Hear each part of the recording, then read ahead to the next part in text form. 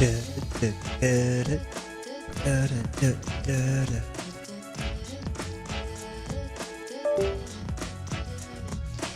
always nice to see you, says the man behind the counter. To the woman who has come in, she is shaking her umbrella. And I look the other way as they are kissing their hellos. And I'm pretending not to see them. And instead I pour the milk.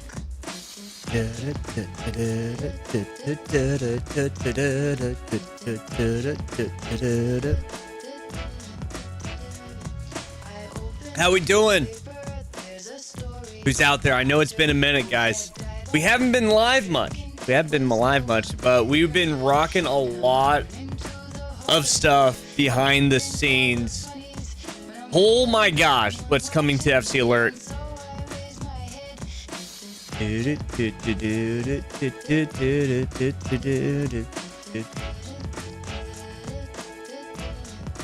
How we doing, guys? Welcome in.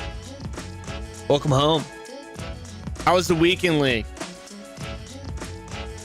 We finished rank 2 on both squads. Very upsetting.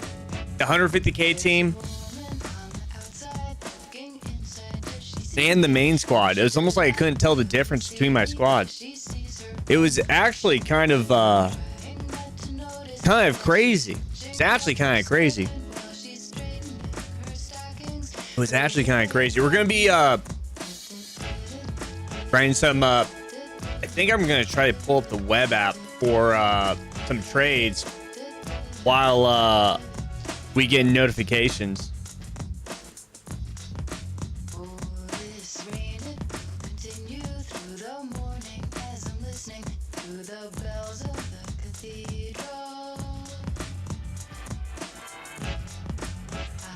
Yo, only Quack. Good to see you, brother.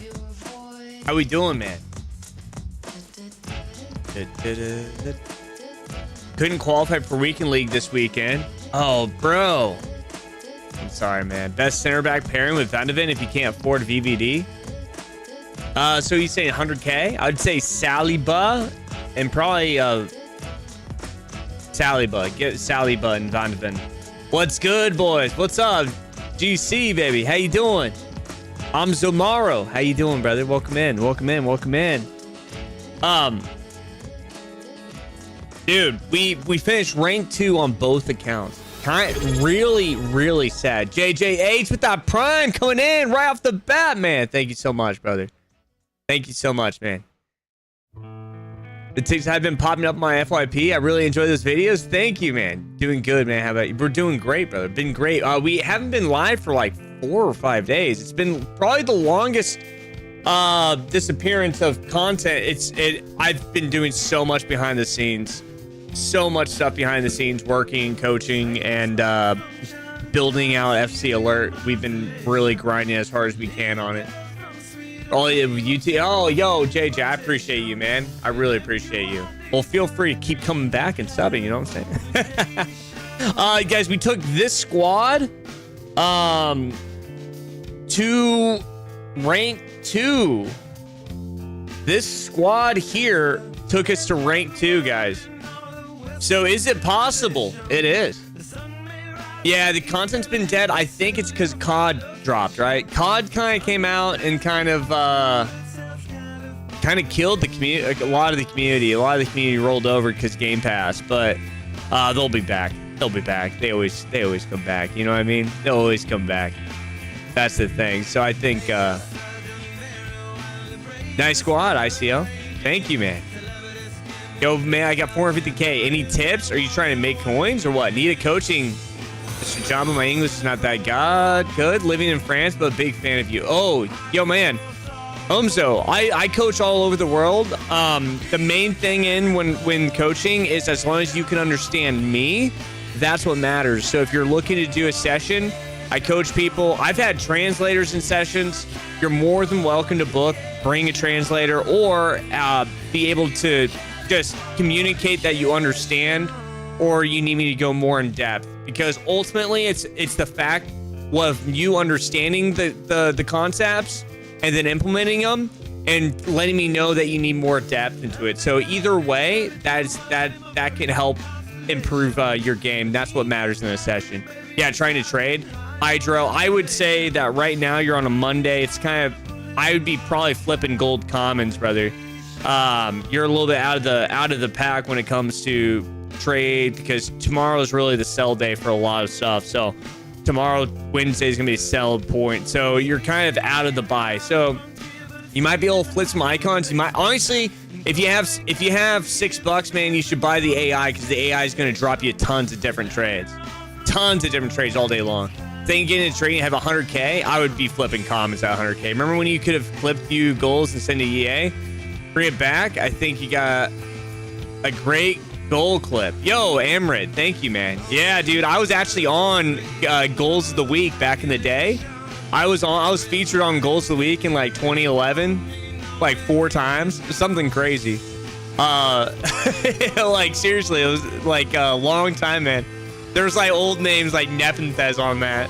It was like, which is crazy, man. Amin, how you doing, man? Focus on a specific country? Yeah, you can focus on like,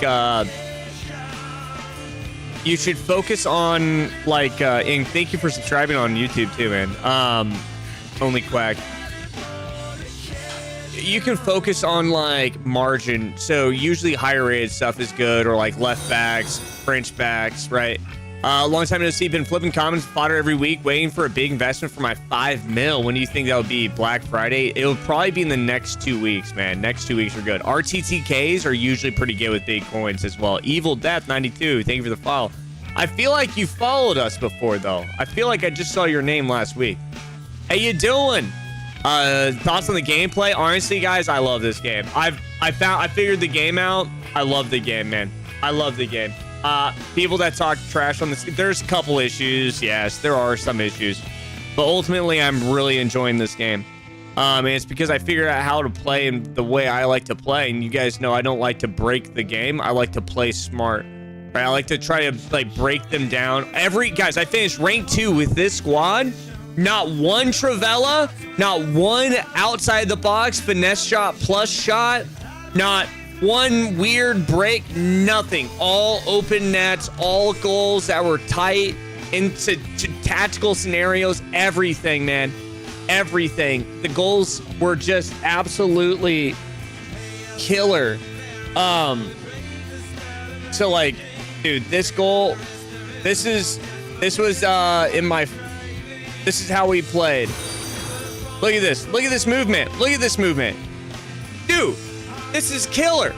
What'd you make it? Oh, dude, it's so boring. Now to get better because I'm trash at the game right now? Oh, bro, well, you came to the right place. Let's get better together. Let's get better together. Bought 200 informs at 10? Yeah, dude, Hamish, that's actually not bad, man. Honestly, I would just lazy sell everything. So here's another cut move. Little dribbles. Woo! Woo! Guys, we were cleaning up this weekend league. Just every cut. Boom, boom. Ooh. Just right through them. Rip through them. Everything was like this. I was dancing around. We didn't see nothing. You didn't see nothing. Okay. Here, I'll show it again. All the follows coming in. Thank you, guys. Yo, John Tig, Legend J. Thank you for the follows, guys. And, guys, we're coming out with, like, a new short series where I go through all my clips of goals. So you guys will see that on YouTube. I've got those edited out, so we're getting a new video up every single day. So you guys will see me analyze all these type of clips in the future here. But here's ball roll scoop, just like old school. Wait for the play. Look at that. Now talking about an actual goal. Look at this. Try to break the position. So we get past the fullback. So we're in this position. Ball roll scoop, just like the old days. Watch this. This is where people fail. This is where people fail. They want to play it right now. They want to play it right now. But what that does is it limits your spacing. So what I'm going to do is I'm going to open up space behind him by allowing him to approach verts here. So now he's trying to take out both. Just enough space. Play it forward and get past the position. That's the way we do it. That's the way you do it. Here's another one. Let's see it. Press the wing. Wait for it open. Launch the long ball. Wait for it. Simple pass to finish. Inside near post. Simple play. It's simple play. Here we go again. Little cancel there. Wait for him to roll. Cancel. Barely get him to miss. I wait. Look how long I wait. I'm not ripping shots from like no angles. I'm not doing any dirty crap. We're taking heavy touches. Look at that. Sarkina Karchawi just goes for it. Wait for him to open up. There's the separation. Ball roll cut. Avoid the keeper around the corner. Simple stuff. All the way through. There's another cancel. Straight through and wait and finish. Here's a corner. Take the edge. Or wait. Shield position. Try to win it. Into space. There's a tight turn. Look at this space. See, this Musiala is way better than the gold. It's really nice, man. Matt Traxxon, my man, tier 1 with the 2 months. Thank you, brother. I did this card because it was just on my I already had the gold Musiala and I had so much fodder on this account. So I just was like, I'll just do it. So this guy was actually pretty good. He breaks us down. Now we're gonna pinch. We're waiting for the spot. He opens up the separation. There's the tackle step. Wait for it all the way up to the wing. Shield. Wait for the open position. Take him interior. Try to break the edge. He holds sprint. He breaks. Oh, and we create the foul. Everything was like, how do you take those short terms? It's all left stick. 90% of it's left stick. 99% of everything I'm doing is left stick. It's just the timing of the dribble that you really have to focus on. So, like, let's see here. This guy was probably one of my tougher opponents this weekend. So you see how I take that step away to create the separation. Ball roll scoop into space. Clean position. Ball roll, wait for him to move. We're just waiting for those moves, and there's the cut and finish, man. I'm telling you guys, I fell in love with this game. Like, when you're able to hit this type of stuff, man, I'm not using Finesse Plus. I'm not doing all the dirty crap. I'm not sending the ball up. I'm not power shot plussing. I'm hitting this the old-fashioned way. Tactics is my 4-2-3-1. Okay, my gold is purple, I think. How do you take the left stick? All left stick. Did you have time to watch it? No, I didn't. I didn't watch it. I heard there was a lot of power shots and there was a lot of over-the-top balls. John is my favorite card in the SBC. It's so expensive. What should I do? Do the SBC. It's good, man. It's a fun SBC. If you're able to finish rank 4, do the SBC. If you're not, you might want to hold off. It's just depends on how you're building the squad, right? So here it is. This is all rotational play. This is all tactical play. And now we're going to attack one spot and then we take on the position. So this is extreme. This is a very tactical play here.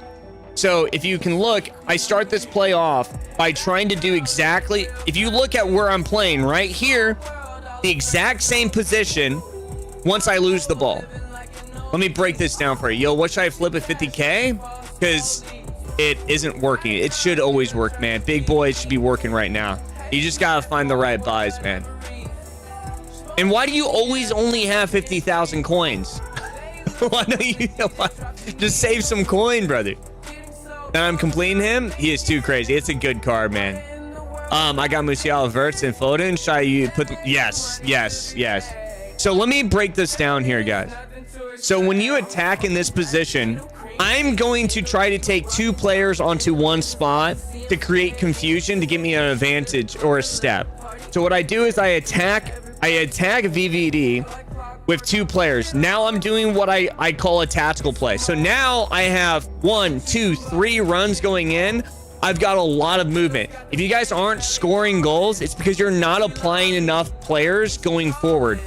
But when you send players forward, that creates weakness on your back end, on your counter play. So you have to be careful with that, right? That's the balance. That's the risk we all take. And so this is a specific play I like to do where I send a direct run and then I make a perpendicular dribble the other, like on a perpendicular line. So one, he's going direct to goal, like direct to the lane, and I'm taking a perpendicular run up the pitch, right? So in this play, Now I'm going to read what he's going to do. Now, in theory, I should hit this pass and it should go through. Now, unfortunate, it closed down, right? So it closes down. I want you to see something. Once we win the ball back, where do I attack? So now what's happened is I see his pressure up on the front side. So when the play pushes high, we have to rotate it down. So now I rotate the play down. That opens up the edge. That creates instantly I get the ball right back to the center. And then I'm going to try to attack that space right again. So right now we're going headstrong to the position. So what I needed to do is I need to move Saliba. He was going to try to take off the pass. So we take into this position. Now I've got him because now his movement's going down and I do a fake Rabona to stop my movement so I can decide what I want to do and wait for his ability to move and adjust. So now he is what I call bounding. So he goes to the bottom side of the play and I stop my momentum. And so now I can act like I'm going to cut, and that allows me to shift him up, and then I can go through, and now it's a little bit of cheek. Now it's a little bit of like, I need to do this, I need to do that. And ultimately, I have to just avoid the play with that technical plus. But that technical plus from Musiala is absolutely insane. So if you watch in full time, you'll see what I mean. Get the arrows. I know it's just hard with the PlayStation. It's just hard to do it through the PlayStation because I have to go through all this technical software and all this crap. But basically, so it's like right here, boom, wait, draw, pull. We're just constantly pulling those players, constantly pulling players down. But ultimately, it's about like, I just think that I think they've balanced the game relatively well. And here's an example, guys. How many times have you guys been scored on this? How many times? Give me a 1 if you guys been scored on this position right here. Play drops all the way to the baseline. The play comes out. I'm trying to clear the ball. It goes to him and on the inside instead of the X side. And it happens to fall to a player with finesse shot plus. And then all they have to do is square up and finesse. Give me a 1. Now, there is a way to defend it now. And I want you to see my goalkeeper. But if you look at where my goalkeeper finishes, my goalkeeper has dropped his position lower. Do you see how much further, he's lower on the position of the screen? And there's a mechanic that you guys can use. If you guys use double triangle, look at where my goalkeeper is right now. So if you guys use double triangle, it will move the goalkeeper to defend Travellas and finesse shots. So double tap triangle, Melvo, thank you for the follow. Double tap triangle whenever they're setting up for a finesse or far post, and you'll see the movement. So like right here, look at the position of the goalkeeper. The reason why finesse shots are so easy to score is because of the rotation position of the keeper. If they hold on to it for half a second, then the goalkeeper will move into a better spot, right? But if you want to manually press it, he doesn't move to the far post. What he does move is to like, I wish there was like some sort of way to draw on this screen.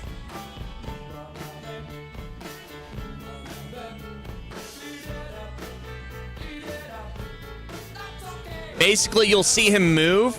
So let me show you. So like, you see where he is front post? So you see how he's on the top left? He'll go to the middle. So watch his movement here. You see how he steps up? He steps up into that spot. He steps into the lane of the shot. So if you double tap triangle, it'll move the center back. It'll move the goalkeeper to defend that. Double MM 007 0077. My man, thank you for the follow, brother. Does that work in the box? It does, but it's really weird. So let me show you an example. The reason why I don't necessarily recommend doing it all the time, you really have to be specific because it will ultimately absolutely you. It will mess you up if you're not smooth with it though. And so there is it's very balanced. It's not like the goalkeeper's over powerful. And the reason why is if you just go and let me show you.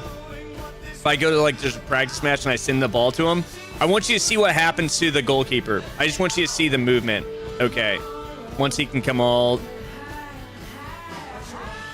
just want to get them down this side. Oh my gosh, guys, you guys are playing so slow. Come on. Come on, there it is. Okay, watch the movement. You see how he jumps that middle? It will also open up the net for you.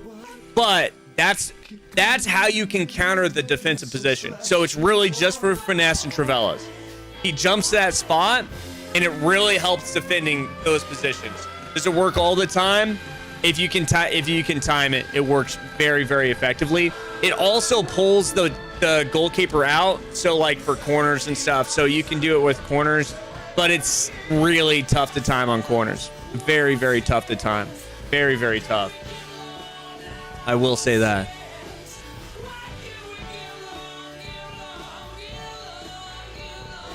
Give love. Hopefully that helps. It's just double tap. That's it. Double tap. Pop up. Pop up.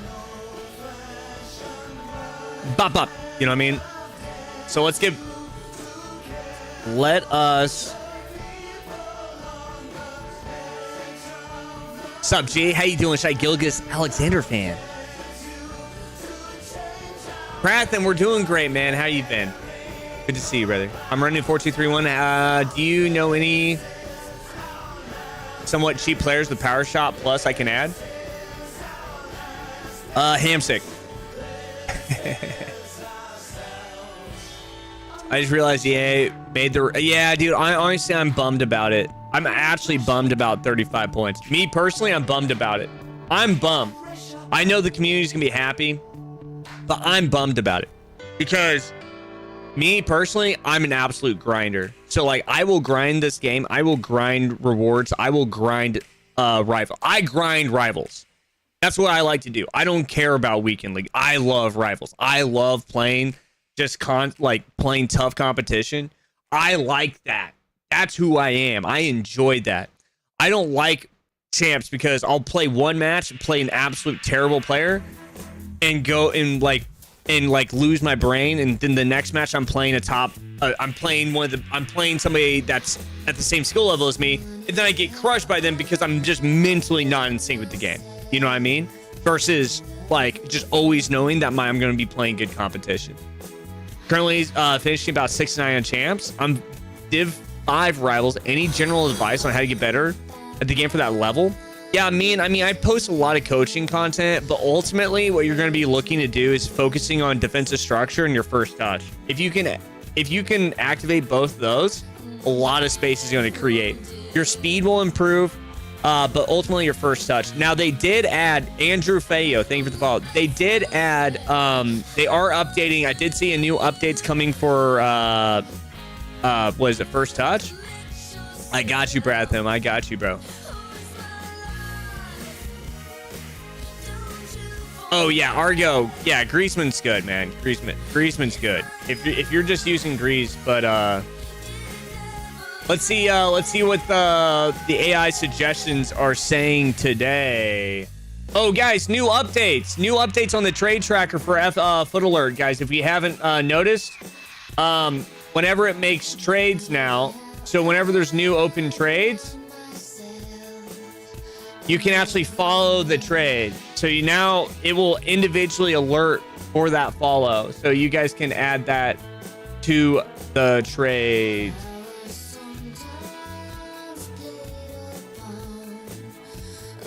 Looks like it likes Crespo, but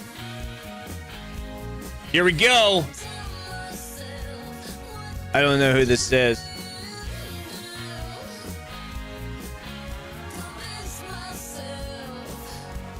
It's my life.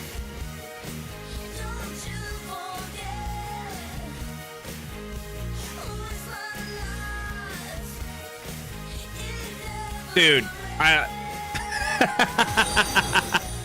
what was that, man? I hit for the tackle step.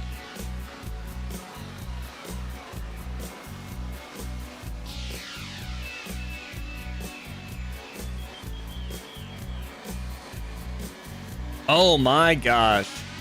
By the way, guys, this is our RTG team, so be aware of that. Oi.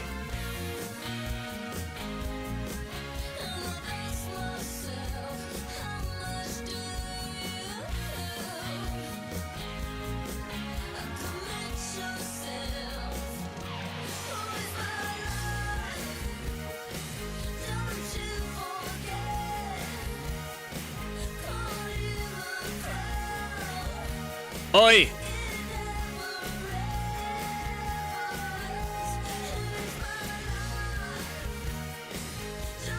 That's how you play, boys. Burritos. Yo, thank you for the follow, my man.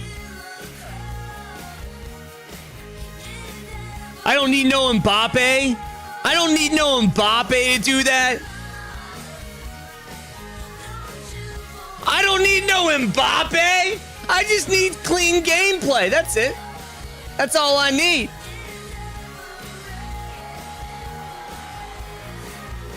Woo! The game is kind of feel knocking back on the console lobby. It's different when I play on PC. It's just it's animation sets. Oh, we had him, man. Then the R1 triangle seems to... Yeah, it is. It is. Like the incisive pass.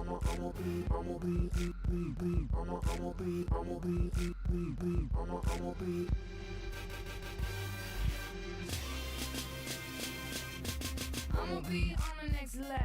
I'ma be rocking over that bass treble. I'ma be chilling with my mother crew. I'ma be making all them cause you wanna do.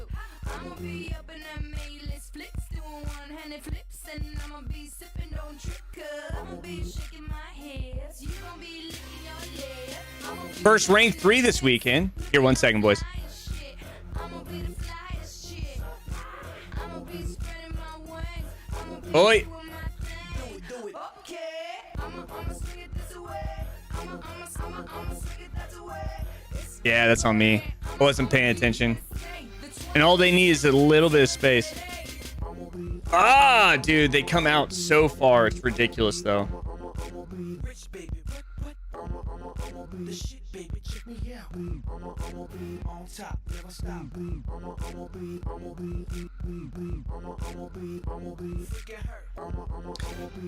See, that's where that... So that's like an actual thing to get upset about, right? So I can get into that space and they can tackle you from behind and no angle. But then, yeah, so that...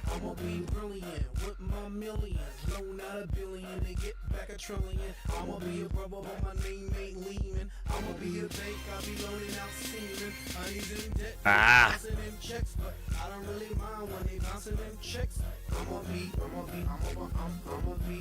Yeah, that's on me. I got switched off. First game of the day, though. First game of the day.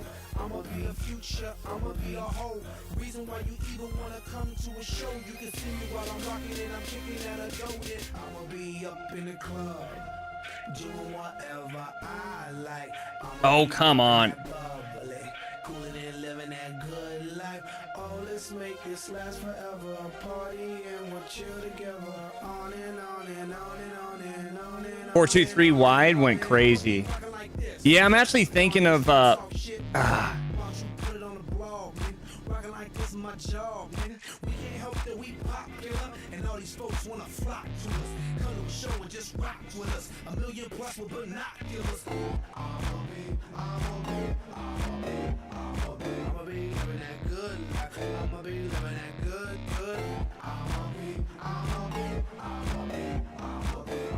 that's something I've really been working on right there is when you do steal the ball. Oh my gosh. When you do steal the ball from them, that you're hitting what's it called?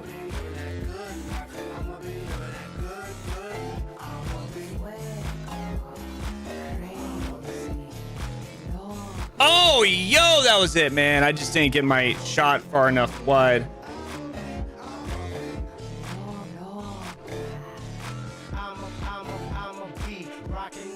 Oh, come on. How am I missing these shots, man?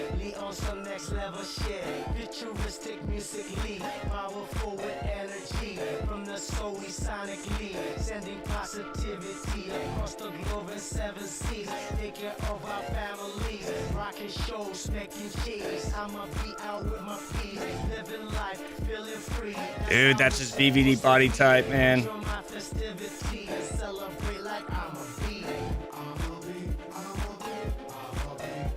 He went the wrong way. He had Mbappe there, man.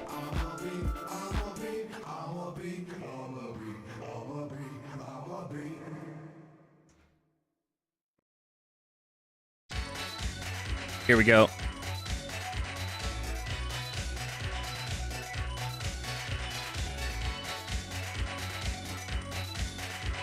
Woo! We'll take it.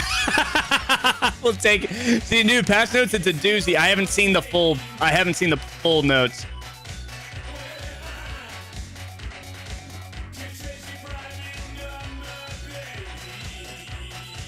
I haven't seen them.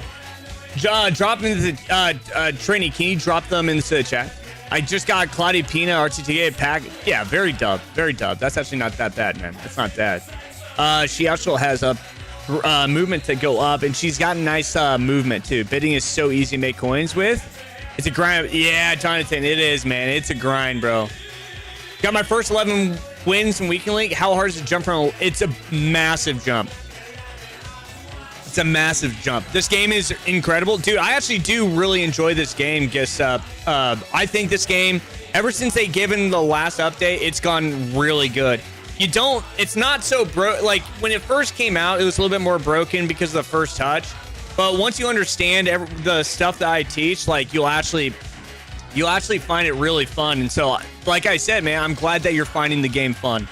I'm glad, bro. You've made me better. Thank you for watching your vids, my man. Thank you, brother. JC, this is our first match since Elite, since we were like 1,000 SR in Elite. So this is our first match.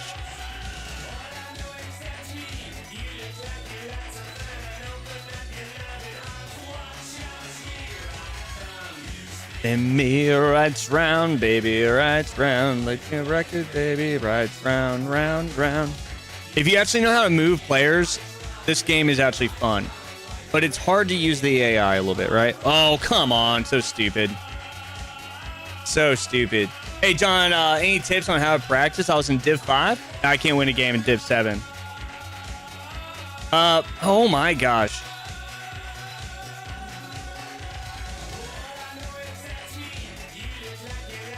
I knew he was going for that. Man. And I just need to pay attention.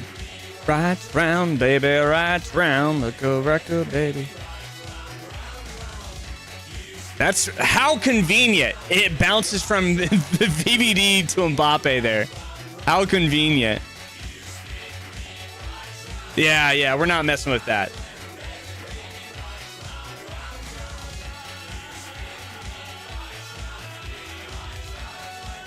Got him. No, I called him back, man. Yo, how did he get around that? That I don't know.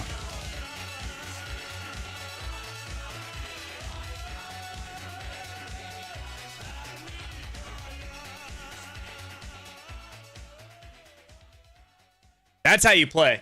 Which video do you have to teach you about move your players? Oh man, I haven't done anything specific in a while. Love is a burning brain. Not today, Junior. Not today, Junior. Whoa, whoa, whoa, whoa, whoa, whoa. I fell into a ring of fire. I fell into a burning ring of fire. I went Down, down, down. and the flames went higher, and it burns. Oh, dude, he doesn't move. The ring of fire. Whoop, my switch got off. Fire. Yeah, see that when you guys focus on that, doing that stupid stuff, just like doing speed boosts and shit, you're not gonna get better at this game. You're gonna get stuck at the same SR. You're gonna get stuck at the same skill level all year long, and it's because you focus on doing the stupid stuff versus Fell into a burning ring of fire. the stupid stuff can come naturally, Down, and the right? flames went higher, and it burns, burns, burns. The ring of fire, the ring of fire. The taste of when hearts like ours meet. I fell for you like a child. Oh, no way. Oh, but the fire went wild. Thank you, sir. Sometimes I feel like a damn bird. Sometimes. Burns, burns, burns. The ring of fire, the ring of fire. I fell into a burning ring of fire. I went down, down, Ah, dang. and the flames went higher. And it burns, burns, burns. The ring of fire, and it burns, burns, burns. The ring of fire, the ring of fire, Ah, yeah. the ring of fire. So like what I'm doing right now, my left back I just attacked with, so I pulled my left cam all the way back. And guess what? Then I win the ball with my cam instead of exposing myself there, right? So it's like a lot of this game is just mental awareness and like a lot of things, right?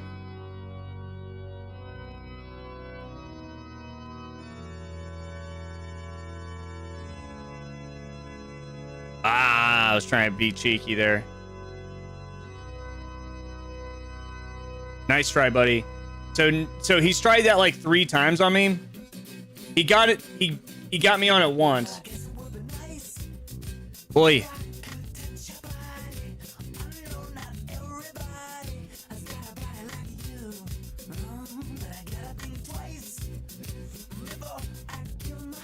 Dude, the Luke book card's not bad.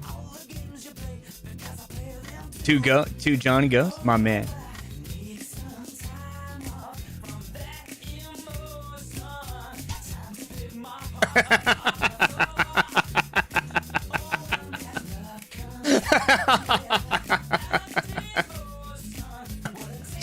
I'm sorry, guys. I'm sorry I had to do that one.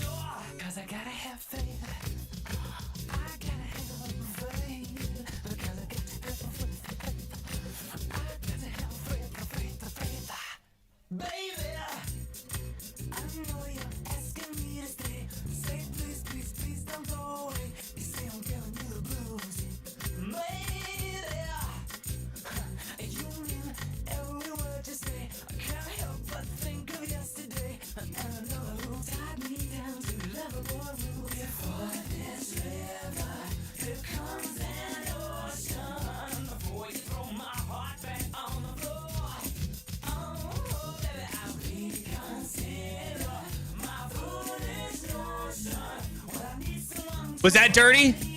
Was that dirty? That wasn't bad, was it?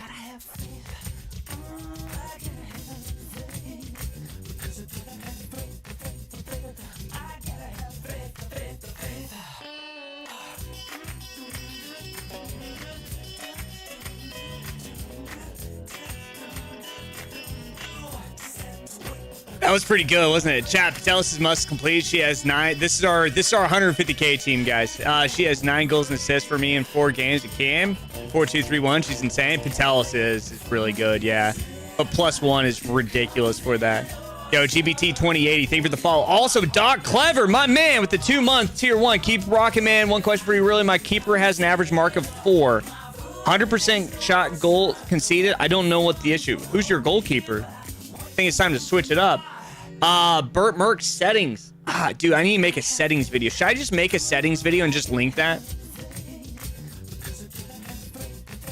Don't have mummies to complete at 1 point.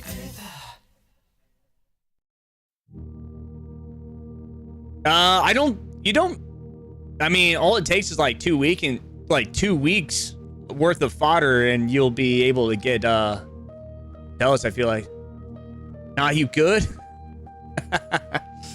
My van's asking for my settings quite a bit though. Let me just drop them real quick for you.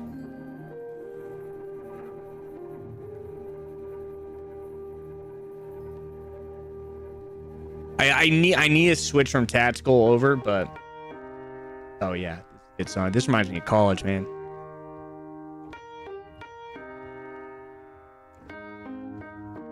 Bert, you can clip it, can't you? Was gay, cause I could draw my room straight. I told my mom, tears rushing down my face. She's like, Ben, you've loved girls since before pre-K. Honestly, 300k at this stage of the game is really not that bad. Your squad should be what? 300K. What is that? Let's say every card should be about 100 to 150K minimum right now. If you're rocking a squad like this, you guys can do it easy. Video of your settings, the last time I updated my settings was last year though, so like I using the same settings I did last season. So if you look for like the top 50 or top 200, if you look at top 200 settings, yo, Berkey mod, thank you, brother. There's the video on it from last season when I had 2 accounts in the top 200. John, is it possible to move the QR code? It is. Where should I put it though? Where should I put it? That's the question. Here, let's do this. I'll move the chat and the code together. I'll put this down here. If I was gay, I would think hip hop hates me. Have you read the YouTube comments lately? And then what else do we have? It's the chat box.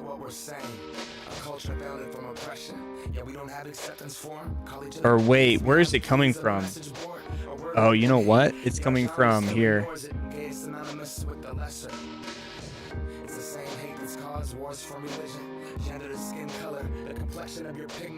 Yo, Vaughn, how you doing, man? Studying for my final. So haven't got. Yeah, just up. Yeah, I'm with you, man. Hey, I wish you luck on that, man. How what year are you? How is Musiala?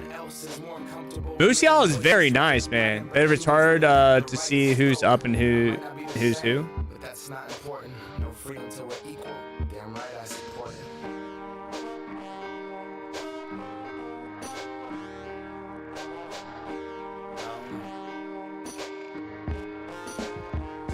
Any reason power late? Yeah, there's a reason why. It's hard to explain though. Everyone has late because they want to adjust, but me personally, if I'm committed to a pass, I want to go. I use a lot of tiki-taka passing. So if I use tiki-taka passing, the idea is if I'm passing here, there, this, and next, what happens is sometimes those animations lock, and then like I get off on my cue. So like I'll pass, step, and I'll try and make it another quick pass. The problem is it's wanting to adjust the passing, like it wants to wait for the end. And so then I'll like already register the next pass and then it goes late. So the late animation changes the rotation. So if I'm passing from my left back to my center mid, and then I'm going to pass from my center mid to my left wing, what sometimes happens is the animation locks to the center mid. And so by the time I have already passed it to the center mid, the problem is, if I hold it on late, I will accidentally pass it to my left wing. Has that ever happened to you guys? It holds the animation, so it pulls it. Well, with power up, you don't have to worry about that. You still have the time delay for how much power you're applying. But once I've ended that power, that is almost like locking in my decision. Make sense? Sal 1020010. Thank you for the follow, brother. Somebody clipped it. If you scroll up in the chat. Packed to John Barnes, VVD. Woo, man, Vaughn, you packing a lot. I still play Beret in my main squad. You think it's time to? Dude, he's good, man. He's good.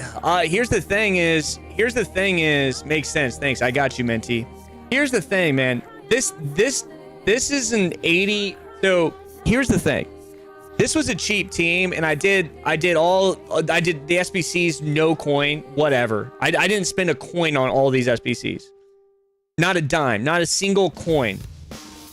And so, I guess what I'm trying to say is, Verts is worth way more than 20,000 coins. So this, or 15,000. So this is what happens, guys. Dembele, you put Dembele with his Barcelona badge, how much is he worth? How much is this card worth if he had a Barca badge?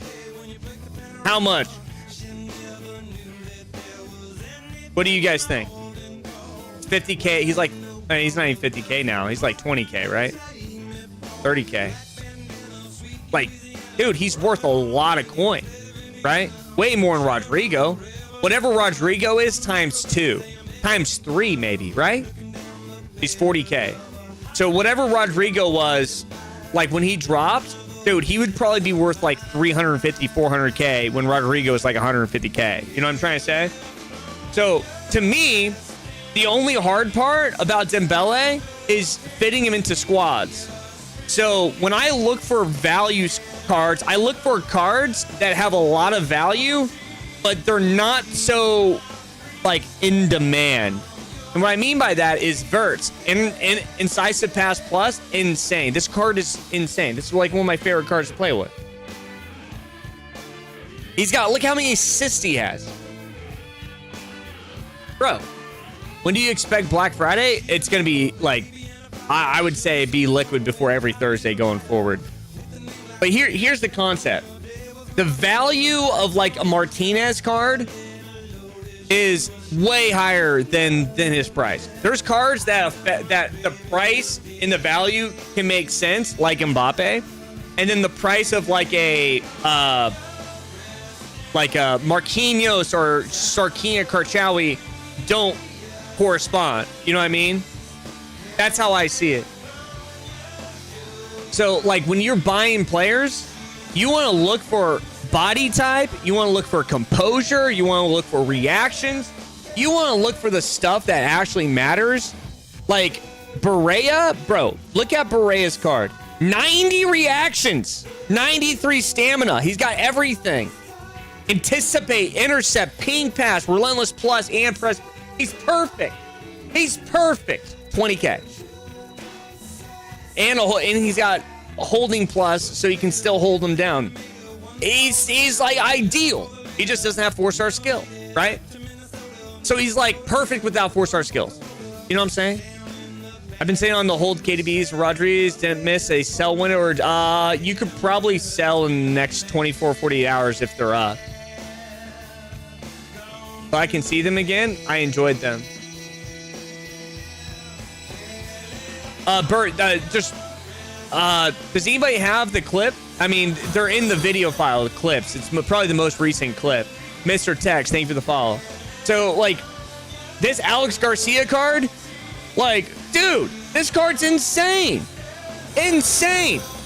Look at the passing. Dude, this is insane of a card. People anticipate he's got pink. Like, dude, when you're looking for a deep level line playmaker to pivot your play, this is it. 50 cal swag. Thank you, bro. The clip does not work.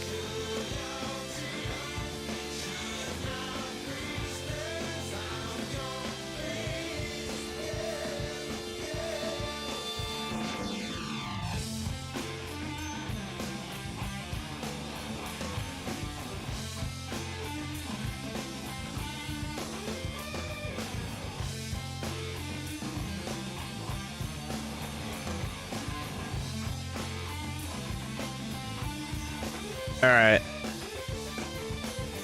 Been 13 years, popular AI has resulted in companies moving to cloud-based data storage. Like, so I need to up skill. Yo, insane, Giuseppe. Let's go, brother. Awesome, man. Awesome, man.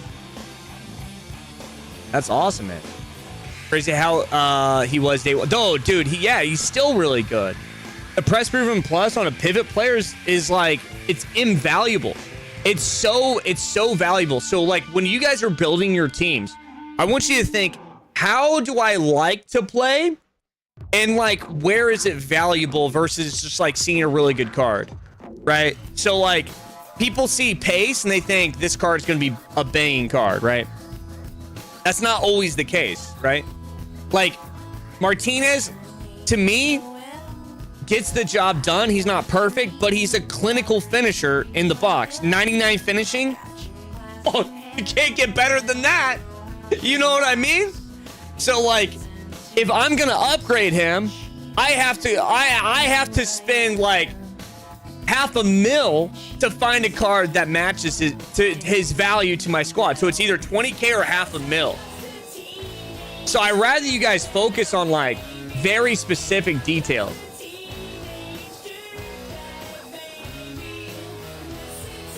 You're living as your yeah. Caicedo has everything. Caicedo has everything. All right, brother. One more time. Burt Merks, I got you, bro. Every Thursday, should I sell my squad? Typically, yeah. Every like before Friday.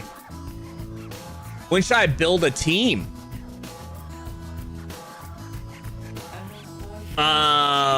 Every Sunday, Saturday, Sunday. Build your team Saturday, Sundays. Sell them Wednesday, Thursdays. Thursdays. You want to sell Thursdays. If you guys typically buy, well,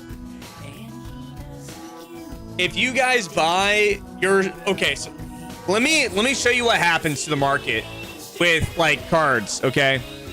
Griezmann's an example. Actually, let's look at Patelis because she's probably pretty good.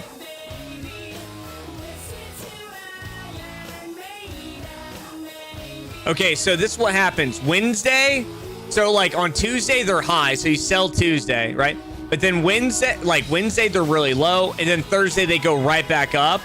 And then Sunday, this is why I always say buy on Sundays. Like, you don't want to buy your team. This is why you never want to buy your team, you know what I mean?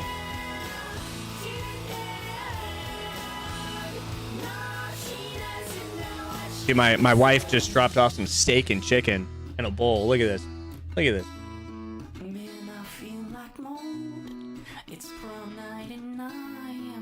But okay, so like if you guys are trying to build your teams, honestly, it's like do the opposite of what the community wants. Huh? Hey, buddy. Goated wife, dude, she's goated. He goes down. Greatest of all time. Lorente press proven's insane. Should we call it W? Yeah, for sure. Oh man.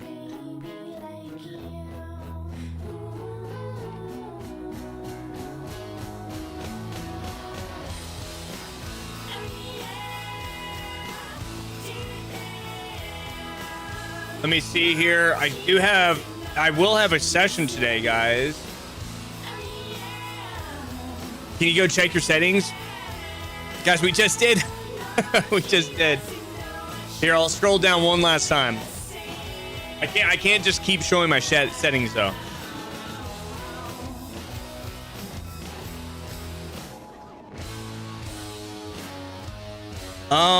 Basically, I think that just takes it to the Evo lab, right? That doesn't actually take it to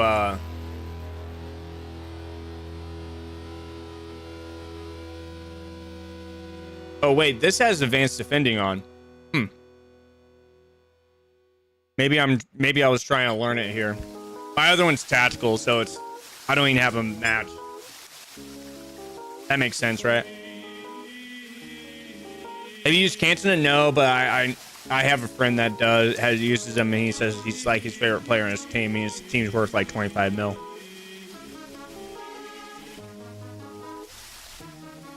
Give you pack lunch? I know. I got you, Guncola. Oh yeah, dude, it's so good.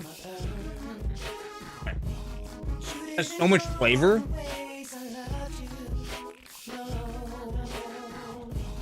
Guys, she's an accountant. Let me tell you, she missed her calling as a chef. Did you see the rush glitch? I did see it.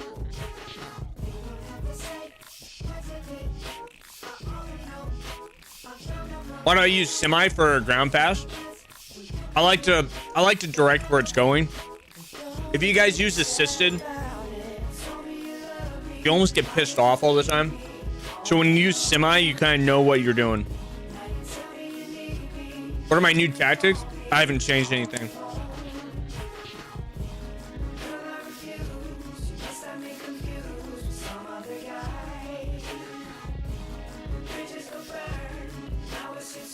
Sebastian, I totally understand.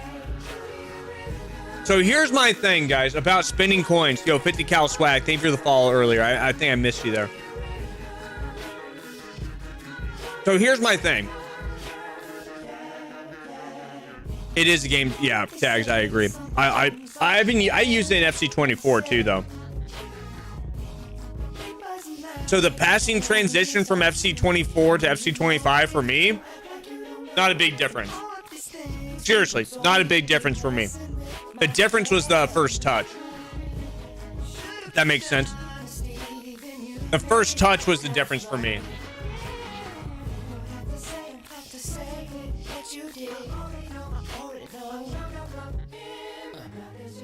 Oh, here we go. I put it in the chat. Or you talking about the 82? Reactions are good. I can't do 84 composure on a fullback though. Have you used Morantes? No, I haven't. I've heard good things though. You play 3-4-3. Interesting. You try a player? No, I haven't. Try the pass block. Yeah, for sure, man. And guys, again, this is like our 150K team. This is our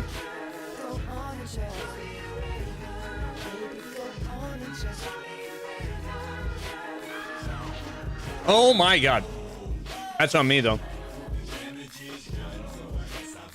I think my accuracy was way off there.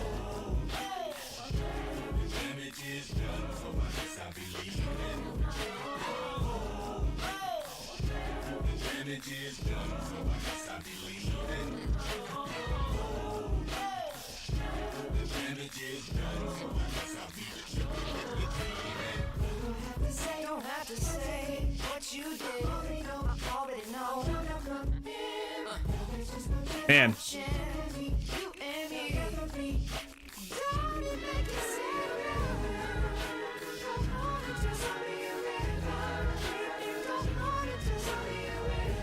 Oh, man. So what I was trying to do there with Petite, guys, is I was actually trying to commit him. I was actually trying to get him to commit. This chicken's so good.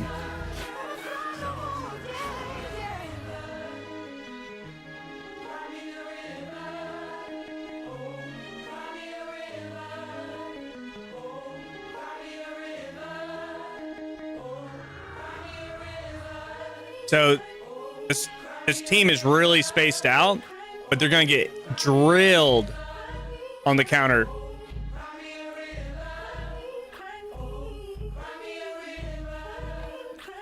Ah.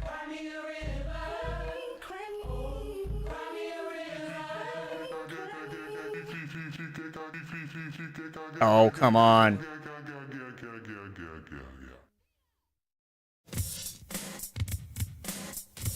Oh, man.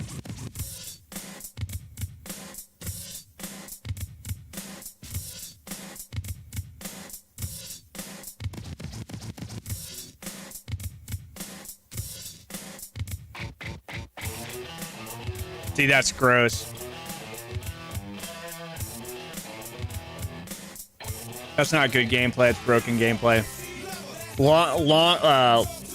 Long ball over the top to Adama. Uh-huh.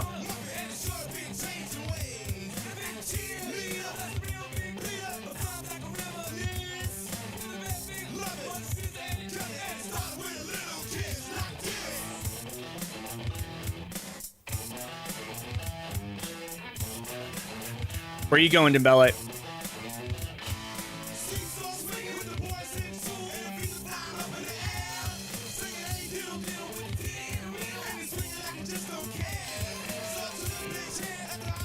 That's how you actually score a goal. That's how you actually score a goal. No celebration. No celebration. You can try your trash. You can try your trash, man. You can try your trash. I'm having steak here. I'm having a meal. You know what? My wife just made some banging skewers while I'm chilling here with my 150K team. Mm-hmm. Try your over-the-top trash, man. Try it.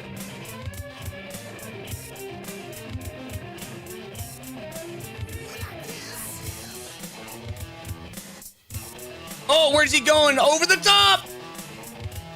Where is he gonna go? I had no idea. I had no idea and forced a terrible shot, which somehow he almost wins. But this game's about being able to understand where those... Oh, come on. I can't... It's about being able to stop the crap. This guy's got some mechanics that are working for him. But he's overloaded his body position. Or he's overloaded his attack. So it feels overwhelming, but the second I can break it, his defense isn't great, so I can get past him.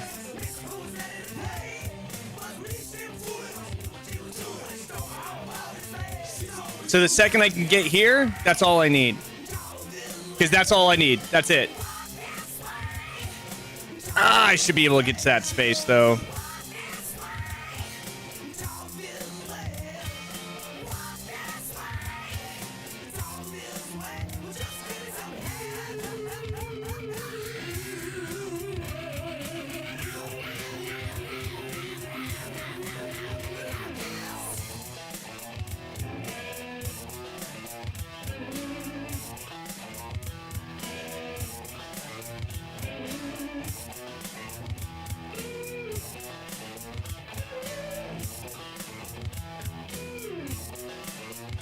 Dude. What a broken style player, man. What a just an absolute trash style play, man. So this is the type of person that wins games, maybe go rank 1, but then like gets to like actual competition, can't play. And it's because it's so obvious what he's doing, right?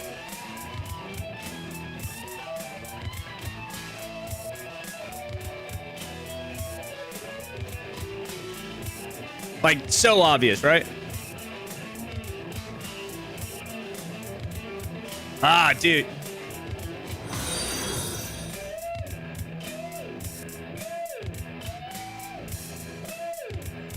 See, it's so stupid, man.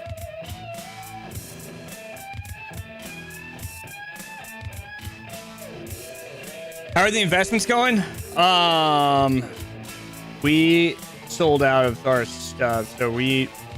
Well, I guess I have like 500. All I have to do is get past his midfield, though.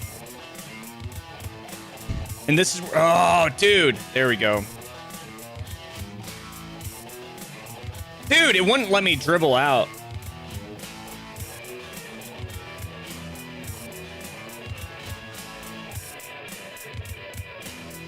Okay.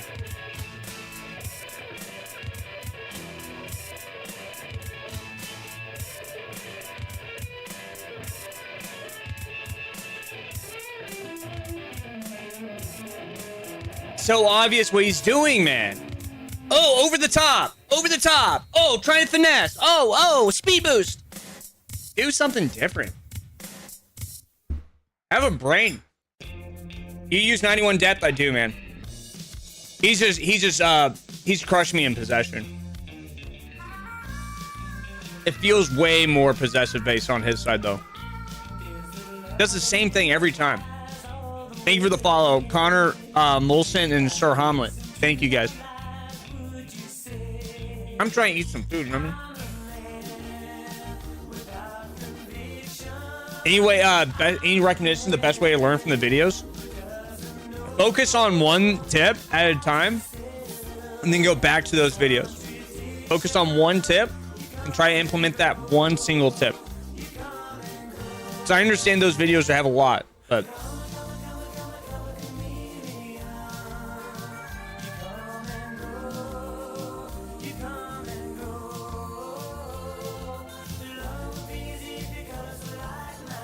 See, that's ridiculous, man. It doesn't latch to me. It didn't latch. I mean, I defended it. So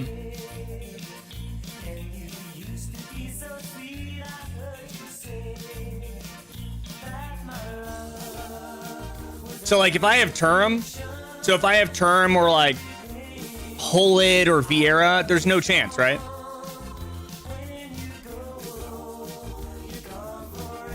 That's not who I'm passing to.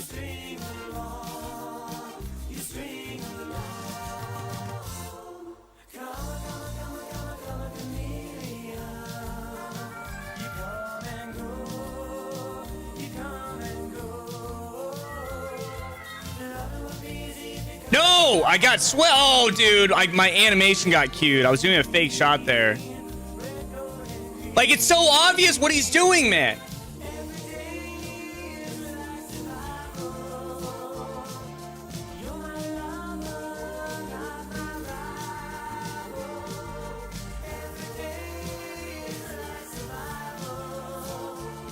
There we go.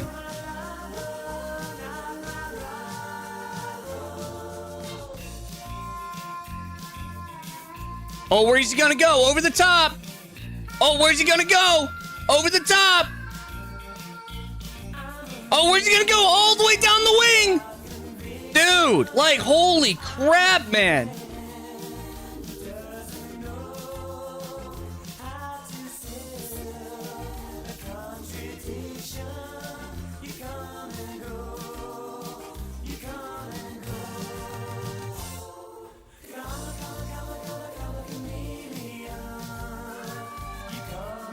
This guy has studied the ultimate average FIFA player's guide. The ultimate guide to be average. The ultimate guide to do everything everybody already knows. He has mastered the ability to do everything average. Such an average player at such a high level.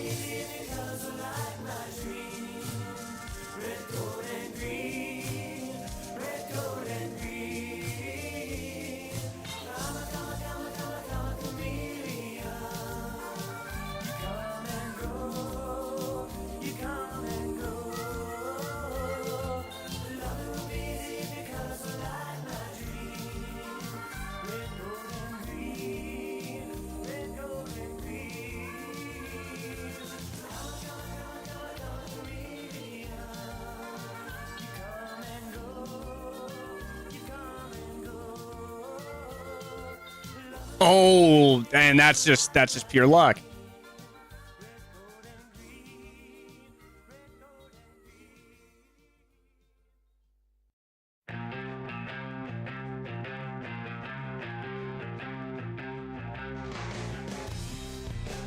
Talk about the epitome of average, man.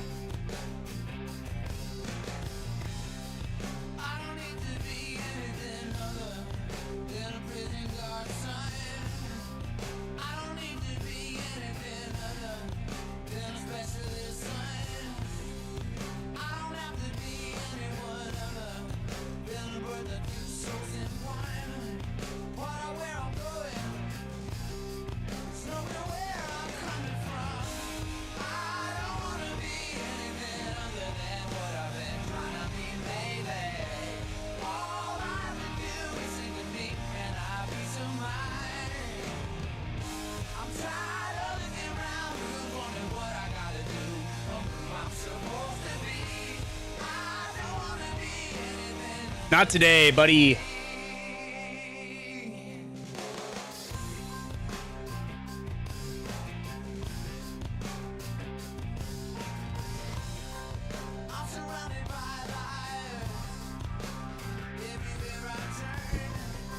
Dude.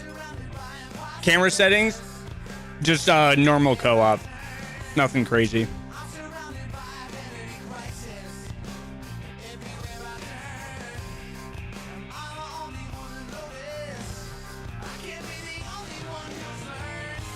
I don't want to be anything other than what I'm trying to be lately.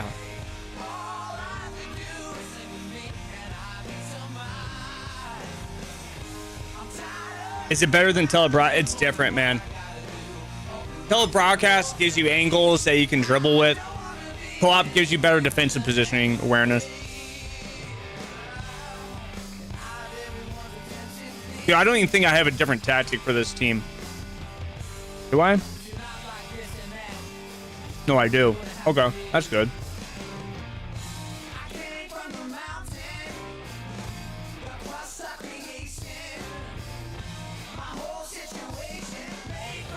What do you suggest for a bad defender stuck in Div 2?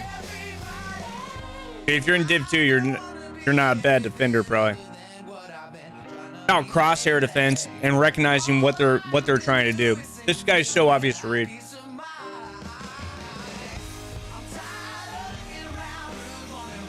You don't need to be proficient at skill moves. You have to be proficient at decision making. Oh my god, dude.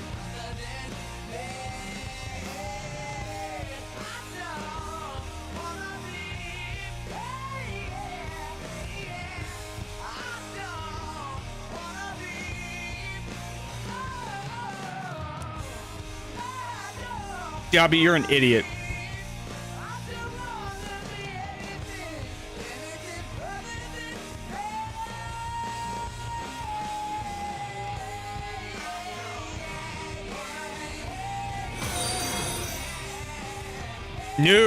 Nervous, my man. Thank you for the follow, brother.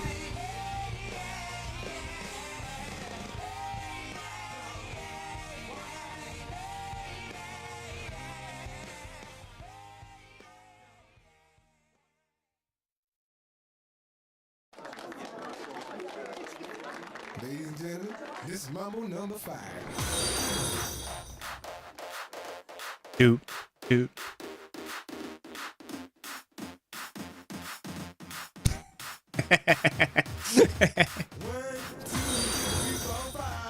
Bye.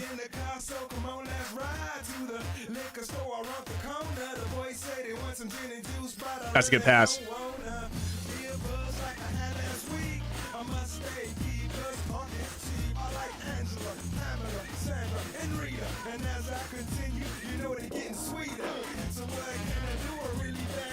All right. I was trying to clear the ball, man. Just trying to clear the ball. My animation got queued, and it was like I was trying to pass the ball out, and it wouldn't let me pass the ball out because it was in the air.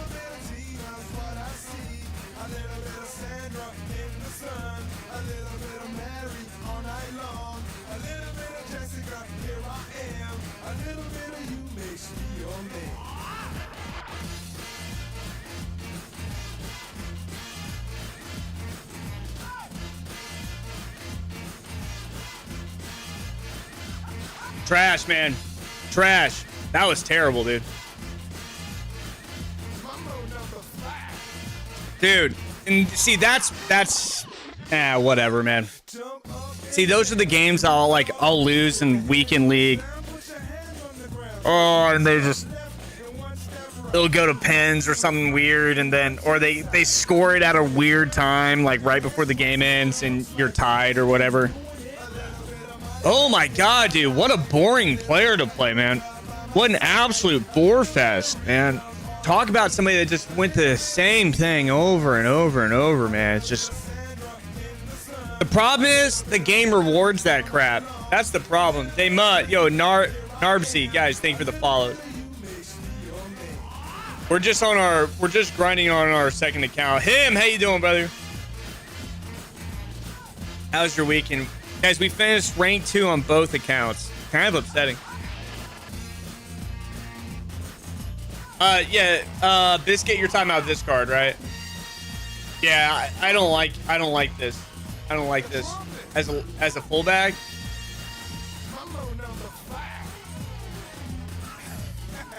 $91 depth, yeah. Sometimes I'll swap it to more balanced formation. So if we go back to this, guys, this is actually an example of something of what not to do in this position. But basically, there's an AI issue here, where if I get the ball, if I win the ball in like a weird spot, like look how weird this is. So he does a great job there. I press tackle. So this is where I'm trying to just simply pass because I'm queued up. And so it animated an extra tackle for me, or it queued an extra tackle. I didn't mean to do that, and then I hit pass, and it didn't make it. And then I tried to do it again, and I'm forced to do that. I'm not trying to do either of those. I'm not trying to do either of those. And so this is where the AI just becomes really stupid. And so then it just separates out. Like, clearly we both know to go into a defensive position here. He just gets so lucky, man. It's just pure luck. And I'm trying to actually clear the ball now. I'm actually trying to clear the ball. I can't clear. Like, you see how my leg kicked? You see how my leg kicked? So I actually aimed to clear the ball here, and it kicks. If you watch right here, right there, it kicks. I'm trying to clear the ball. what do you do? You know what I mean? What do you do? What do you do? I get double animation cues, which with if it was a like a winger, I could probably break the animation. I could get just enough space to probably get space. But it's with Marquinhos. He's the worst dribbler at the end of the game, so he's exhausted. Matt D with the tier 1 for 10 months.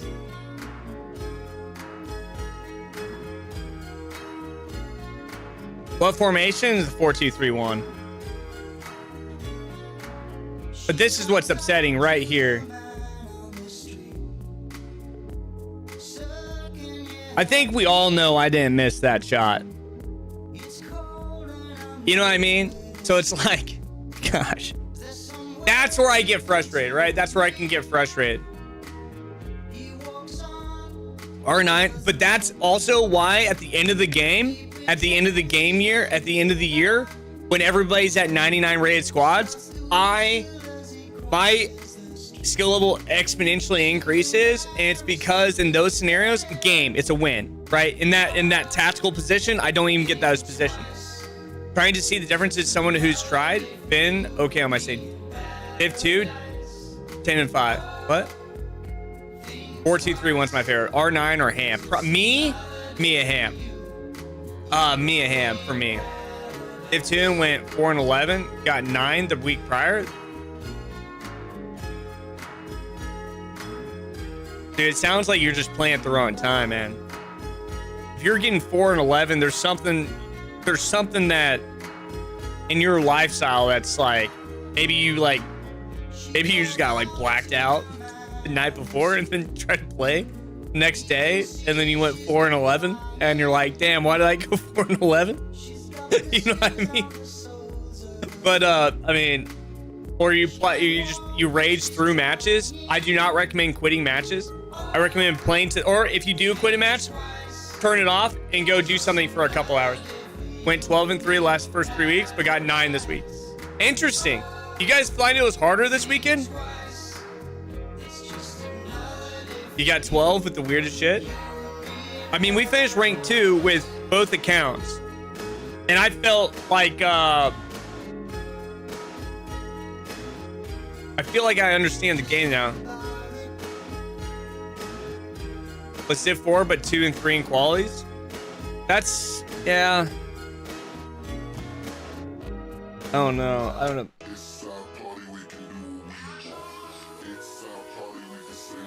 Yeah, molasses, and that's what's happening. So basically, guys, the worst thing you can do is play your weekend league match, lose. So has anybody ever felt this moment? If you ever feel this moment when your shoulders are tense up to your ears, when your shoulders are up to your ears, that is the worst time to play the game. Okay, let me explain that. This is very important if you guys actually want to, what I call, manage your peak, your low, your mental state. So this is something that with my higher level players I coach with. But basically,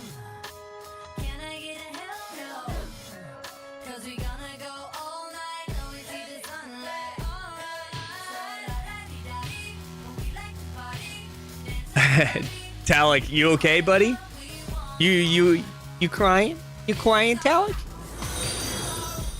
It's not all corners and power shots, man. What happens is the corners and power shots have gone to the media, man. It's not about that at all.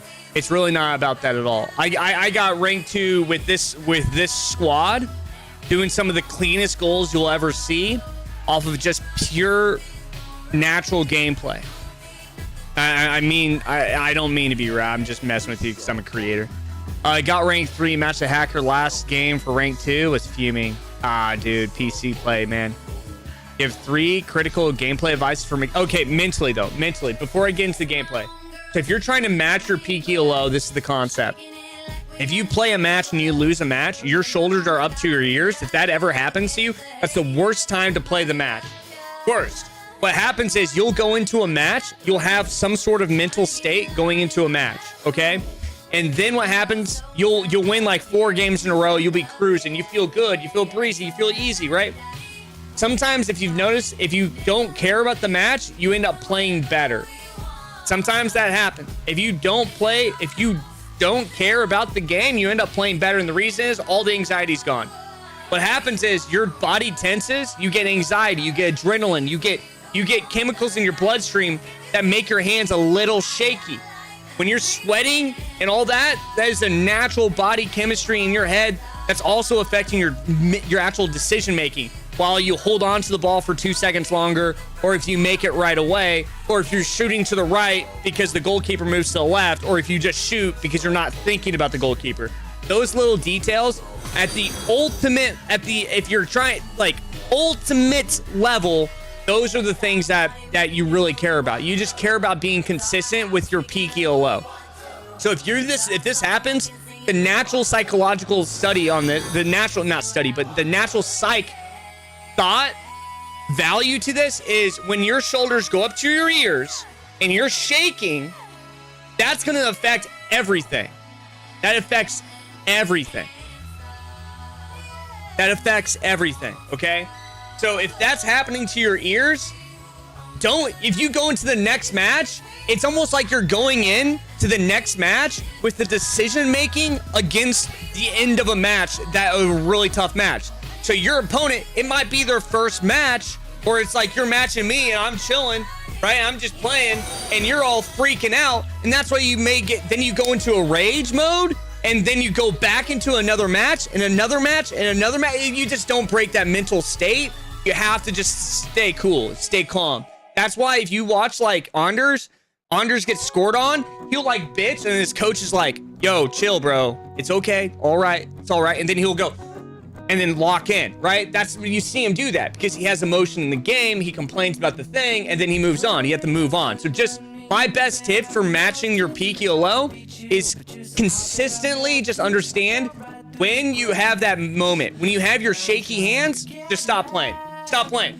That's why I always recommend having 2 teams. That's why I always recommend, like, for me, like, if it's Sunday, I'm forced to play both my squads, I'll just play on this account and not care, right? And then by the time that adrenaline's kind of like come down, that released, then we move into the main account. That's how I see it. I've faced 3 times per weekend league.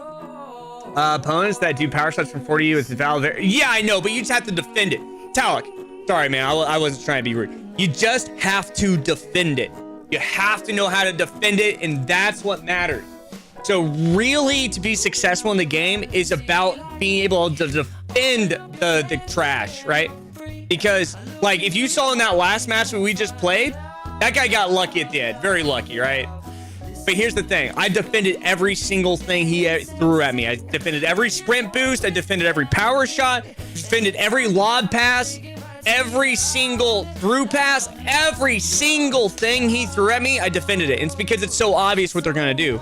So what I recommend, guys, is if you know of an exploit, what are some exploits that you guys know about? What are the exploits you guys know about? If you know those exploits, defend them. So what happens is it's part of data collection in a match. And what I mean by that is at the beginning of the match, I might get scored on by like a weird, like incisive pass that the opponent's using, right? Or I might get hit by a finesse shot from no angle, right? But what do I adjust to? I know that that's where he's going to, that's his natural play style, right? So I have to adjust to that and try to defend it. Now, casually, I should try to defend that stuff in general. But ultimately, when I get scored on, Salah or Griezmann expect the finesse shot. Right, exactly. That's what it is. With Ian Robin, what do you think that he was going to do? And guys, if I missed your chat, I apologize. I'm not trying to. I guess the only facing is Turum, VVD, Salba every game. Yeah, pretty much. What would be the rule of fun for triggering runs? I feel that I subconsciously trigger runs whenever receiving the ball. Guys, thank you so much for the follows. A-Tray, Abishul, 1985, Chad Dis, and Danny Nickel, my man. Jamie, my build-up. Just recognizing, you have to recognize where your left stick is going. You just really have to focus on that. Musiala overpriced. Every SBC will always be overpriced. If you can do it for free, that's all that matters. There's so many good SBC fodder this year that the SBCs are so, like, way better value this year. So I don't think of it like I do like the national market anymore. I do enjoy the card. Is it worth the 300K for an upgrade if you care. No. But if you think you're going to use them for a while, sure. Use, you know what I mean? Use it for sure. I get to around 6-0, 8-2 in champs, and then I fall off, can't get rank 4. What do I do? What do I need to work on? That's most likely a speed of play or a defensive issue. So what happens is you're able to beat all the casual players because your skill level. And then you get to a place where you peak your ELO. Yo, Molasses, have a great day, man. You've peaked your ELO to a degree. I think there's a way to stop concede from corners. You saw it also in the FC Pro. The first time power shots also, it's so fast, it's very, very hard. It can be hard, but that's where the game, right? And so with anything that's broken on the exploit, it will get patched. It'll get patched. If it's broken exploit, it will get patched.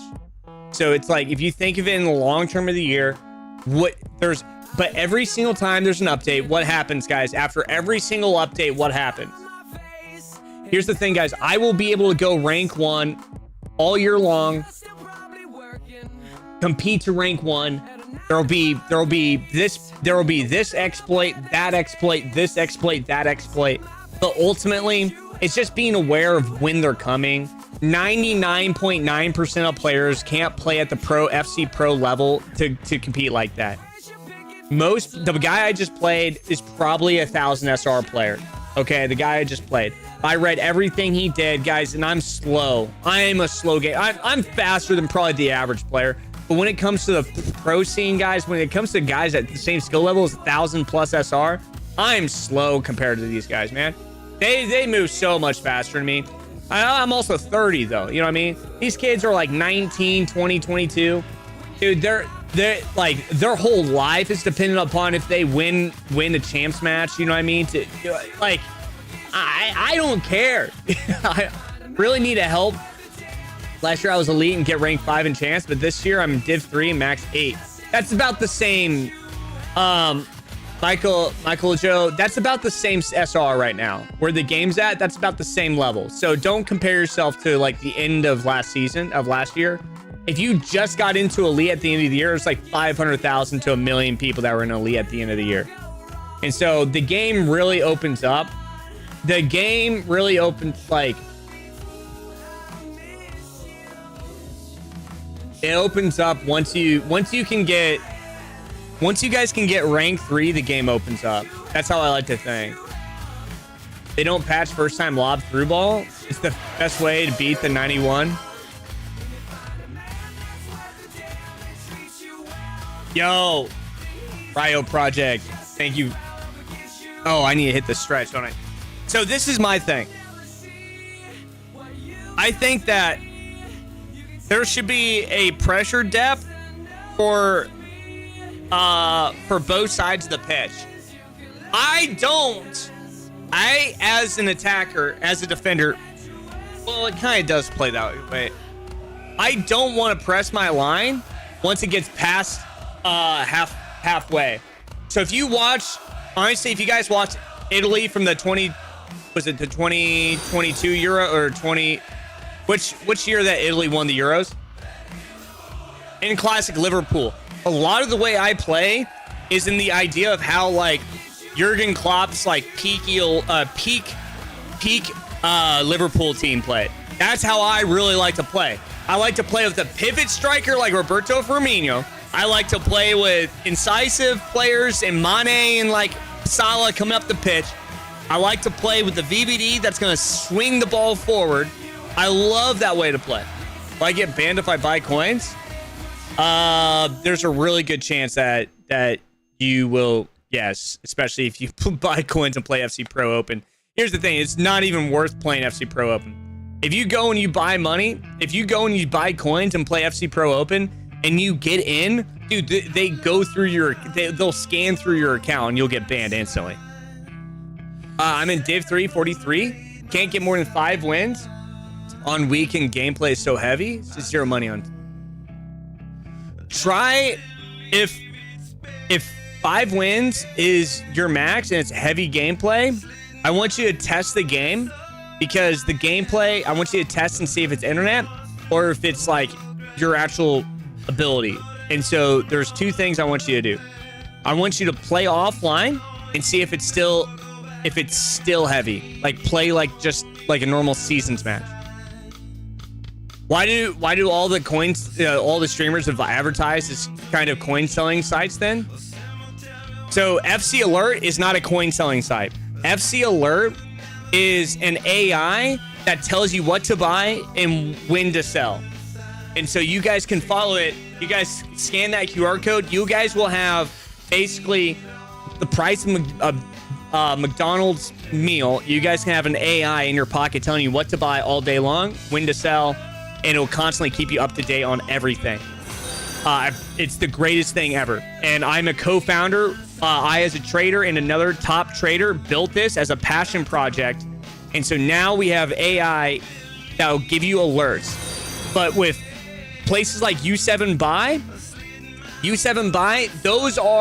this does not break TOS. This is like joining a Discord server, but it's an AI that scans the entire market all day long and tells you when things are buy proper, because we've spent the last like 2 years training this AI and teaching it, and constantly it's almost like a baby. So like this AI is like a baby to us. Oh man, that's terrible. 6 seconds to hit pop. What's the camera? Co-op, just co-op. But yeah, so like, why do you think streamers promote coin sellers? Guys, thank you for the follow. Super Paid Papa G, yo, Warrior Benny, my Miriam RTG. Why do streamers, why do content creators promote coin sellers? Because that's how they make money, man. That's how they make money, and people are lazy, right? But ultimately, the chances of you getting banned by going to a coin seller is extremely high. Captain Whoopass, that's a cool idea. Thank you, brother. This guy now has become self-aware, at least on the FC market. Maybe we should have an AI one of the AI instances called why are they not banned directly? Who? Then why are who not banned directly? Here we go. The first game in a while. Use code SEMS.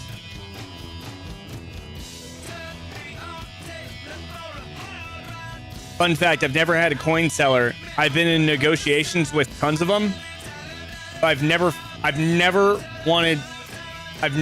only reason why you would ever see a coin seller on my account, guys, is if you know I got a bag.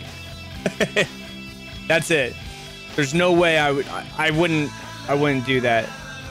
Everything I try to promote has been TOS friendly.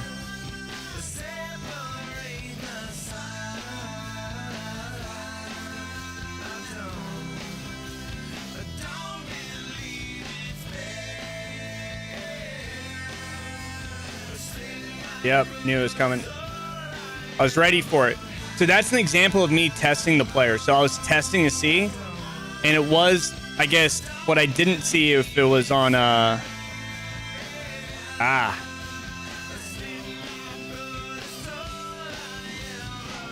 So I guess he has Sissoko and Patry, so that's on me. Oh, that's a good ball.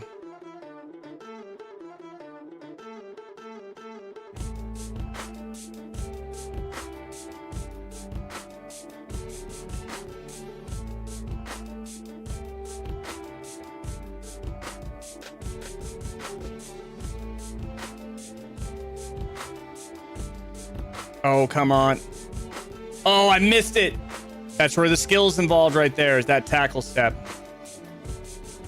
Hey girl, is he everything you wanted in me? You know I gave you the world. You had me in the palm of your hand. So why your love went away? I just can't seem to understand. Oh, Rio, you stupid.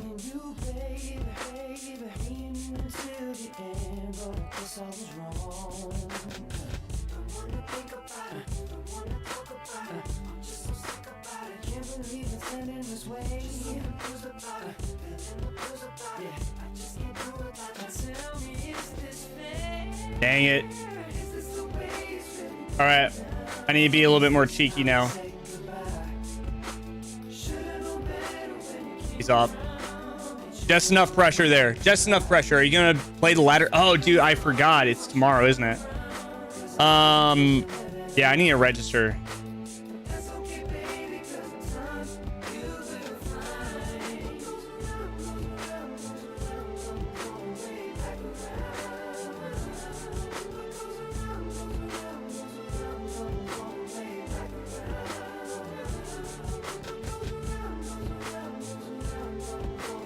Gosh darn it, dude. He took that really weird angle.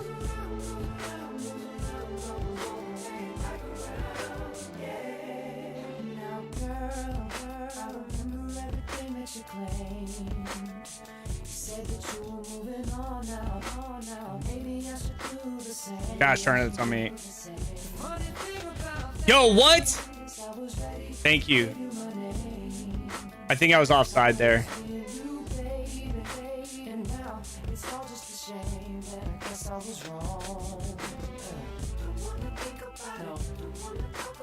Dude, he's getting some weird tackles, isn't he?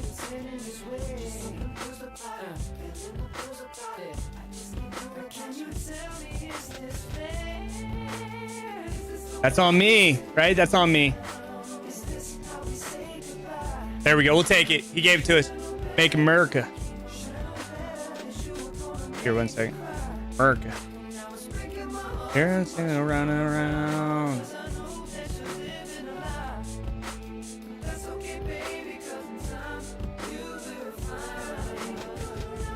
Yo, see, that's that animation cue. That's the same type of animation that that basically was the wrong time at the last match, man.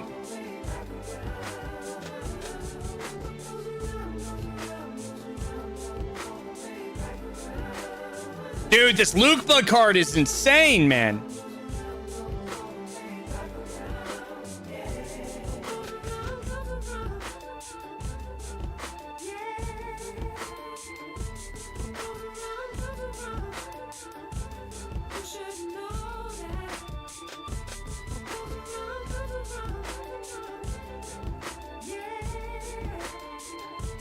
Oh man, you use semi for ground.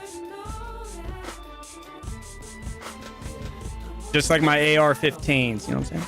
Or just like my Yo, that is such trash, man.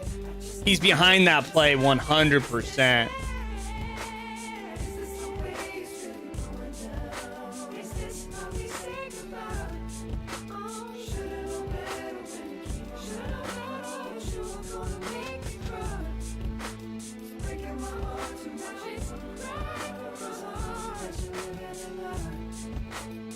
Dude, he's behind the that animation needs to go though.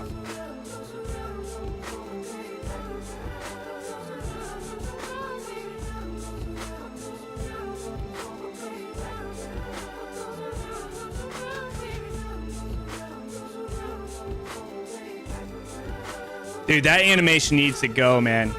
Because that...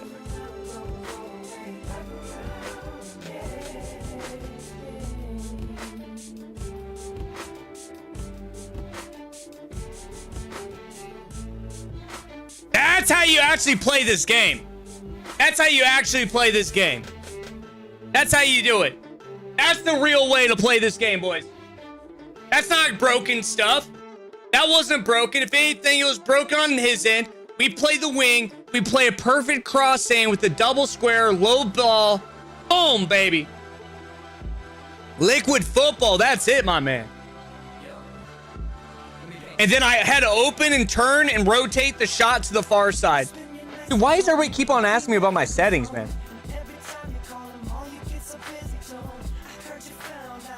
What do to you?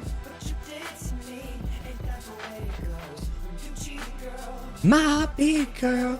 So this is what happens. We pinch both players. We stand the entire line down while I have a run going in. And that allows me to get behind him. Double square on the cross, and then the rotation of the shot. That looked real, man.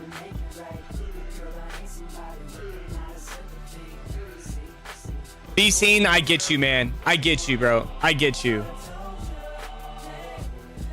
What's the settings? Jeez, all right, we'll see it. Then the double cross is great. The double cross is very good.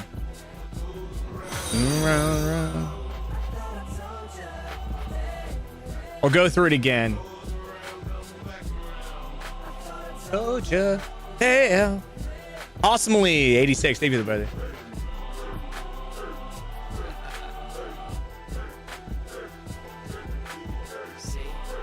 No, we were over 1,000 SR. This is our second account too, though. I had 2 accounts in the top 200, and FC24 at the end. So we barely played though. Isaac, I appreciate you, man. Hey, you know what? It got you to click on the video, right? And you just got to see some really good gameplay coming from, I would say, arguably one of the better players in the world. So you're welcome, buddy. Ooh.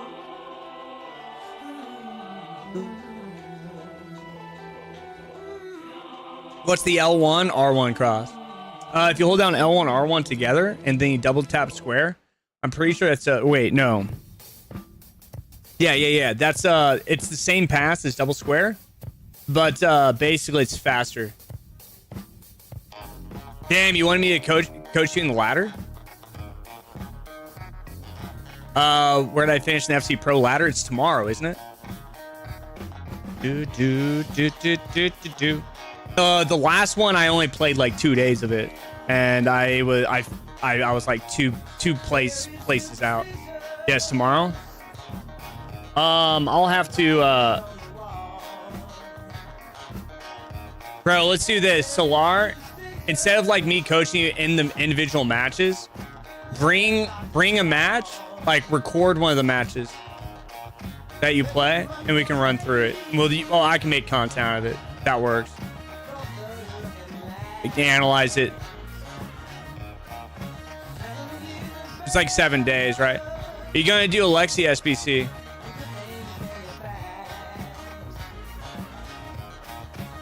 Hey, Super Pay. Yes, sir. Papa G.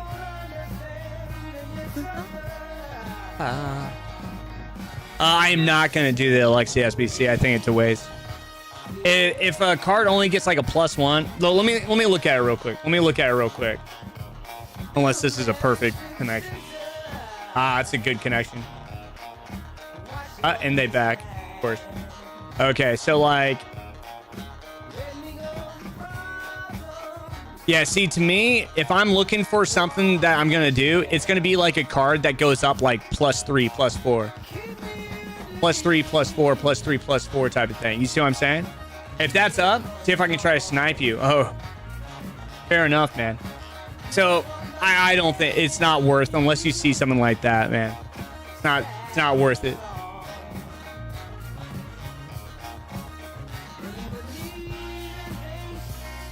You don't understand. Tiki Taka plus is not enough. Try Tiki Taka plus. Unnecessary lying is so sociopathic behavior. You make me uncomfortable, not gonna lie. Dude, that's strange, man. I'm so sorry, bro. Oh my god. Oh. Guys, we upset Isaac for saying back to top 200 elite, in which I've been a top 200 elite player. What do you want me to do? You mean to say, oh, back to elite? Off, bro. What a child, man. You make me uncomfortable for your title. That is true. Yeah, it's sociopathic. Dude, what a child, man. I know every mechanic in the game. I just don't know what I'm doing wrong. Yeah. I got you, man. We'll break it down. Yeah, then why are you here? Yeah, man. Tiki Taka. Oh, it's Tiki Taka Plus? I think First Touch. Oh, I didn't know it's Tiki Taka Plus. First Touch Plus is, I think, better in my opinion. For like, if you're trying to like use ping pass, that First Touch break, there's like an animation break there. First Touch Plus is great. Is that the guy from... I don't know, dude. You get so many weirdos in content, man. You get so many weirdos.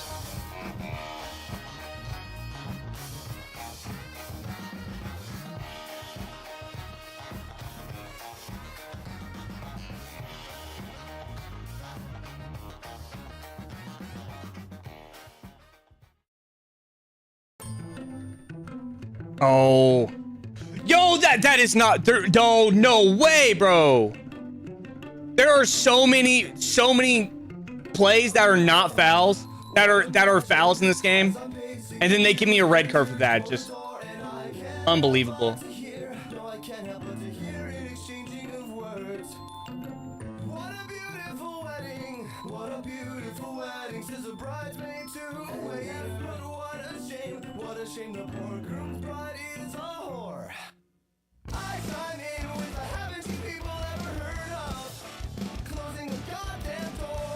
Oh, that's not. Oh my. Bro, they just crushed that. First minute of the game? That's ridiculous.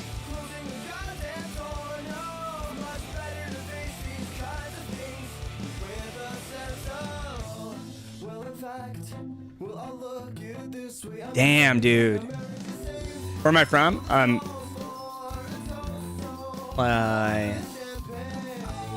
What do you want to know? What do you want to know?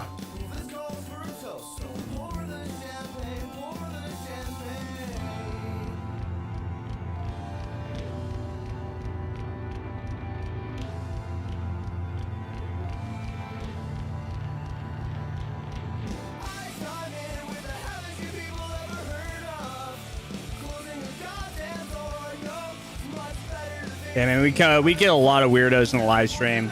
It's usually people that are like a pretty good player. They just get to elite. They're usually in a position where like they're okay at the game, but then they see something that they don't understand. And so like they get really upset about the tiniest things in life, man. Dude.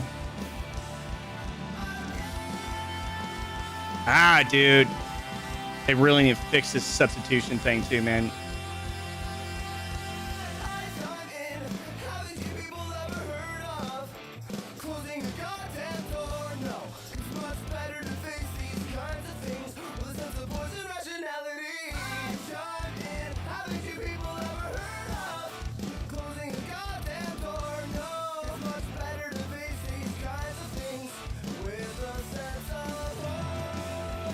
Gosh. Oi! Oh, that's not. Oh my gosh, dude. Yeah, these are the things that you struggle with your cheap squad with. But we finally got our center back in at least. We should easily win this one though. Come on. Not easily. I guess I'm down a man. I shouldn't say that.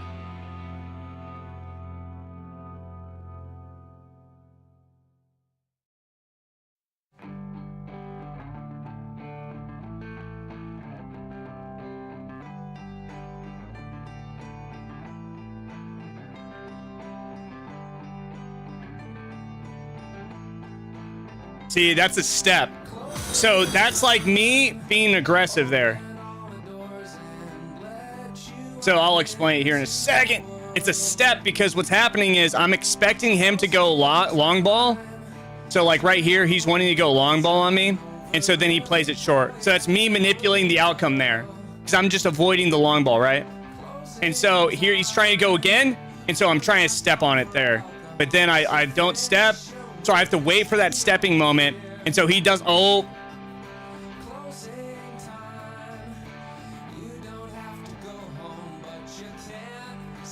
And this is the problem. There we go. Gosh.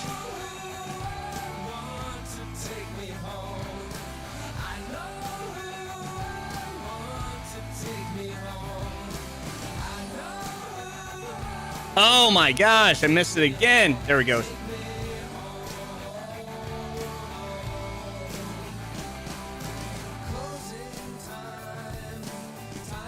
Ah, barely missed it. Oh, he's oh man. Aye.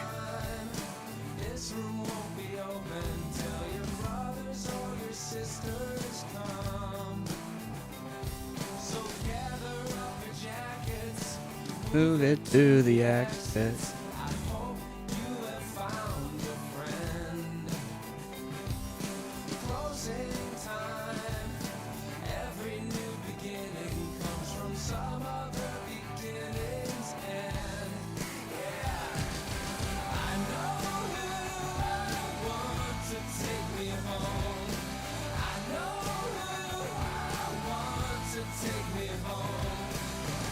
Ah. Miss a step. Oh. Dude's already done the patellas, man.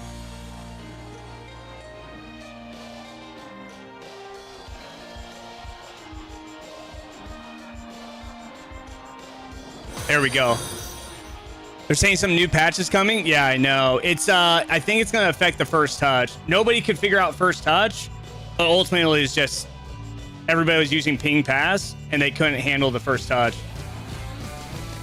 Instead of using just standard pass.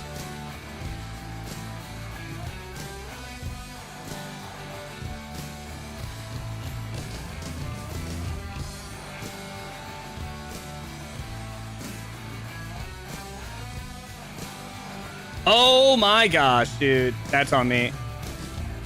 Ow, dude. How am I missing these tackles?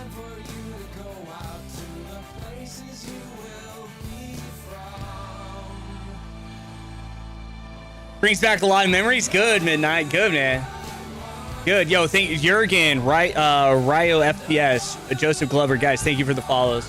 You want to know a fixed defense approach is gaming every single time? I said it's a 61, goes to 70 in game. Dude, I've heard that there are some issues with like switching tactics and it switches it back. I've seen that as well. I don't know, man. I don't know.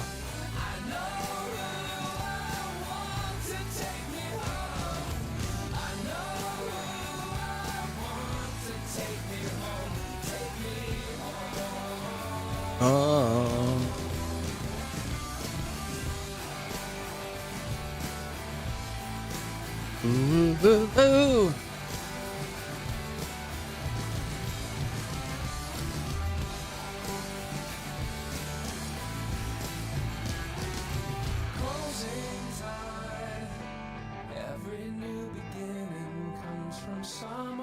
Ah, come on.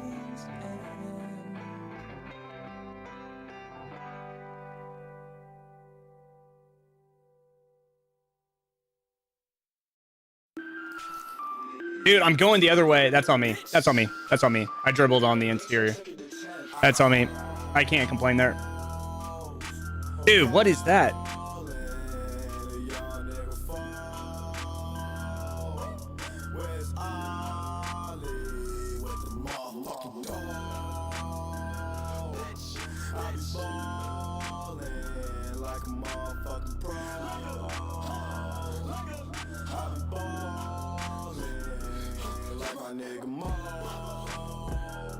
Remember, guys, we're playing with a man down this entire game. So I don't have one of my attackers.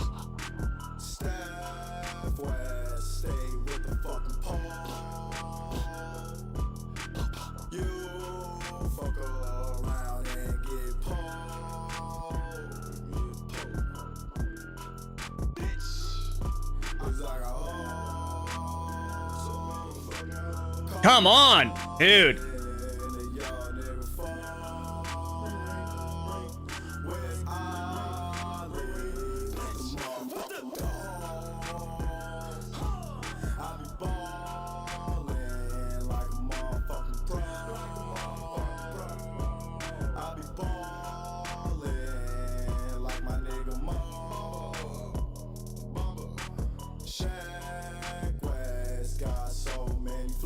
Ah, that's on me. I didn't see my tweety.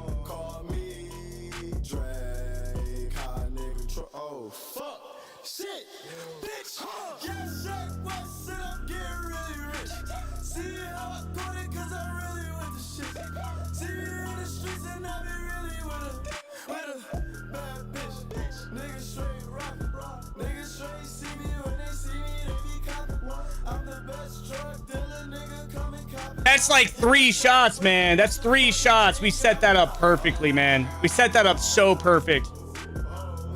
I even move. I get him to move the keeper with my rotation position. Oh.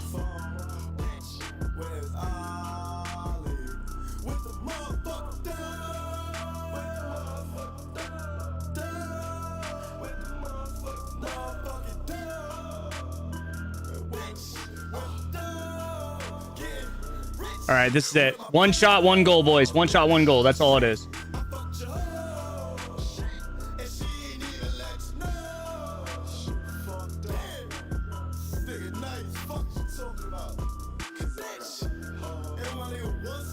Dude, you gotta be.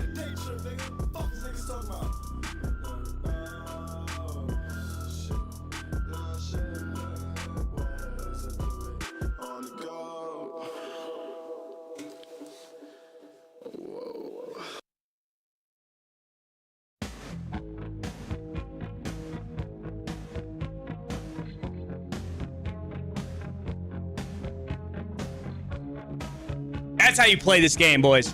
That's how you play this game. That's how you do it. These are real goals. I'm not doing BS over the top power shots. I'm not doing that stuff. We play the real way. Oh my gosh, what a touch.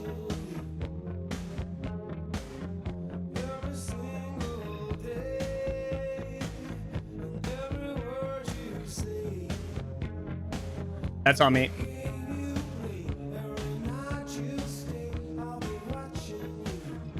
He over the top. Oh, with my Tweety.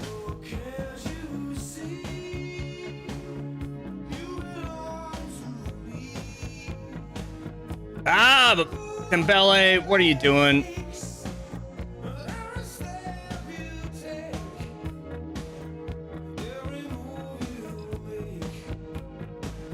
Oh, come on.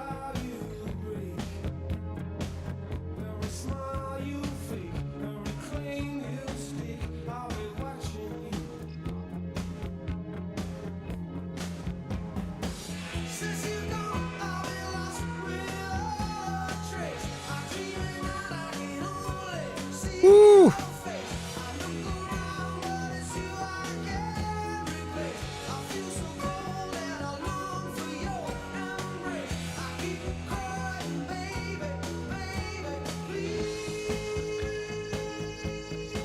Ah, dude, that's 4 goals I've missed. Oh my gosh, 5.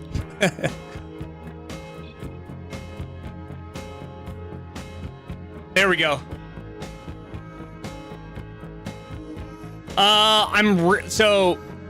So for most players, that's where my skill comes in. So my midfield is exposed. You're completely correct. But I can defend with it. So that's where I find my balance to be able to win games. If that makes sense. So like my midfield gets exposed right here, but I know how to defend, very, very structured. And so depending on who I'm playing, will I rotate to something different based on how good they are at exploiting it versus being balanced, if that makes sense. So if a player's really good at exposing me while being balanced, then I'll rotate my position. But if they expose me by overloading their entire defense, if they expose me that way, then no, it's just normal. Aliens HD, thank you for the follow, brother. The top pass, I do lobbed over all the time. There's nothing wrong with it. It's just there's broken stuff. Your player switching is immaculate. I can't get it down always. Rely heavily on L1. And that's just being able to see it. What kit is that, red and white? I don't actually know. I call it my Where's Waldo kit. Is it same? I can look for you though. But basically, guys, what happens is I'll get somebody that ultimately dude, that was, didn't we win the last one too? We haven't lost today. Oh, was there? Oh, there was a tie. That's the second one, yeah.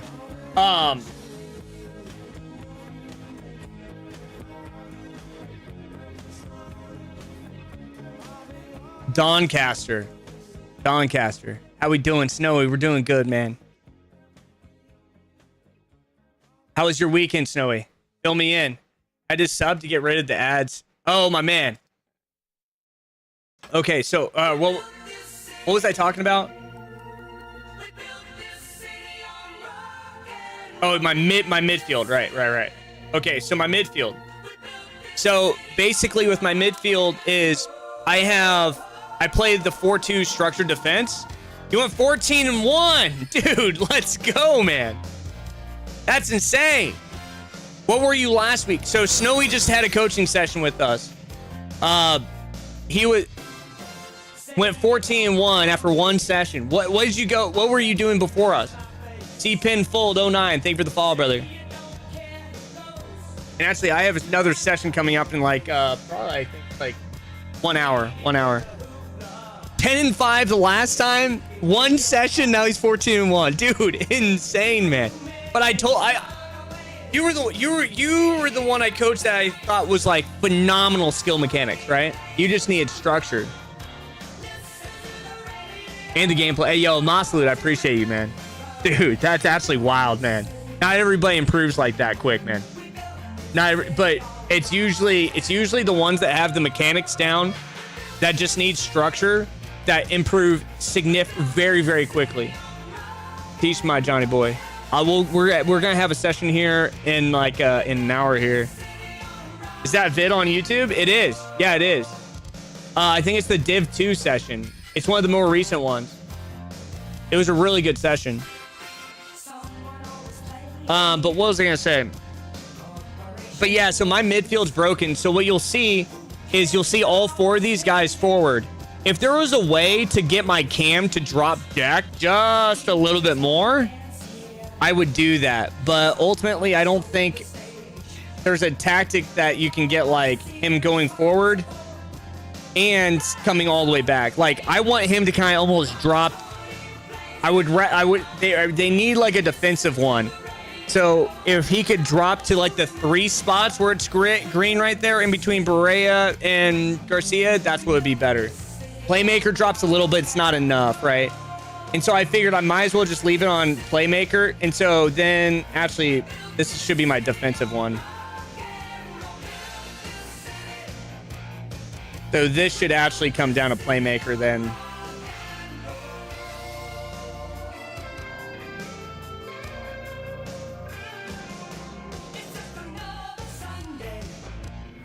And so I attack up my left. And so you can see it's pretty balanced. Not so much, man. Not so much. I'm thinking about doing maybe a Black Friday promo, but hey Prime, yeah, I mean, it just depends on what your definition of it is. If I've been solicited to whatever it's called, but ultimately all they ever want to do is just give you people. Let's see here, Shadow Attacker.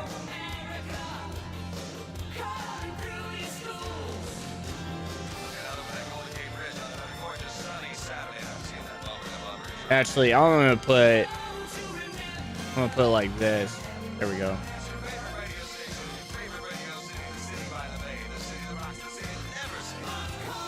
No, I don't want that.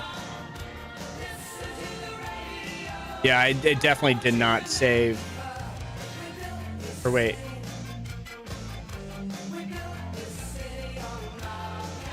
Yeah, there we go. Anything in particular to send 1 mil into? So I've just been fodder trading 86s for 10 to 13k. Wait, did this move? This moved, didn't it? Wait, what? Yeah, I mean, our Colonel, I recommend getting our AI, man, because our AI drops. If you guys don't know, I'm a co-founder of FCAlert.ai, where we've built an AI to give you guys trades and hold your hand. I call it hold your hand trading, where an AI will tell you when to buy, when to sell. And then also on our suggestions list, you guys can get all these trades all day long. So like with 1 million coins, the AI likes, looks like polished skulls. Looks like it's already up since it's already been called. So it looks like the AI called polished skulls around like 140k or so. 140 is what it called. And so it's already up to like 150, 155. But it's still in beta, but it's working. Like it works. It's just we're in beta because if you notice every day, guys, we're updating new stuff. So like we just updated the AI itself is working. It's the site that's getting updated essentially. And so we add more, we're adding more and more AIs type of thing. But you guys can follow trades like this directly, and you can click follow this trade. It will highlight green so you know you're following it. It's on Google Store, but We are coming out with the mobile browser, guys, tomorrow. The mobile browser is coming out tomorrow. How do you book your session? You can check me out at metafy.gg. Actually, in my description below, it should be there. To work on PC, actually, PC is our most profitable trader right now. We're gonna be adding more, but right now it trades icons, and dude, it makes a killing trading icons. It makes an absolute killing. So I definitely recommend, if you guys are on PC, trying out our icon trader. But it's already made 1 million coins since it's been up for like 2 weeks or something like that. So it does well. Is Musiala worth completing? Very nice card, man. If you're already having your squad, I wouldn't build your squad around him, but yeah. And scan that QR code, guys. If you guys do choose to buy it, is it the ELC soft one?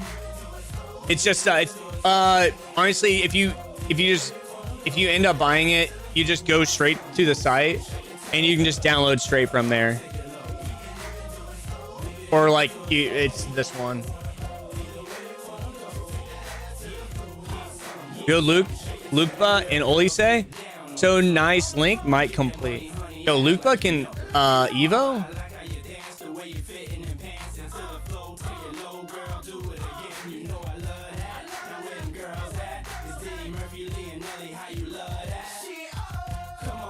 Not bad. That's pretty dang good, man. Wish he had aerial.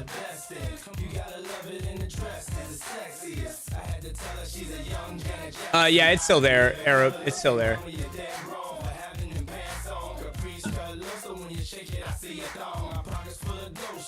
Oh, this is gonna be the last. Ooh. Looks like our session starts in 17 minutes, lads. Site would be much cooler if it was free. Yeah, and that's also how we don't ever get the site to ever work, because it would bankrupt us.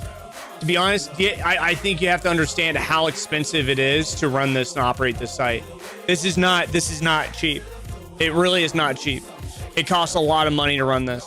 And so that's the only reason why. But dude, for the price of $6, dude, a meal at McDonald's, the price of a meal at McDonald's, you can have a trader giving you guys trades all day long. You know how many coin sellers? Oh my God, dude. There's so much money there, right? And so if you think about it, price of $6, dude, I'm telling you, man, Peter, but we are coming out with a free version. People charge, that's what I'm saying, dude. This is 100 times better. Yeah, it's cheaper than a meal at McDonald's now, guys. You can get AI in the pocket of your hand for cheaper than a meal at McDonald's. But what we are going to be coming out with, guys, is on the actual phone app, this AI chat will be free. So you can ask keep or sell. You can ask high rate investments. So like this is asking for 50,000 high risk. So our sites like flipping free. Dude, you have any idea how many people are they don't have AI registering what we have, man. I mean, you have to understand, every single time an AI gets called, it costs money to generate the energy to do like this type of stuff. Like, dude, it costs so much money to run this type of stuff.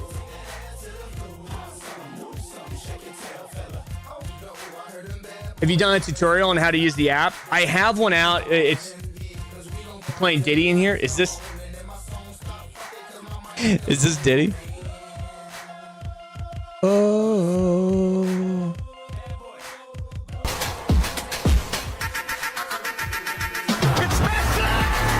Snowy with the tier 1 gift, my man. The diddler. Yo. No, El Guapo, you're good, man. You're good. He made good music. He did have a span of good music. That's why I will say. Just like R. Kelly.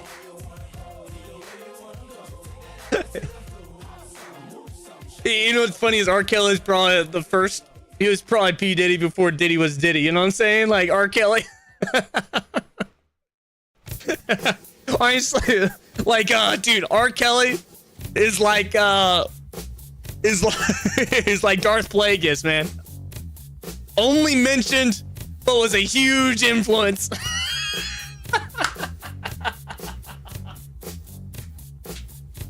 Only mentioned, but a huge part of the story.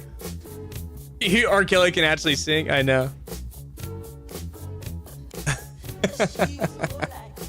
Star Wars lore strong. Yes, sir, man. Dude, I can't believe he did what he did, man. Ah, this is what we run into, man. The golden showers.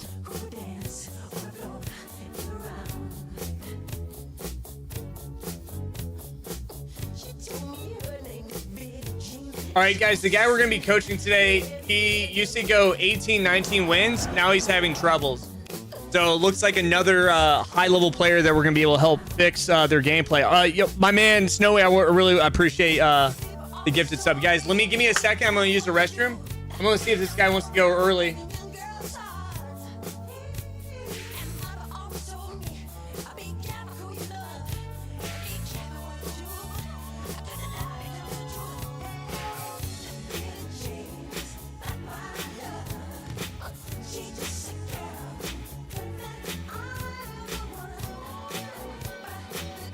That R. Kelly interview is legendary. I forget what the interview was. Can you qualify a chance for the silver team?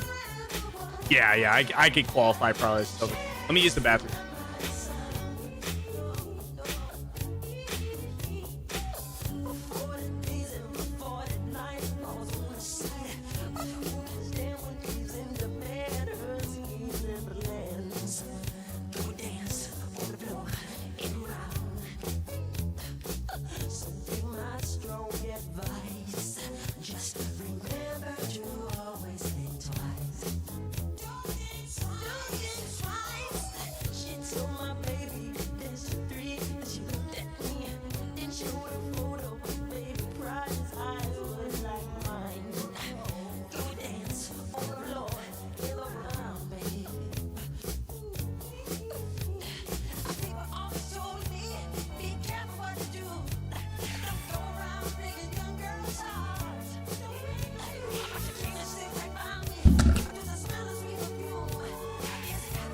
Yo, Niraj, much love, man. Much love, man.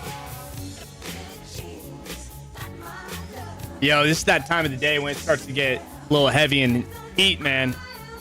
Woo. And it's not my son. Yo, I need to finish an SBC, though. Oh, man. Good old Dave Chappelle, man.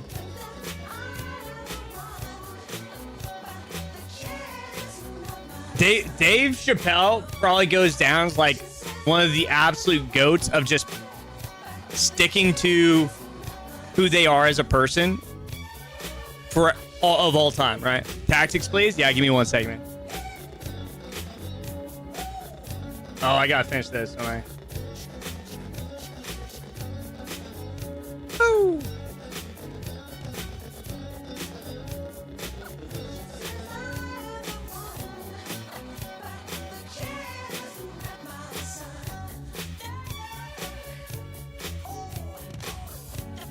That works out.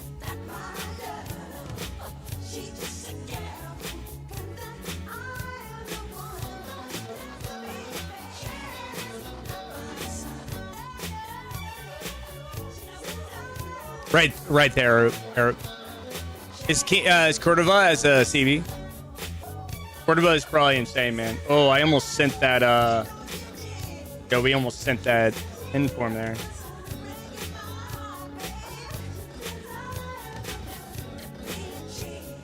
Here's my thing about Michael Jackson, man.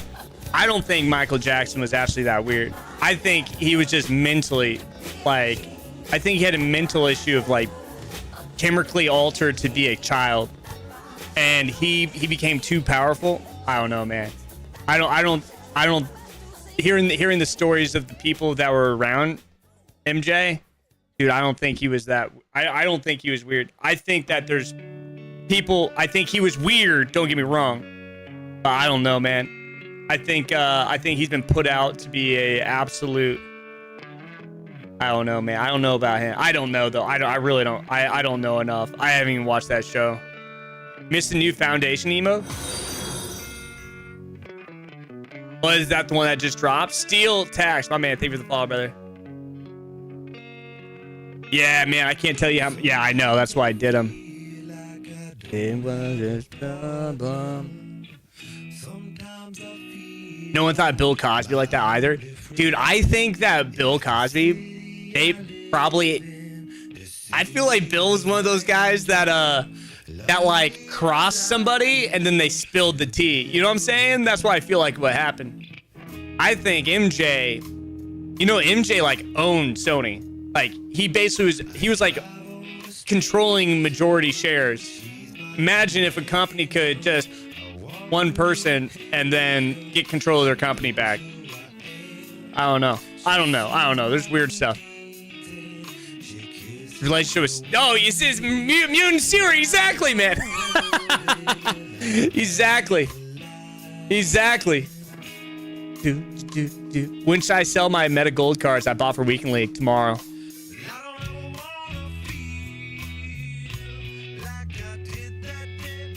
Should I rip this while we're waiting? Oh, he's almost ready. I don't wanna feel... Tactics? Yeah, here, give me a second. All right. Everybody wants these tactics, man. Bro, I just flipped a Messi for like 200.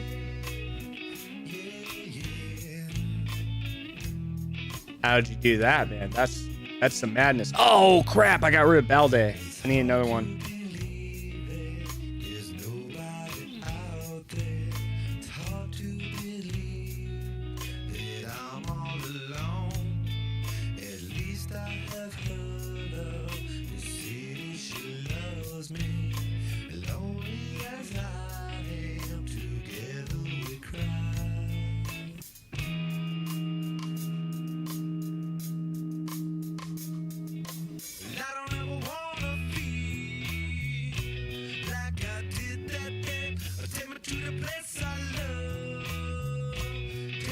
What was I doing? Oh, yeah. Here we go. Wait. This is what I'm using. Take it all away.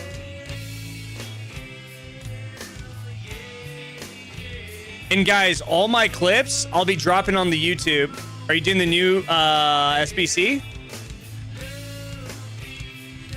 Yeah, I would be dropping all my clips, guys, on the YouTube. So what I'm doing is when I make videos, I'm basically going to be getting some clips and I'll be clipping them up and I'll be analyzing all my stuff.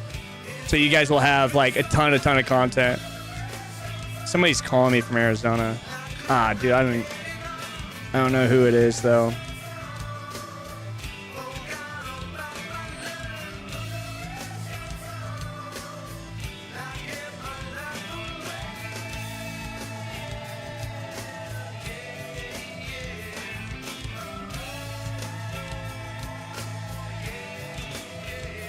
What was I gonna do? What was I doing? Oh, yeah.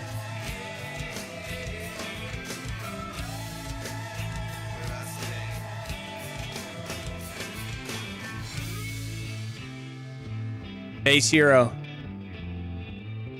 Dude, I don't know how you don't see the 1 hour session, man. It's just right here. It's literally the first tab on it, man. 1 hour match analysis.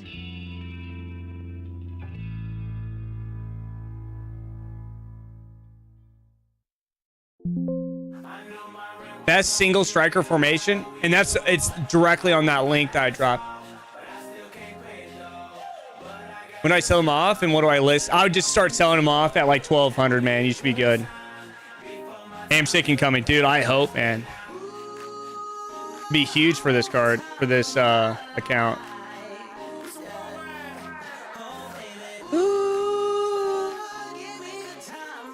What should I do to get close to my opponents during press? As you as the attacker or them? Dude, we got a compost, but it was so bad.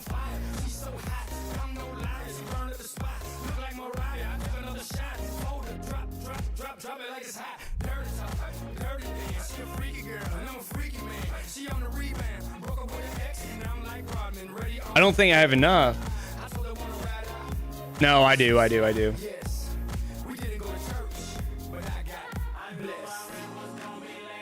This is I'm way over it.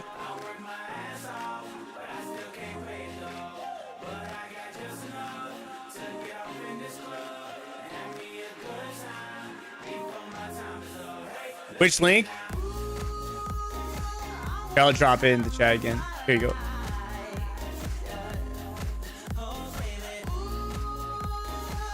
For FC26 never 60-minute games, dude. You know, I've kind of said that, man. The problem is, like, people get mad because the game's hard to score on. It's like, realistically, dude, how hard is it to really score, man? It's pretty damn hard.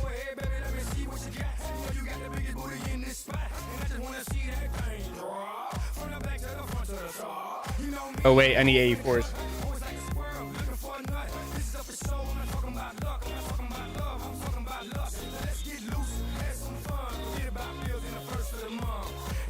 Saving it all? Yeah, fair.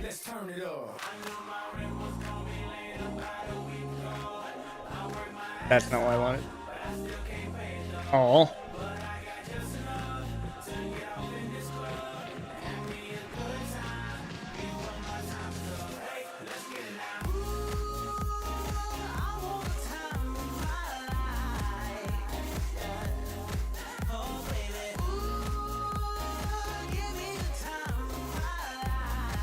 Damn.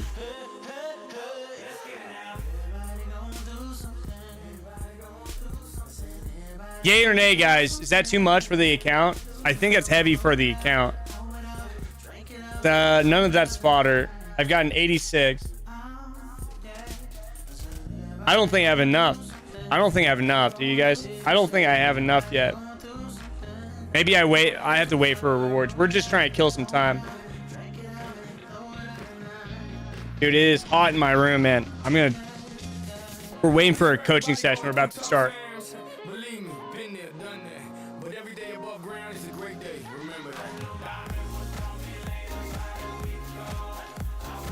Oh my gosh, dude, it gets so freaking. Whew.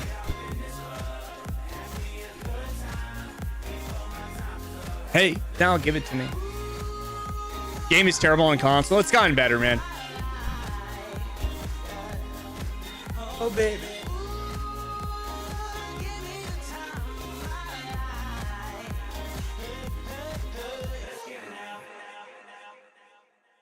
Game has gotten a lot better, man. Saving all fun. Yeah. My thing is,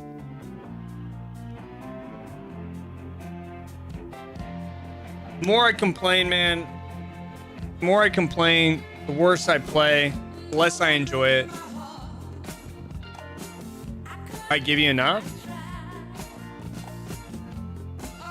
I doubt it. 84 times 2. Oh, nope. Don't go break.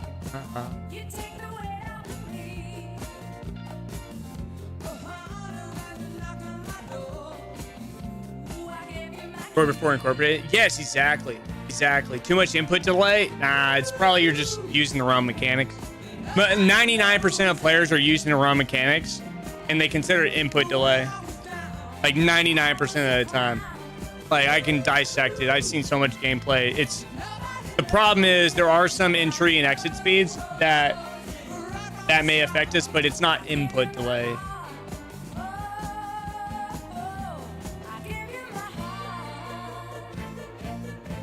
I asked bro. Here.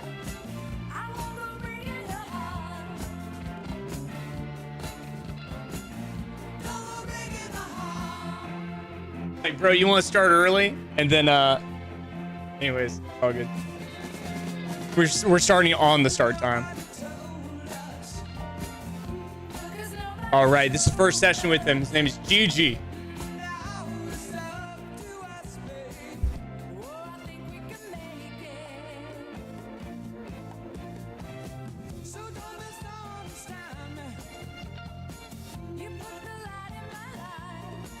As always, I'll have to teach you though, man.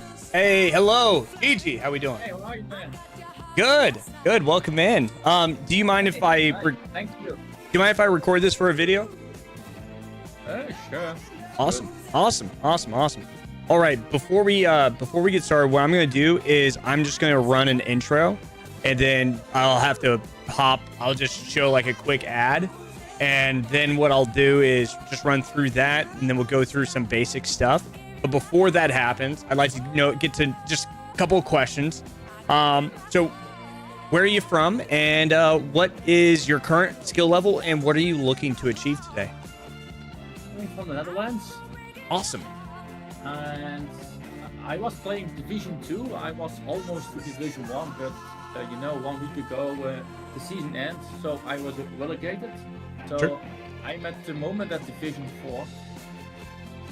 But my main goal is to go back at level where I was 2 years ago, at elite level. Of course, yeah. So before we even get started, the first thing I like to tell people is when what part of the year were you elite? From February, January, February. Okay, so a little bit later in the year, right? Yeah. So what I recommend here, let me bump your audio just a little bit. Okay, so the first thing I like to tell people is this.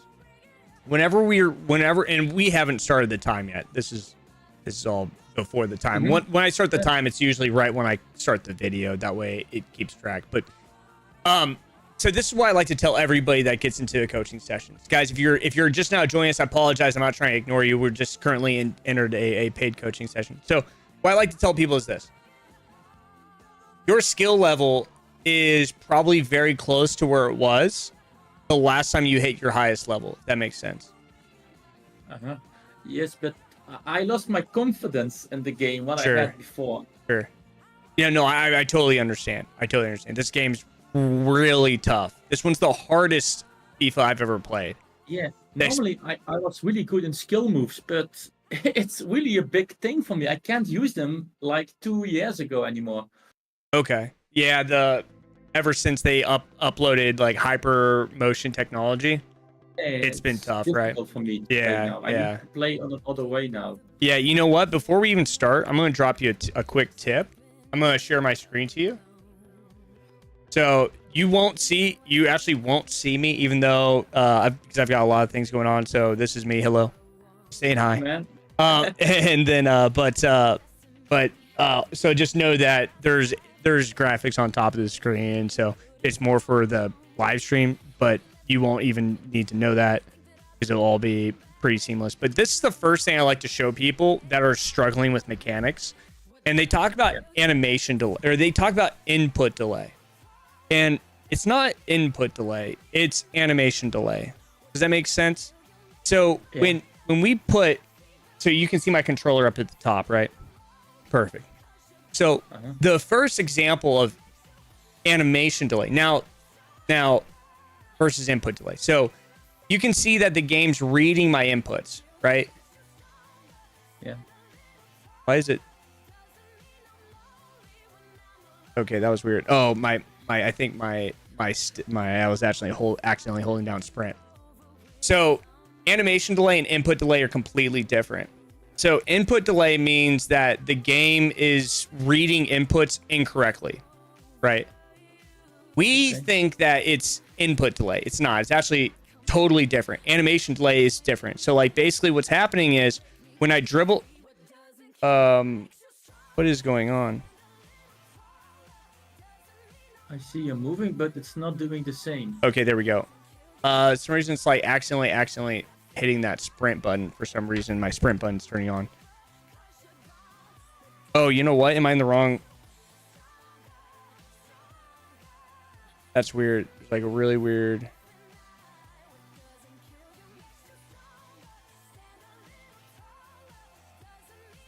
Sorry. So what I'm trying to show is difference between animations. So understand.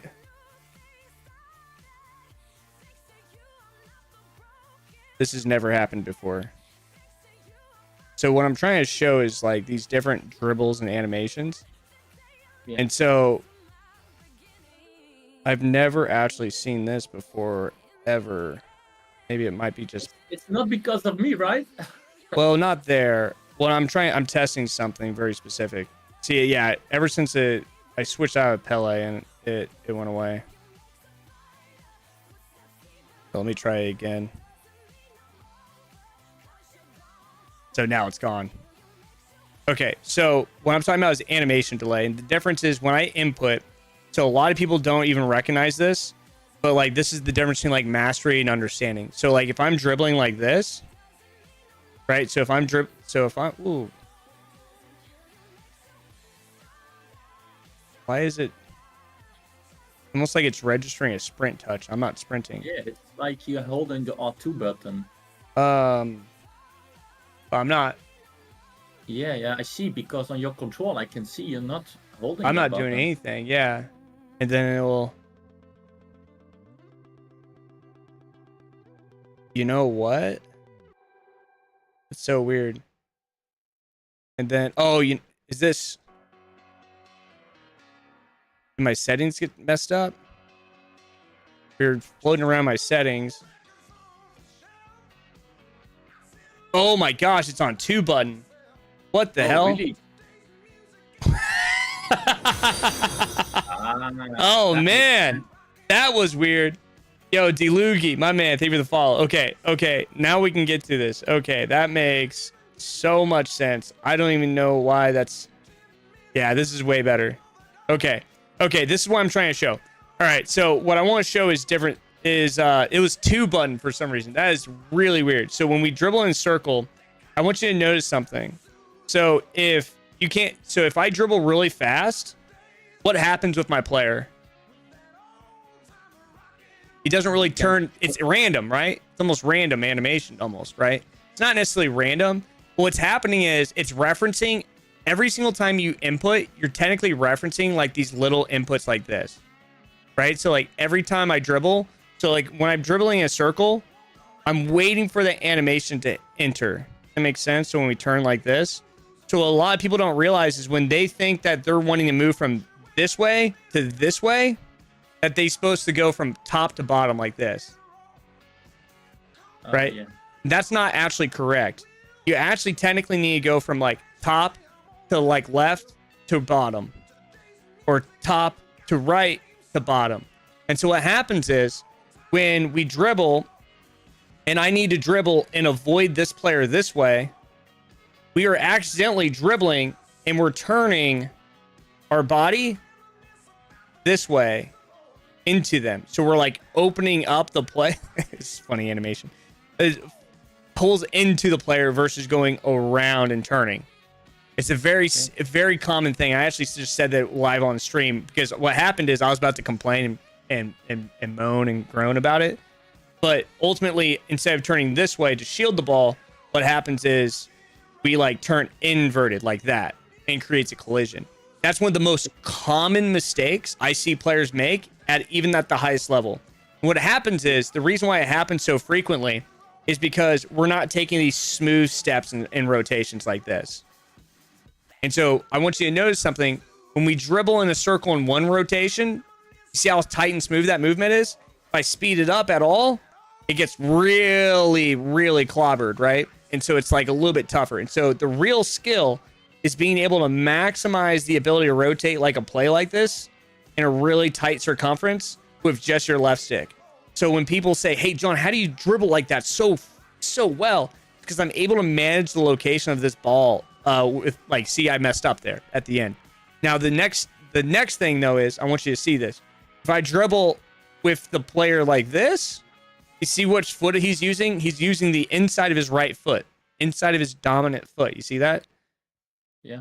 Now, if I dribble the other way, he's using the outside of his dominant foot. You see that animation? Which one's more protective? Inside or the outside? Inside is protected. Exactly. And so these are really tiny animations to show you that when an opponent's coming at you, you have to realize that it's going to be more efficient to be able to turn this way, right? And of course he fouls. It's going to be more efficient turning this way than like turning inward, if that makes sense.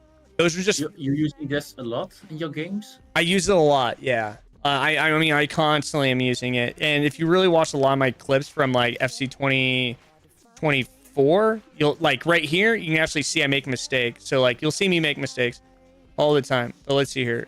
So like right here, you see I'm trying to keep him on my left shoulder. I'm like trying to keep that play. and I'm expecting him to like jump behind me. And so I'm expecting that movement. And so you'll see like my body position. You see how I rotate inside with the play? So this like with Wirtz here. So this is why I want you to follow Wirtz once I get the ball to him. So right here, watch where he turns. So I'm going to turn over my right shoulder instead of turning with my left shoulder. It's a big difference. It's a protective move. Now there's so much space there, but if he had jumped at me, I would have been fine, right? But if I turned the other way, it's more of an aggressive approach. So these are just small details that I think a lot of people don't recognize. And so this is where I first like to start whenever you're struggling with like going from like a couple years ago to this is like the first thing I like to try to fix is the ability to understand that whenever we animate, even different body types and different players, they have different adjustment types. So like their animations are a little bit slower. So like Cantona is way slower than Pele, right? And so we have to go slower on our left stick. And so using different players can actually, by going slower, do we go faster? Because the agility is not high enough to do that. Right. And so it's like, so then you want to use like a standard ball roll to like create a small effect with like a card like Marquinhos, right? Or a VVD. You'll want to like, when you're trying to like dribble like into a position, you want like ball roll to create that initial movement, right? And so that's going to help you a little bit with that first movement. But anyways, that's just micro stuff. But that's before we even start the actual session here, because we're about to drop through some analysis. But I hope that helps an example. Or do you have any questions just on that simple concept before we continue? Yeah. Okay. One thing before we start, if I play a game, I don't see the player names ahead of my players. I only see my. Oh, that's just in your settings. That's just in your settings. That should be just right up here. Yo, guys, thank you for the follow, Tibor Barency, and then Yon, my man. Thank you guys for the follows. Been playing for 7 years, never knew the left stick better on the dominant foot. Makes sense though. Yo, Cinemus. Yo, thank you, brother. Yeah, those are those really weird details that I, for some reason, have gone way too in depth to recognize. And it's not like you need to know that to win games. It's just one of the, you know what I mean? You can play through that with a natural ability, but, oh, I need to turn that power shoot zoom off.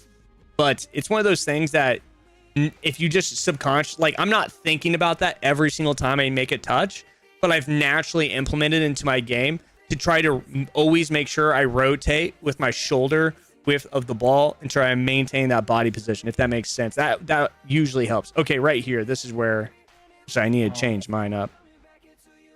But it should be,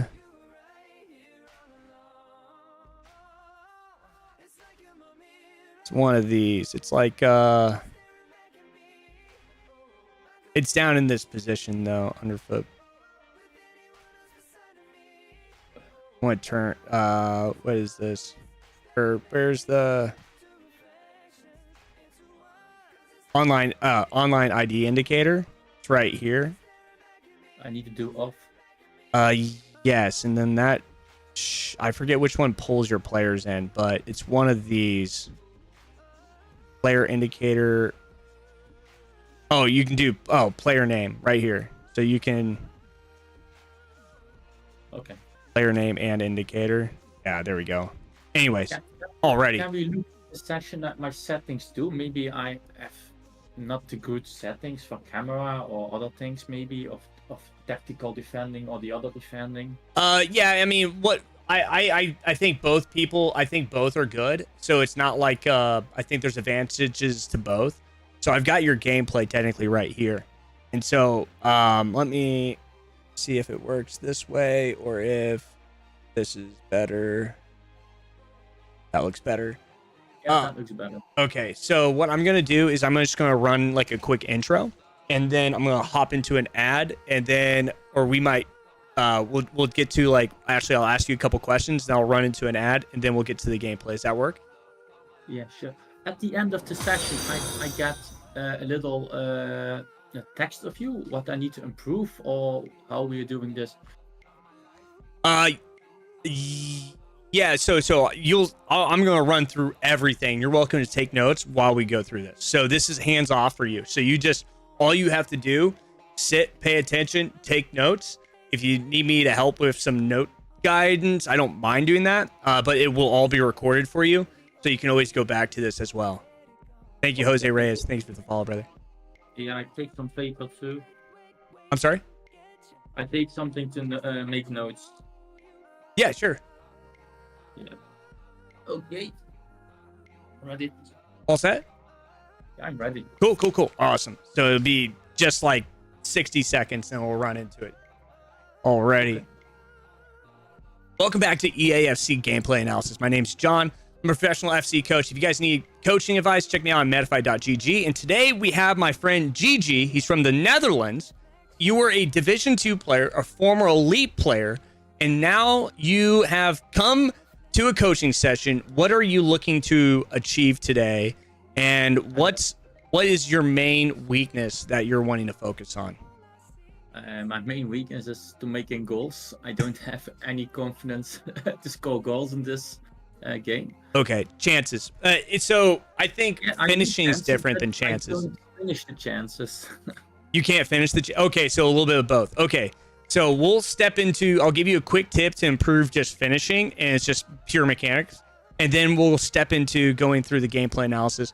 But before we get into that, I want to get you guys familiar with fcalert.ai. If you guys need help making coins, check out FC Alert. They have an AI. You can actually get my QR code on the screen there that will help you guys make coins all year long for PC and console. You can follow the trade advice from an AI that scans the market, tells you when to buy, and get alerts directly to your phone. And so all you have to do is just follow an AI. For experienced traders, get a list of AI suggestions every minute. This updates, giving you guys new trades all day long. So if you guys need help making coins, check out fcalert.ai. That's fcalert.ai at FC. But okay. All right, here we are. Let's go ahead. I'm going to go into the skill game. This is the first tip I recommend when shooting. So I recommend going into skill games and going to fast shots.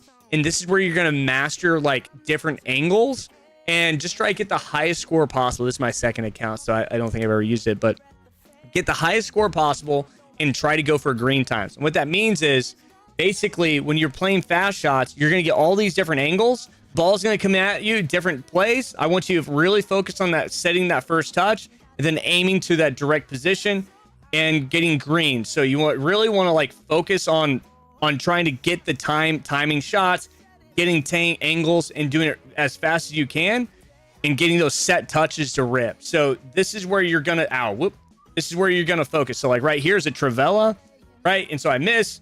I need to step out, go wide. And so this is my first tip to getting hundreds and hundreds of reps on a skill game or on finishing. So this is where I recommend going. It's fast shots and skill games. By far my biggest recommendation. Before I go into like any like real major match, if I'm really trying to win a match, I go in here before to really practice my green time. But I don't do it as frequently as I should, but it's one of my recommendations 100% of the time. So hopefully that helps. That's for something that you can do outside of the session. But ultimately, we're going to be going into a lot of analysis here. So let's hop in. All right. What formation are we in? I'm using your tactics. Oh, perfect. This would be great. Yeah. Okay, so this is the rotation. So this is level 2, the level 3 gameplay, and that right into that spot. Okay. So this is like exactly. This is great. This is great. Guys, if I missed your chat, I apologize. I'm currently in a session. So like right here, ball goes wide. So okay. So let's break this down defensively. So when we're right here, what would we rather have? This position or this position? The wing is more space. Exactly. And so which one's more direct to goal? 1 or 2?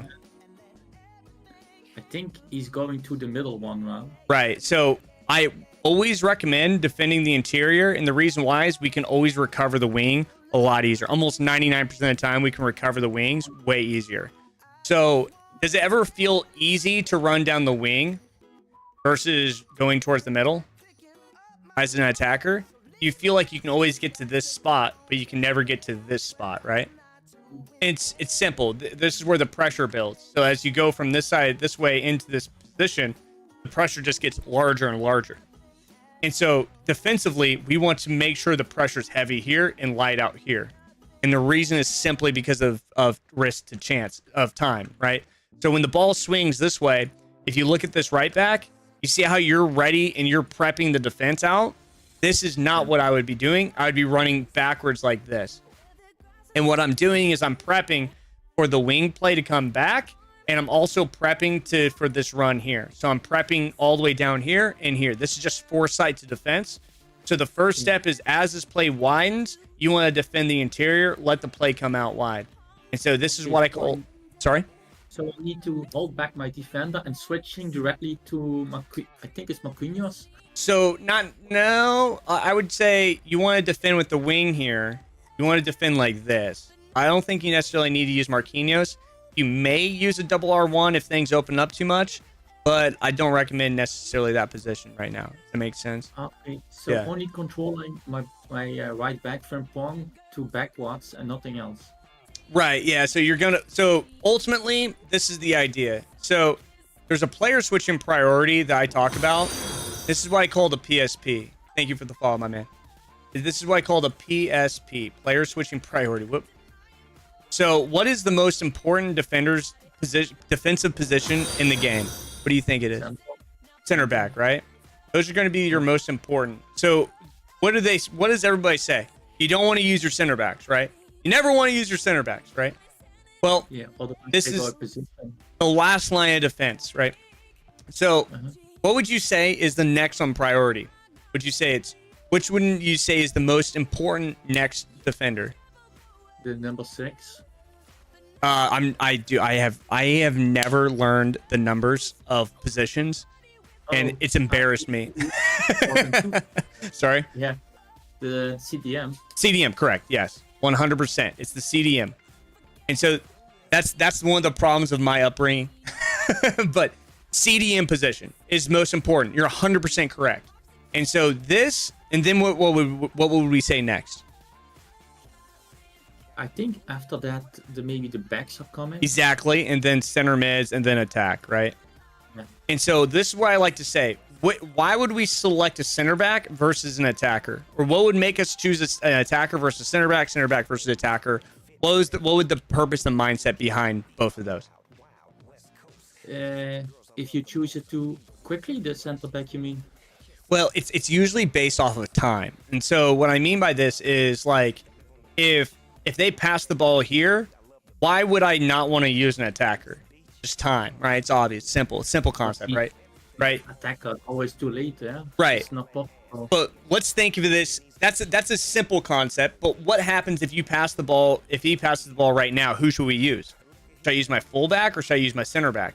And that's where the concept starts to get a little bit more tricky. Do you see what I mean? Ultimately, Not the fullback, the center back. well, maybe you might be able to use the fullback here. What really matters is if he takes a good first touch, right? Because if he takes a really good first touch, I'm going to want to be on a center back. If he takes a bad first touch, I can pull in that fullback. So it can be it's based, but this is based off of time. And so ultimately, every decision we make on who we select is based off of time. So you're taking notes, and I love that you're taking notes based on saying, hey, I need to use Frimpong. But what I'm trying to say is you need to use this players. You need to use a priority list of players based off of time. And so if the play comes into the middle, we need to be able to pinch in whichever way is more efficient. So that sometimes could be the fullback. Sometimes it might be the center back. It just depends on how fast we get there. Because sometimes I could use a fullback, but what's the problem is I miss my switch. So if you ever watch my gameplay, I might miss switch to a player, and I'll say it all the time. Usually when I get scored, it's because I get called switched off. What happens is I'm switching from my right back to my left CDM, and it switches to a right. I accidentally input a switch to a CDM, not my center back, to it, and so then I go to an attacker. So I miss my switch position. And so I make a mistake. A lot of people think the game switching is the issue. It's actually like our inputs are slightly off. And so I may make a mistake on the switch input and I put myself in the wrong spot, and I call that getting switched off. So what do I do then is I use L1 to bring myself to a located position, and then I go from there. So I always know one of two things. I always know where this player is. I always know where that indicator is. It's very important, because if you accidentally switch here, you need to be able to switch right there and go back, right? And maybe you always know where that position is to be able to rotate back. But okay, ultimately based off of time. And so the first step is to defend the interior position here. So what's going to happen is the play usually goes wide, and then it'll attack this position, and there'll be a collision event. Now we'll get further into this, but right now it's about defending the interior. So I don't think you'll ever have this issue again, right? Seeing this going forward, I don't think after seeing this, you're going to try to defend the wing like that, spaced out very much, right? That's a pretty simple concept. This by itself helps like 90% of players go from like div 4 to like div 2 or sometimes div 3 type of thing, right? Just because they recognize the space and time, it allows for a lot more recovery. So I don't think it's going to be an issue. I wanted to see the next step. So now we're in a position where this is going like this, right? This is another pinch point. So as the player continues to go in, where's the point of, where's the actually point of intercept? This is what I call like a critical point, right? Like in calculus, when you're trying to solve a derivative, this is like that critical point, right? So you go right into that critical point. Basically what's going to happen is what? What happens once both players commit to this position? What happens? I think he's going to turn or going for skill move or for a pass at that moment. This is where like I call it, it's called like a collision, like in animation. It's like a collider event, a collision event in code. And so either they have to avoid our tackle, we go for a tackle, somebody wins the ball, it gets all jammy when all that jam happens, and it kind of gets, you know, this is when those happen. This is when the people get annoyed at this game, is because taking an overstep animation is a really weird animation. And so this is where a collision occurs, right? They maybe throw a skill move, whatever it is, but ultimately what happens mentally and tactically? What happens is either he continues to go forward, or we win the ball and we can break out and go wide, or he rotates backwards and cuts this way, right? One of these two. So those are the options that typically come connect. That's about it. There's really nothing else. It's that simple, right? So when we think about this, where am I going to try to commit? The way I play defense is I do something a little bit cheekier, is because are you in an exposed position right here or not? No. Well, you kind of are. You're center back. You're a one-on-one position. This is where I want it. This is where the attacker has an advantage. One-on-one, all they have to do is break you on one position, and then they ultimately, if you break this way and he goes this way, he's straight to goal, right? But if he was out here and he breaks your fullback out here, he's not straight to goal because you have the defender there, right? And so, but a center back one-on-one is where I always take risks as an attacker. This is where I try to completely eliminate my risk, and I do not try to commit whatsoever. And what that means is I am trying to look for an unforced error. So what happens is I will do this. I will almost like, I'll jump at the player, right? So I'll like jump at this player and then I'll fall back. I'll jump at him and fall back. What I mean by that is like, I'll jump like this and I'll manage my position. Because what I'm doing is I'm applying fake pressure here to try to create time to push him wide versus thinking he can take this angle, thinking he can only be in this angle. So then that actually applies into a pressure position, maybe rotate the play away, and then that's where I try to recover. So that's usually what I try to do. I use like a fake. Is the R2 L2 the fake? Kind of, yeah. It's however you can animate. So L2, R2, R2, L2, you know, all in whichever combination of movement. But ultimately, the whole purpose is to fake and go back. And the reason why is I want to fake the position and I want to make him feel time. Because ultimately, when we're broken, all we need to do is build time. And so ultimately what happens is this play rotates, you gain the position. You see how you gain position here? This is when we follow him too far. Because what happens if this player is running through, right? Then we're toasted. And so what I want you to recognize is right here, as this play goes wide, comes through, there's the rotation in. I want you to stop right here. I want you to rotate down. And I want you to pull this player in. And then I'm going to try to have you swarm his position and make him go wide. So we're going to trap him back here. Essentially, that's the goal. So should I still control Marquinhos at that point? Yes. Or should I select him? You're, you're doing both. So this is what I call multiplayer switching, MPS. And multiplayer switching is when you go from left, you go from 1 to 2, 1 to 2, 1 to 2. And you'll see pros do this all the time. They'll use R1 here. They'll apply pressure. The second he turns, you'll switch to this position. You'll use R1. And then you'll like pinch him to the corner. Okay. If that makes sense. It's a pretty tough mechanic. But ultimately, I don't want to pull Marquinhos out of this zone. Because all he has to do is turn this way. You commit. And then he connects. And then he hits. And so if you commit there, that's where you can get burned. But let's see. I think you do a good job. You do an okay job. And it rotates out. And it ends up working for us naturally into the corner. See how it still worked out naturally? It was just not as structured. That makes sense? And so now what's going to happen is, which way is he going to go? This way and rotate in what I call level 3. Level 2 is when they rotate and then they try to attack again. So if you see this,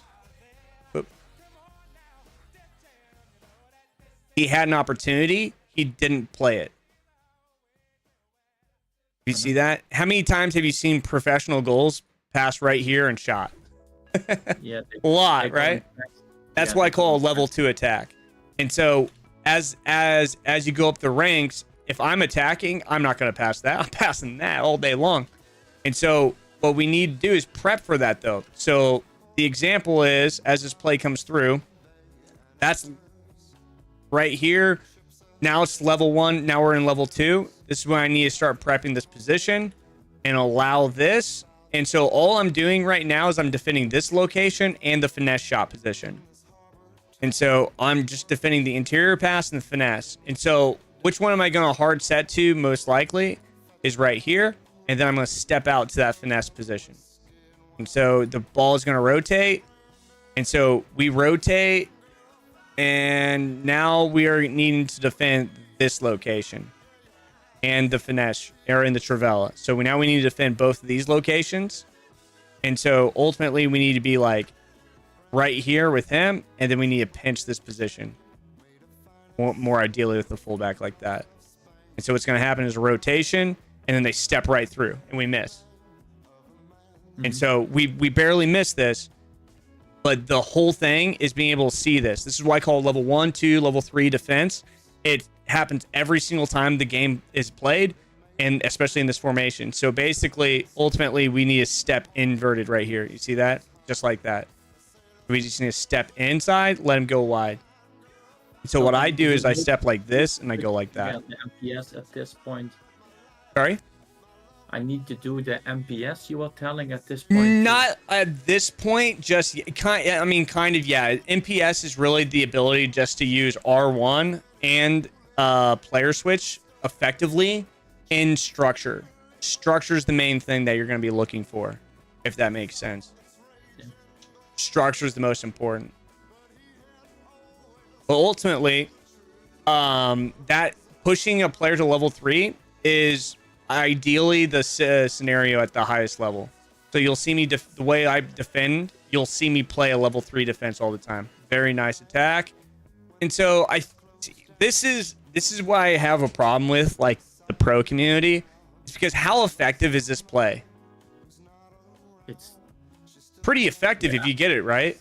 It's pretty effective if you just all you do is you send a run and then you send it right at the same time and then you just lob it over the. It's very effective. Yeah, I know. 1 week ago, I was really good at this, but last week at league, I was not good at this. But here's the problem. People have been are going to overcompensate this, and mechanics where going to happen is like Mickey Van de Ven. That's a 90 pace center back. Is he going to get beat over the top versus a 82 pace Martinez? Probably not, right? And so what's happening is, but Mickey Van de Ven was very expensive 2 weeks ago. Now he's like 10K, 15K or something, right? So almost everybody can have that high of pace player. What I'm saying is the balance of the mechanics shift. So the meta shifts.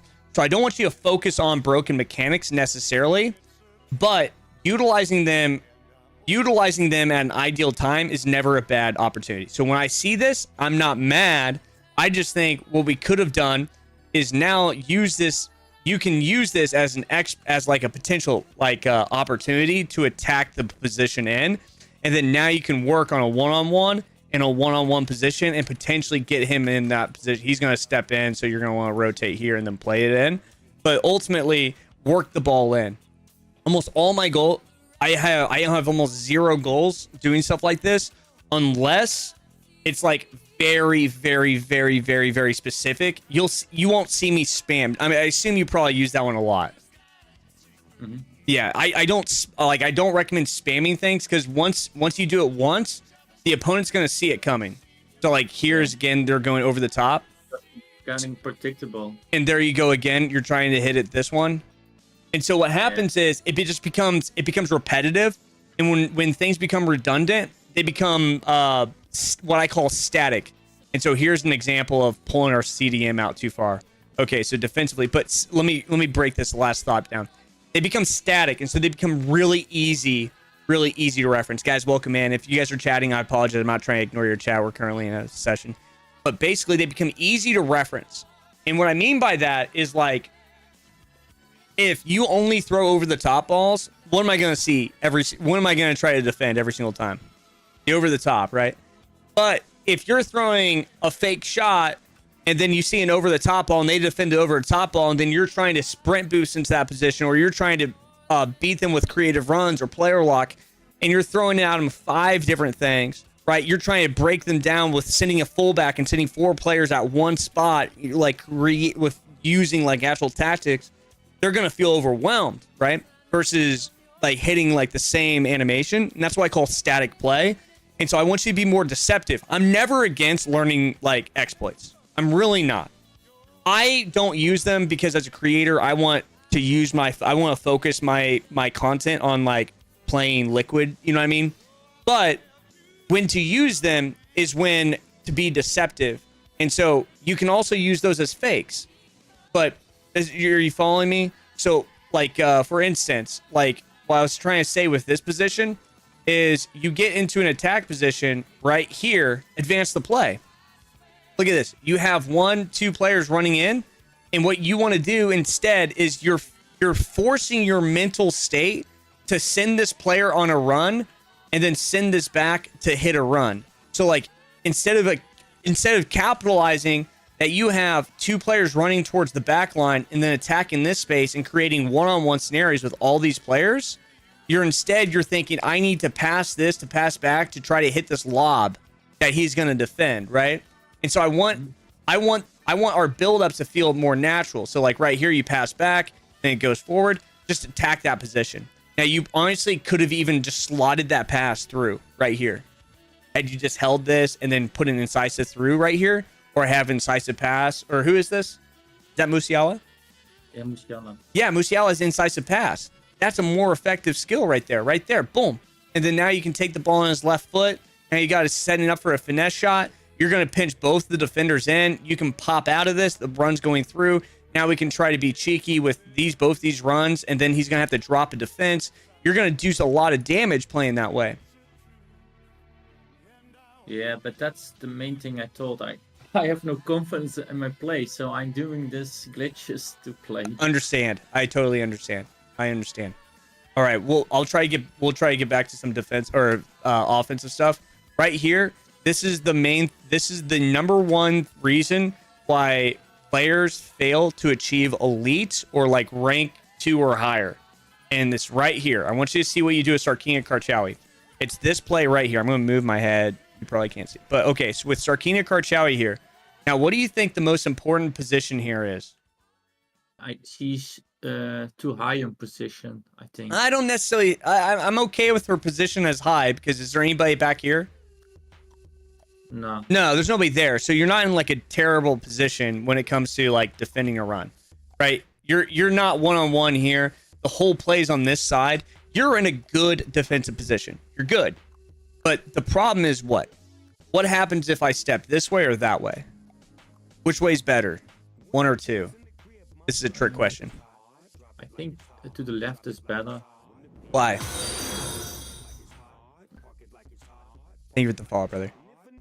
Why? Yeah, Why? because I still have a CDM Sure. to run on the right. Sure. But what happens if you step this way and then he breaks the interior? Now he's attacking straight. And which way is faster to goal? This way or this way? 2. It's way faster to goal because now he can attack this position. This is the handicap, defensive handicap. This is what I call defensive handicap, where you're applying pressure because you think you can win this position. It should be 100% we can win this, and that player should be positioned like right here. You get against the wrong player, this is actually bail. You get against somebody that knows how to use this bail, he's gonna pull you down. You're gonna set, and he's gonna expand right into that position. He's gonna shield you off, and he's gonna attack the interior. He's not gonna try to go wide. I would always attack the interior if I break a position here. And so what I'm looking at is the real answer is actually it depends. And it does not depend on what we do. I want you to understand this. Nothing we choose to do defensively should be based upon what we do. It's about what they do. We want to try to manipulate players to do something, but ultimately they make the decision. So what I mean by that is when I'm approaching this player, I want to go and disguise my position as long as possible. Now, what happens if he starts to dribble this way? Which way am I going to break? Like that, right? What happens if he starts to dribble this way? I'm going to break like that. That's the skill. That's the skill, right? But what happens if he just dribbles like this and then I break this way? Now I expose myself. Do you see the difference? You see what I mean? And so what I'm saying is it doesn't matter which way we go. It matters if he goes which way, right? Because if he goes back, you'll see a lot of high-level players. They'll take a touch back, and they'll get into this little dribble movement like this. How many times have you seen high-level players get into this dribble movement? I call it like peeking and bounding, where they get back into this up and down shift movement, right? And then what happens? Then they get a break, right? They'll find this little teeny tiny break. Like let me see if I can get one for us real quick. Let me see. So it's like waiting for a break. Let's see if I can get one. I don't get it. That one's not a good clip. I don't want to waste time. I want to show you this example. So let me see if I attack. But you can see how I'm staying inverted while I'm attacking. But this is that movement. You see that? Okay. This is exactly it. So this is exactly it. So I'm in right here. So I want you to see what I do to his left center back. I want you to watch left center back. I'm going to zoom in for us so we can see this a little bit better too. Okay. Let me pull this up. I want you to watch his left center back. He's in a good spot right now, right? Mm-hmm. Now, which one's more dangerous? Hurts or Dembele? Who? Dembele? Oh, Yeah, Dembele is, right? But yeah. what happens if I dribble up? Is he going to switch to that fullback? Or is he going to defend the interior position, potentially with Militao? I think he's defending the center position. Exactly.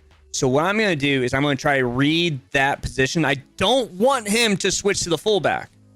So what I do is I give him a little bit of a fake. You see that little tiny fake? That keeps him hard set on a position, and that breaks his movement, which creates the opening. It's a really tiny movement. So this is the key to like these high level gameplays. It's really tight movement. It's right here. So boom, you see that little dribble. It's a tiny dribble. And that moves his entire back, right? How you do this? Just Left stick. It's all left stick. Left stick up. Yeah, just left stick. It's if you actually go into the arena and you check this out, basically, let me do this. This is why so many people. So this is why a lot of people love or don't love the new FC 25. This is why I love it. Now, the reason why people like old gen game is because this is more responsive, right? This movement is more responsive. But if you actually look, you can actually do these little dribble moves where you can like set these little tiny movements if I just like keep in my rotation. That is so much more effective. How are you doing that slight fake? Just left stick. Just left stick. And so sometimes I'll even do like a little like I'll like even jab at it. You'll see me do this all the time. I'll dribble to a corner.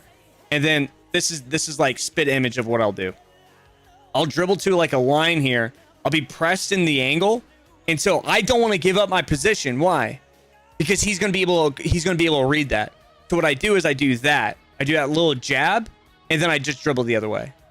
And that breaks that movement. That's how I break lines all the time.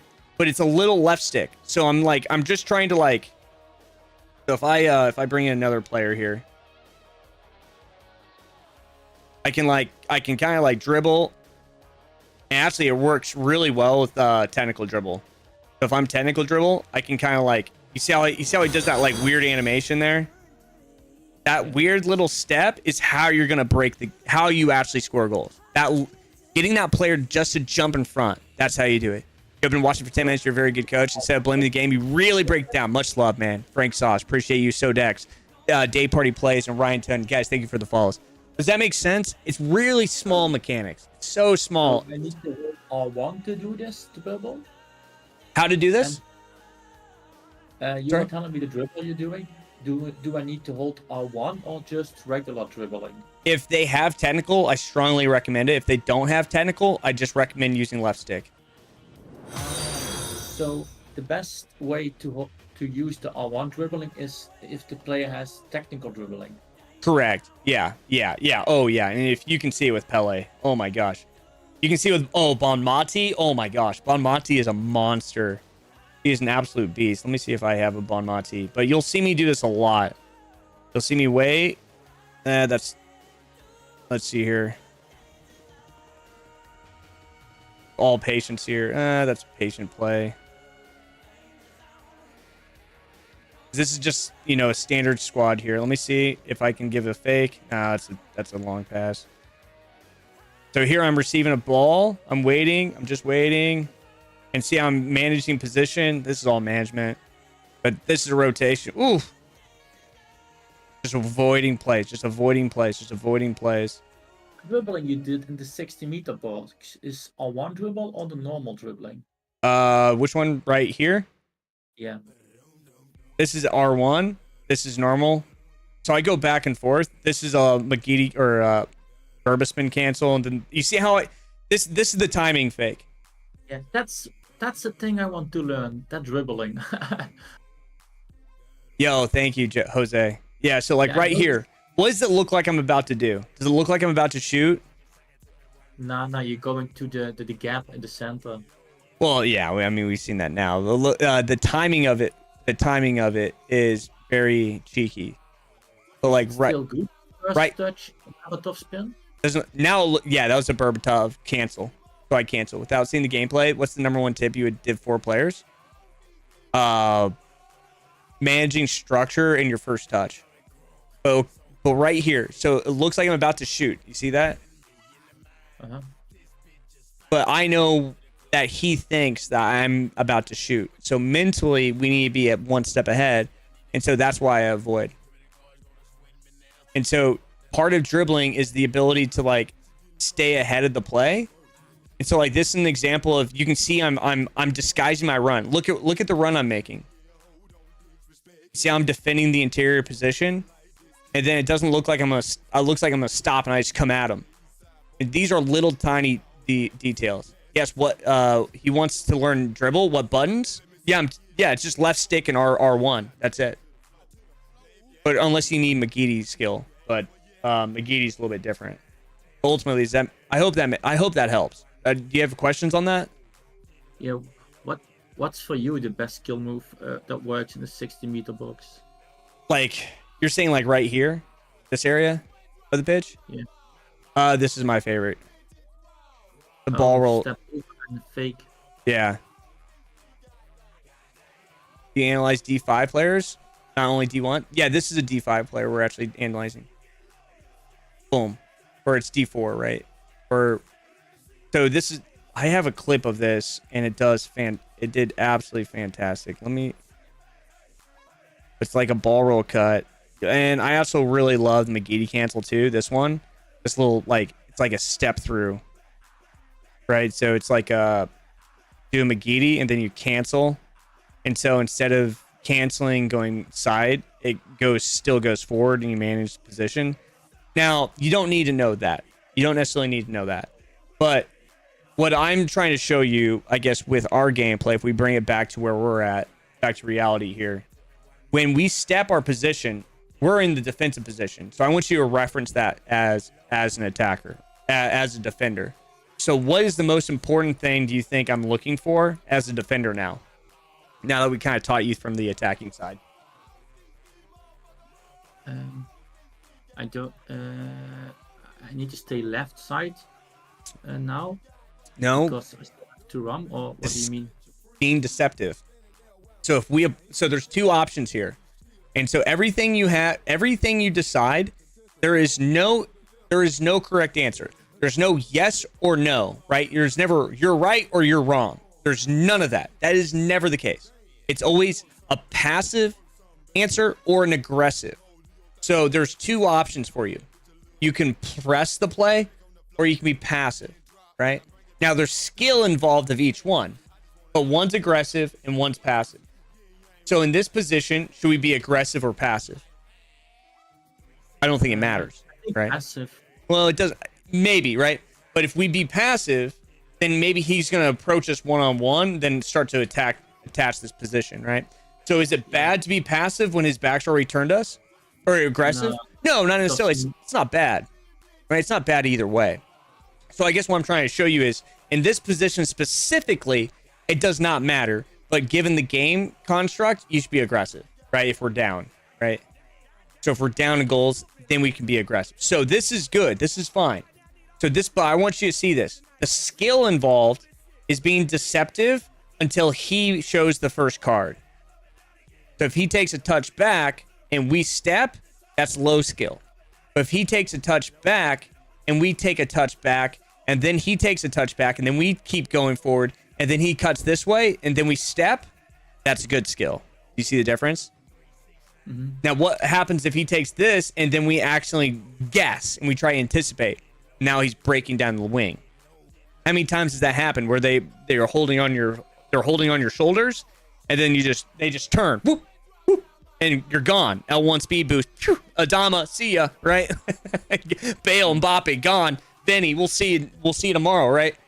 So in this position, you just want to make sure that this is Gareth Bale. You don't want to get burned here. And so what I look for is this. And so you can see how it looks like we're going to approach that spot. He fakes your position. Do you see that? He takes you to that space and then he attacks right down the middle. So he pulls you there and then he, boom, sprints out of it. That is what I call Toni Kroos's golden move. Toni Kroos is the greatest at this. And so ultimately, you don't even want to go for the first one, right? I'm trying to explain it to you just as from a coaching standpoint. But ultimately, you want to wait as long as you possibly can to see what they're going to do. How do you factor in gameplay delay? I don't see Toni Kroos. I don't think there's gameplay delay on that. Really. I mean, you just tackle step. But ultimately, you see what I'm trying to say. So when we get burned here, the idea is that we don't want to get manipulated to this position. So I would rather you just hone right into that space until he really turns. And so when they turn with that left shoulder, that left foot like that, that's like a setup. I do this one all the time. This is like one of my favorite moves. So I should be closer to him at that point. Yeah, you want to pinpoint. And this is why I call crosshair defense. So ultimately, where's his fastest route to goal? This way.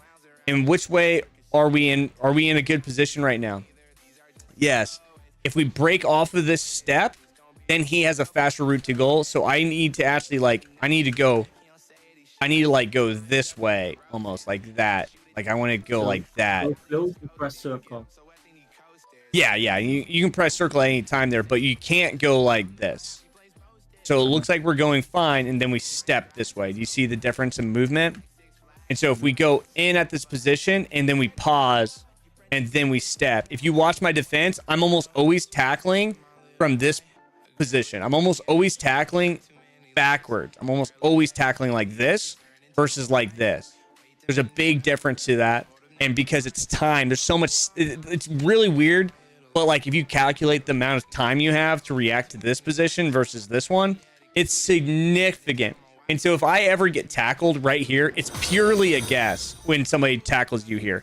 It's either a guess or the opponent is playing slow enough that you're able to, I call an overtake, where they overtake the ball and then you just go straight to goal. That's usually it. Guys, if you're just now joining us, I apologize. So like, let me see if I have an example here defensively. Let me see.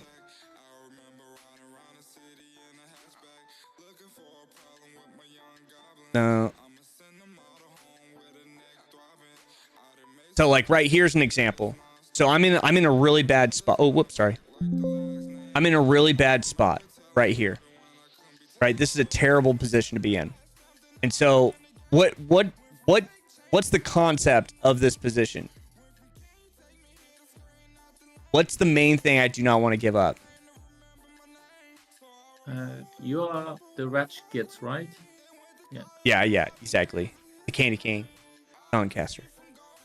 Oh, you're not moving your first central defender. So Yeah. right now everybody's covered, right?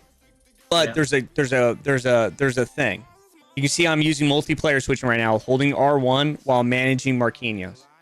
Now, what did I say that I did earlier when I get broken in time? I need time. I don't have a lot of time. I'm in a dangerous spot.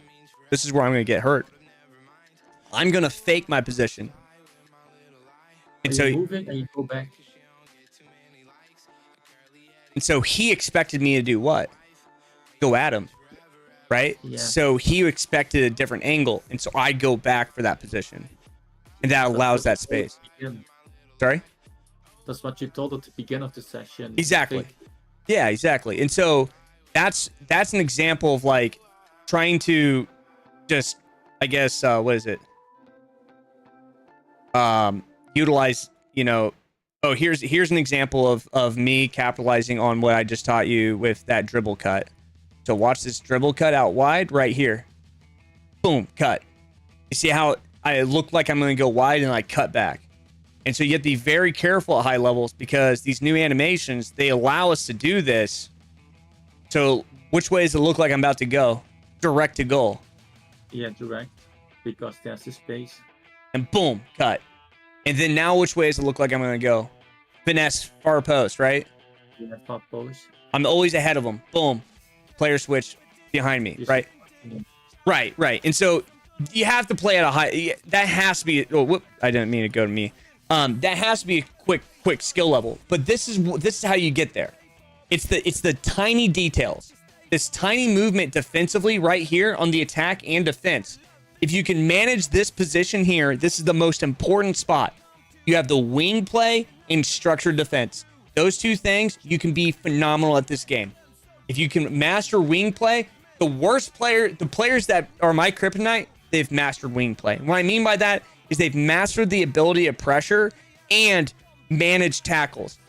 And so you're close here, but the problem is we separate, and then this is what I call breaking the crosshair. So they break your crosshair, and so now they can go direct to goal. And then that's exactly what they want to do. And so then that puts us in a back defense, and then that forces us here. And so this is now a pursuit issue. So now when we're in here, you ended up forcing them wide. Now, as an attacker, what would I have done in this position? Would I have continued to go wide, or would I have tried to cut back even further? Right here. You go to the space to the right. That's where most players would go. I'm actually going to try to attack the center. I would try to attack this player here. And then I would maybe even step out of here. Or I might even try to rocket the ball here and then gain the tactical advantage. So this is where I'm going to try to get you to commit to me up further, and then I'm going to use the space. Or you're going to commit down, and I'm going to try to go behind you. So the idea here is that I am always going to attack through the central play. Because here's the thing. Once you go to the space, do you have space anymore? This is the biggest key concept on attack. Once you go to space, do you have space anymore? Guys, thank you for the follows. So you attack not on the wings, but always. I'm center? always going to the center. Here's why. This is the simple. Let's talk about it in a simple idea. Just simple game of football. When it's you and your buddy, and you guys are on the pitch, nobody's there yet, and you're just kicking around, and one of you is like, "Hey, I'll play in goal." What do you do? Do you dribble direct to goal? Just straight at him? Or do you go all the way over here and then shoot? You just go direct, right? Fastest route to goal is center, right? And so it's a simple concept, right? I'm not trying to make it confusing. I'm really not. I'm trying to explain it to you because football is a simple game, right? The whole purpose is what? To have more balls in the net than the other team, right? And the whole purpose is to either get goals or not concede. That's it. Those two things. Outside of that, everything is a matter of simple things that have built up to make complex situations. All simple ideas, but what makes it complex is all these simple things are happening at the same time, all the time, constantly. And then on top of that, we have mechanics. On top of that, we have our opponent, right? Blah, blah, all these simple concepts happening all the time. And so what happens if I put an opponent right here? Let's say one of my friends show up. What do I do now? Do I go at him or do I go around him, right? Around him. Right. But what happens if guys like this? Am I going to go around him like this? No, of course. I'm going to try to stay more direct. Right? So it's the same concept. And so if we break this out and we put like 4 bodies in, right? And we put like a CDM here. And I pull this down. We're all out here. Guys, thank you for the follows. We're over here. And then what happens is you break this position. What's going to happen is I'm going to attack this position. And who's going to connect to me? These, right? Yeah. Now where's the space? Right. And now I can still take this space. Now I can do what I call a push, which advances the play. Oh, I can't do a stretch right now, my friend. But I can't. So now I can advance the play. What's going to happen is these guys are going to again rotate, and they're going to come down to like this position. And so the idea is that we can always go wide, but we can't always go central. So it's almost like having a, what's it called? A plan B every single time you play. Yeah, So like you need to get variations in your game, right? exactly. Yeah. And so I don't like going down the wing, but if I'm forced to go down the wing, I guess I'll take the wing, right? But I'm always going to try attack centrally. I'm always going to like continuously grind towards the middle. And so in this case, what happens is he takes you really wide, but that actually opens you up. You're never going to see me pull this play wide. A high level defender is going to stay central because he's going to be ready for what I call level 2 attack. Right? That level 2 position. And you're going to need that CDM there. And you're going to be able to cut him off all the way down here. And so it's about maintaining the center position to manage space on the attack. I just played a match. It was really weird. And I misstepped a center back. I forgot to switch to him.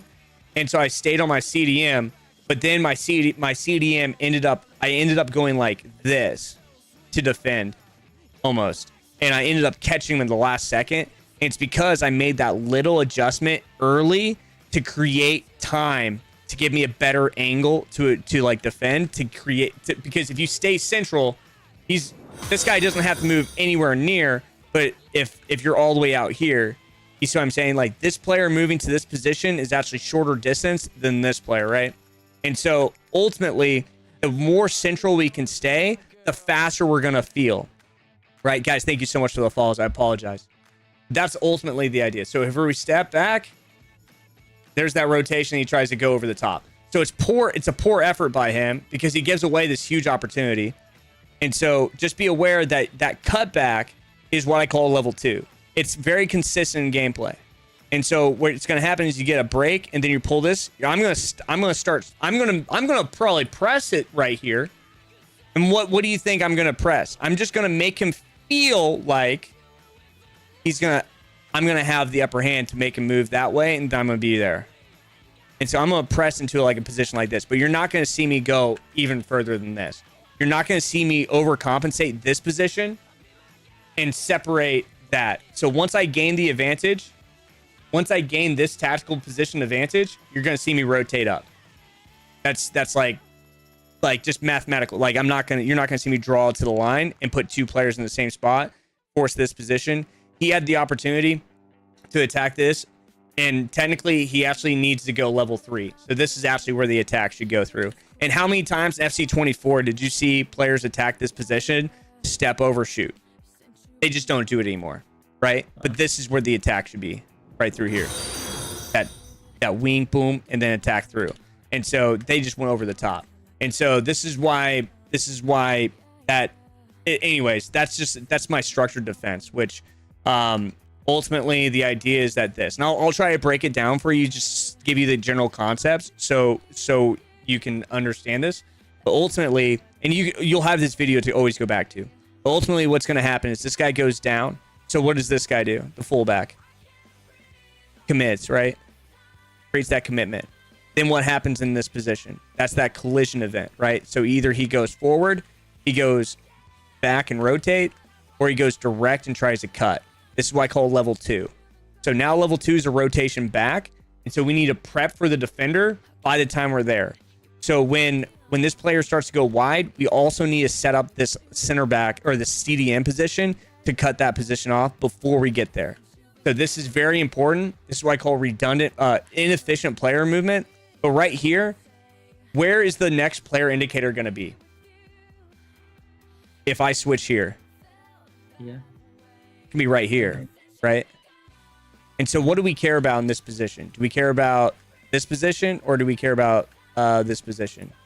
Yeah. Yeah, so we're already in a pretty good spot. So what do we think he's most likely going to go? This way. What happens if I switch here and I start driving here? We care about him, right? Or we care about her, right? So we're going to drag that CDM to that position before we break that fullback out. Okay. If we break the position, as you take him now. Sorry? If you take the right back now, he's out of position. Exactly. Then they can attack. But if we pull this CDM first and then break, that's fine, right? We're in structure. Yeah. So the whole purpose here is that we need to stay central and wait.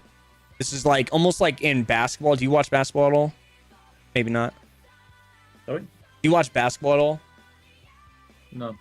It's called help side defense in basketball. As an American, I would play a lot of basketball, but like it's called help side defense where you wait and then you shift off type of thing, or like, anyways, it's basically like a help side defense where you rotate down. Now, instead of going all the way out, we're going to step this way first before we extend out.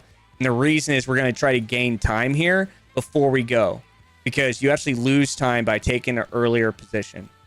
You can actually gain time here. And the reason is gain space, essentially. It's almost like you're almost jumping. But the whole purpose here is this is multiplayer switching. This is MPS. And so this is what I call level 1 attack. So this is level 1. Or level 1 defense. We're going to defend that first position by pulling both players down. And what we're actually setting up is defending 1 and 2 at the same time. So as this play starts to rotate, so as this play goes here and starts to rotate this way, we're already prepped for it. So all they can do is go to level 3. And that rotates the down. And this is what you see in Man City all the time. Man City, and if you really watch like Man City play, they do this all the time. Their rotation is like this.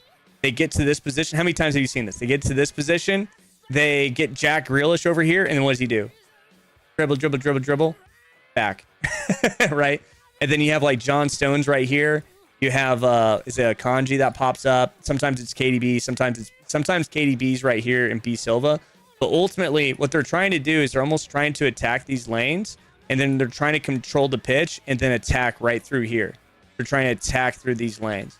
And so we really need to focus on those defensive positions. And all you have to do is drag that CDM down before you release the fullback. That's the most important step. We're pulling that CDM down before we're releasing. So what happens then is, let's see here. So if we step all the way out, that pulls a lot of space here, and that shifts our entire defense up. That can be dangerous. And so like right here, we're off switch, and here comes level 3. So here's a natural level 3, but look at the rotation here. Now they actually have this. So if he actually slots a through pass here, that's in. That's a goal. It's because we barely moved, and he's a little bit slow on it. But okay, so he's gonna rotate. So he's still level 1. So that's a little sloppy play, right? But ultimately, I hope you see that. Do you have any questions on level 1, level 2, 3 defense? I made some notes of it, what you told me. Sure. Okay. Yeah. And if you ever have any questions, you're always welcome to message me too. I do not mind. Let's see here. Okay, so on the attack here, you do a great job on the counter attack. Sorry, go ahead. If he close to me, yeah. So it's not. So imagine like try to imagine winning a foot race against Mbappe. Is it gonna happen? Probably not, right? And so there's characteristics in the game that just not gonna happen. Like imagine us trying to win against VVD, right? So I don't care who you are, even if you're Mbappe. What are the chances of Mbappe like beating VVD? In like maybe in this position where he's running this way and then go, you know what I mean? Maybe. But like ultimately, this is gonna happen to us all the time in this game. They're gonna rotate, but we have to be ready for the step. Now, this is where I don't necessarily agree with the game, but we have to understand how it's coded. So you do a great job getting into this position, and you take that step. Now, he has to fall back, but look who it is. It's Mickey Van de Ven. Van de Ven's faster than Martinez, right? And so in game code, we're looking at like a 90 pace center back versus he's like 88 pace or something crazy, right? So it's versus Martinez, which is a little bit slower. And so he's going to catch up. So we can imagine him catching up. But I want you to think about this a little bit deeper. Okay, so if we're talking at like the highest level, what is the number one thing I'm thinking about in this specific position? This is what EA added into the game in the past 2 years. This is since you haven't played this. This is since you came back, essentially, since you started struggling. Yeah, it's really difficult to do a skill move right now because the physics. So this is their accelerate position. So this is accelerate. So let me ask you a question. This is where body type. So the problem with this game is like there's so much information. It's the hardest game that has ever been around. So this is where we want to cut on players' accelerate values. So if you see this player, if you see his angle, he's like at a 45 degree. Yeah. Right? Does that mean he's balanced or not balanced? It's like understanding these animations. Is he balanced or unbalanced here? Balanced? He's not balanced. He's not very balanced when he's at that 45 degree angle. That means he's holding down sprint. He's got nothing. He's going all in at this location right here. We don't know if he's going to be all in at this location, but we know he's all in right here. So if he's all in right there, there's a simple skill move that breaks this. There's a very, very simple skill move that breaks it. But I don't want you to learn broken stuff. I just want you to understand the momentum, because you can get around this with just simple L stick. But this one breaks this play all the time. Boom, right here. It's very simple. You'll see it all the time in the pro scene. Very, very simple. Now you'll see me do McGeady cancel like that all the time. I do that one constantly. And there's actually, I forget if this is the one where I use McGeady cancel right here. Let me see if this is it. It's a very similar position, but ultimately, when you have the advantage, it's usually when a player's coming at you heavy. So it's like, let me see if I can get an example. That one's that. This one might be it. Okay, like right here. Let me see. So like it's a little bit. So we just showed this. Right? This is just a fake shot cut. But ultimately, what's happening is their animation set. So this player's animation set, they're probably sprinting. You see how they're completely set on one spot. Once they completely set on a spot, that's when we have the advantage. So let me see here if I can pull up another one. See, again, there's the set. Boom. I can get through little tiny spaces. It's because I understand the animation set, though. It's like right here. So right, you see how his hand animates? I cut right before he's able to get balanced, and that's why he misses. So I cut back before that position, and so then he's rotating up, which allows me just enough space. You see how it slows? You see how the animation gets heavy? How many times have we gotten tackled in this position? All the time, right? All the time, until I've really focused on those little tiny animations. And so this is at like 12 or 13 wins for champs.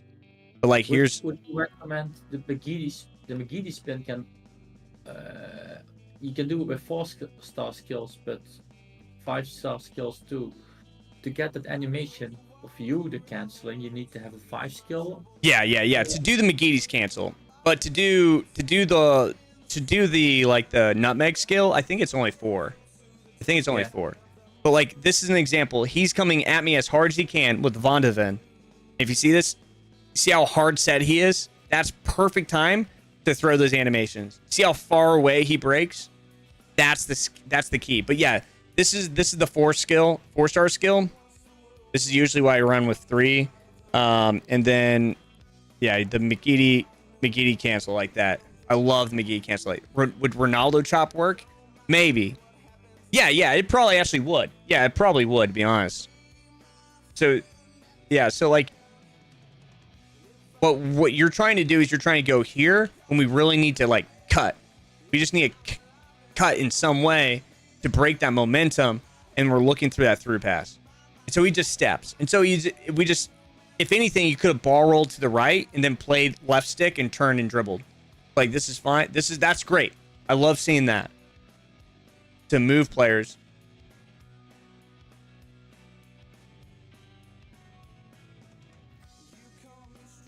Very nice possession. This is what I call, yep, this is level 3 attack.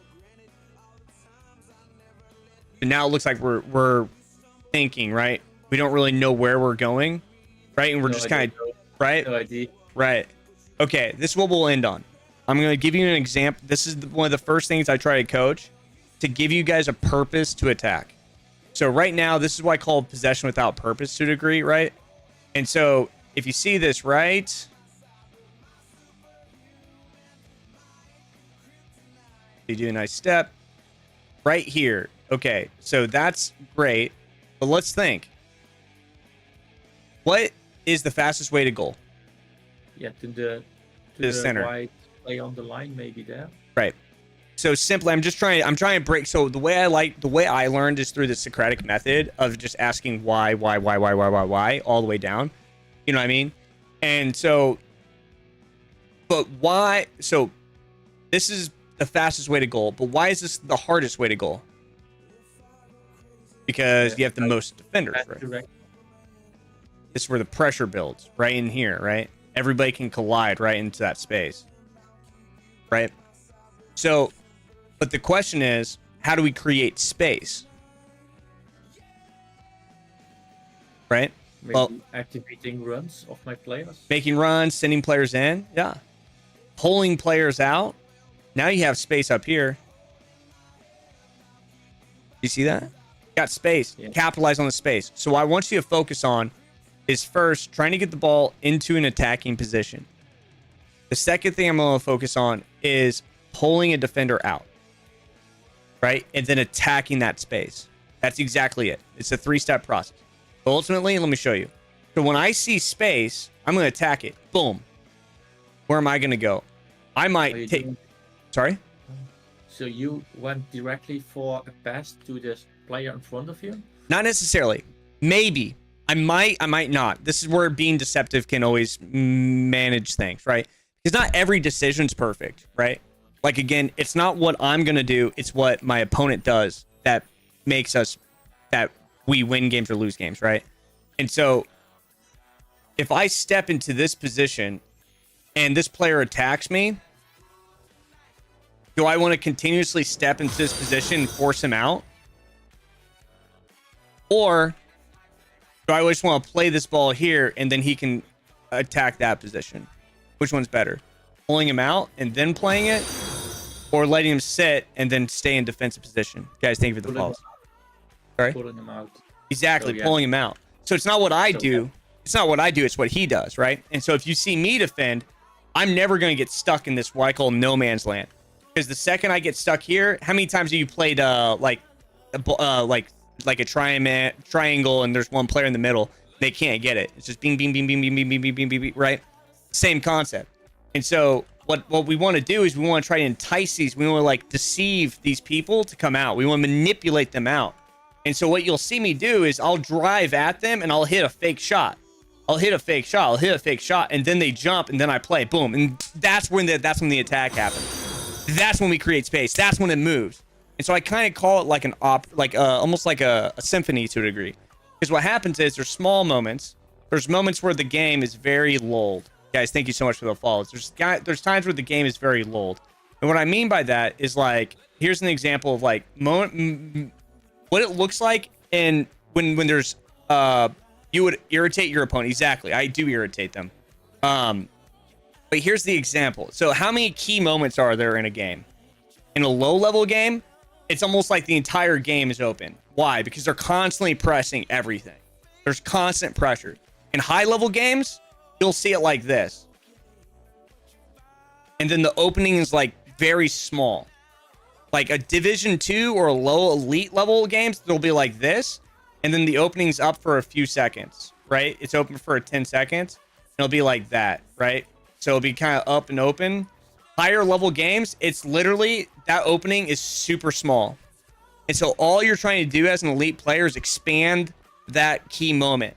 And so what happens is we need to look for key moments. How do we find key moments? It's these crosshairs that matter the most.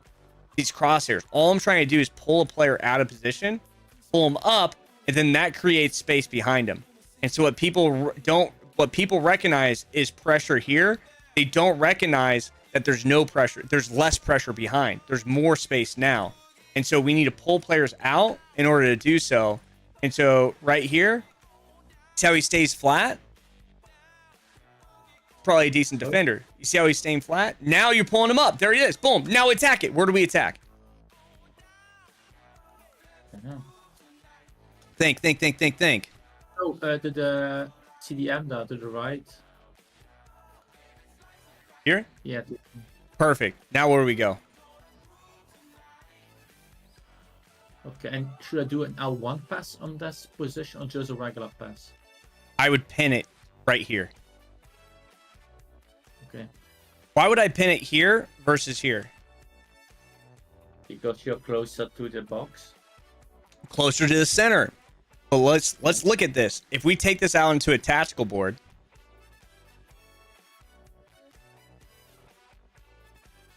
let's show this example. I want you to see the X's and O's, because once you see the X's and O's, you'll never forget this. Okay, so 1, 2, 3, 4, and then 2. Okay.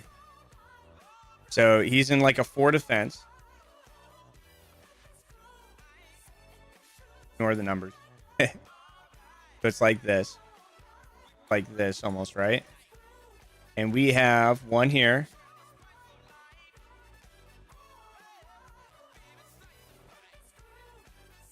Like that, right? And then yeah, that's it. 1, 2, 3, 4, 5, 3, 6. Yep, 6. 1, 2, 3, 4, 5, 6. Where's this one? In the center? Right here. Oh, he's offside. Okay. So he's like this. Okay. Imagine he's like that. So where should it make sense to attack the ball? This way or this way? Clearly, right? The right side, because left side is only one player. Exactly. So what I'm looking for as an attacker is I'm looking to create these one-on-one scenarios. This is what I call natural scenarios. Now, what's happened is the entire shift of the attack has shifted to this side of the attack. Completely shifted to this side. And so when we turn here, we've rotated the ball from here to here. And so now I'm going to try to pin this ball right here. And the reason why is if I pin it here, can I get more space in the center? Yeah. No, lobby. But that happens. Yeah. And that's what we don't want. And so by pinning it here, now I can get to what I call the queen's position. Do you play chess? Nah. No. You know what the queen can do though, right? Yeah, she can go all directions. All directions. And so the purpose here is that the real skill is being able to manage the ball right here. This is the skill. Being able to manage the ball in between what I call the attacking highway.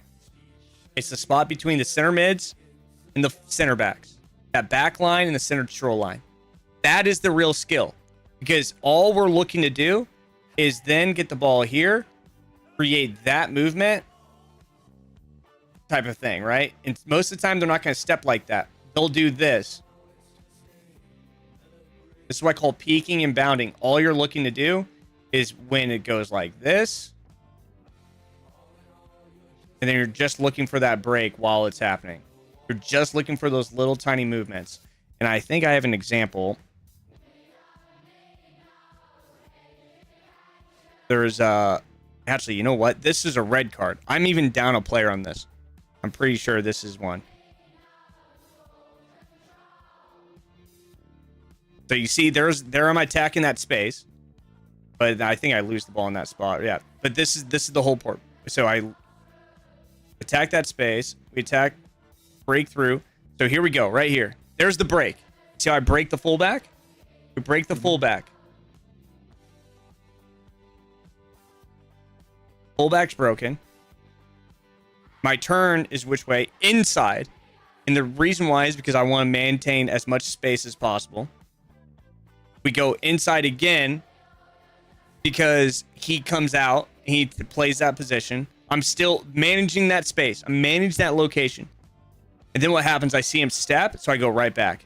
The simple pass movement, right? And I barely missed, but like it opens up very, and this is with a man down. So I'm actually playing with the red card on a striker, or on a without a striker.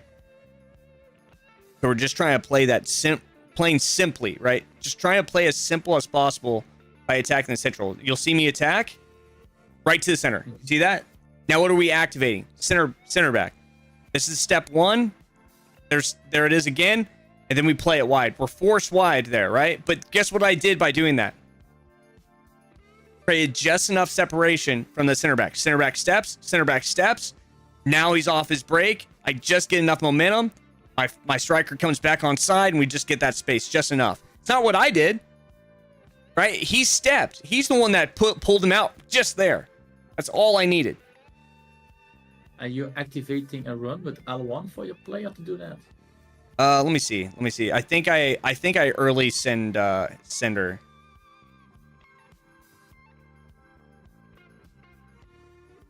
I think I send her right. Let me see. Right here, I send her. Yeah. Wait, nope, I didn't send her yet. Now I've sent her. Or no, you know what? I just used incisive pass. I just used a through ball to pull her all the way through. And so then I'm using a run. So you can see the hand go up for Musiala though. So I have her tactics to set to go like wing back, but like right here, you're gonna see me use L1. So you'll see how Musiala's hand goes up right there. That's me clicking that just to get that enough space to just pull it in. But when you're playing in like elite gameplay, these goals they're tight. You know what I mean? They're really tight. So it's like right here, pull it wide. Where do I go? See how I'm attacking the center? I'm leaving the space. I'm leaving space out wide. Look how much space is out wide. Tons. So I can go back wide at all the times, and I just give him a little bit of a fake. And so we just did this one about an hour before the session. Right here, and then we wait, boom, and he opens up, he makes a blunder. And so it's like this one was last night. This is that same clip from earlier. I mean, I know I'm showing kind of the same clips, but they're all the same concepts. But you see how I'm just passing into the same spots, and I'm waiting, I'm making those breaks. So I'm using their own momentum to create the breaks, but I'm also playing the ball into a tactical position. So it's like a tactical, like I actually try to pass that through to Dembele. So one, you see how I pull him up? Watch his left center back here. Guys, thank you for the follows here.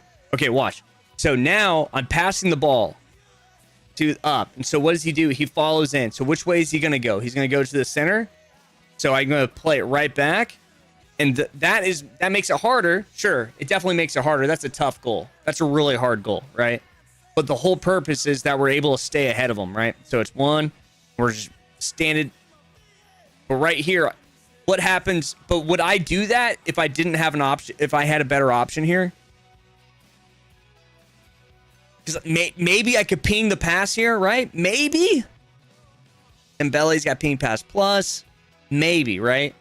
I don't want to deal with maybe. And so I wanted to go with, I knew that he was going to step there. And so I probably could have made that one work without it. But ultimately, here we go again, right to the middle. You see this rotation? There's the pull him out. There's the cut. Wait. And I was able to squeeze through. So but this is the idea. So see how it's pinched on the high side? Now we're going to rotate. Now we're going to create 1v1. I send him on the run. What did they do? They step forward slightly. What happens if they step backwards? Completely different defense. They step forward. Now I got them into a no man's land. Now I've held the ball. Now they're like, oh crap, right? Now they have to commit to a position. But if you look at the attack going up, all I need to do is create a 1v1. So I've got 1v1, 1v1, 1v1, 1v1 all the way up the pitch. Mm-hmm. Now I can cut in and then whoop. Ooh. Yeah, that was a McGeady cancel, guys. Yes. Okay, so this is one more. Let's see here. This is that tackle step here. So this is where wing play is really important. So I close him down on the wing. That's what we call an overstep. And so now, what does it look like I'm going to pass? Martinez, right? Right, yeah. And so if you're defending this, more likely you're going to defend Martinez in this position. And so I'm reading that, and so I go wide, and then I wait for him. But if you look at this really tight, this is where your finishing is going to improve. If there's anything I can improve, right here is it. Now we have to think about this position. This is the most important thing I can teach before the end of the session. This is the most important step when it comes to finishing, because this is what I call the game of wit. So in this spot, this is where we win games and lose games.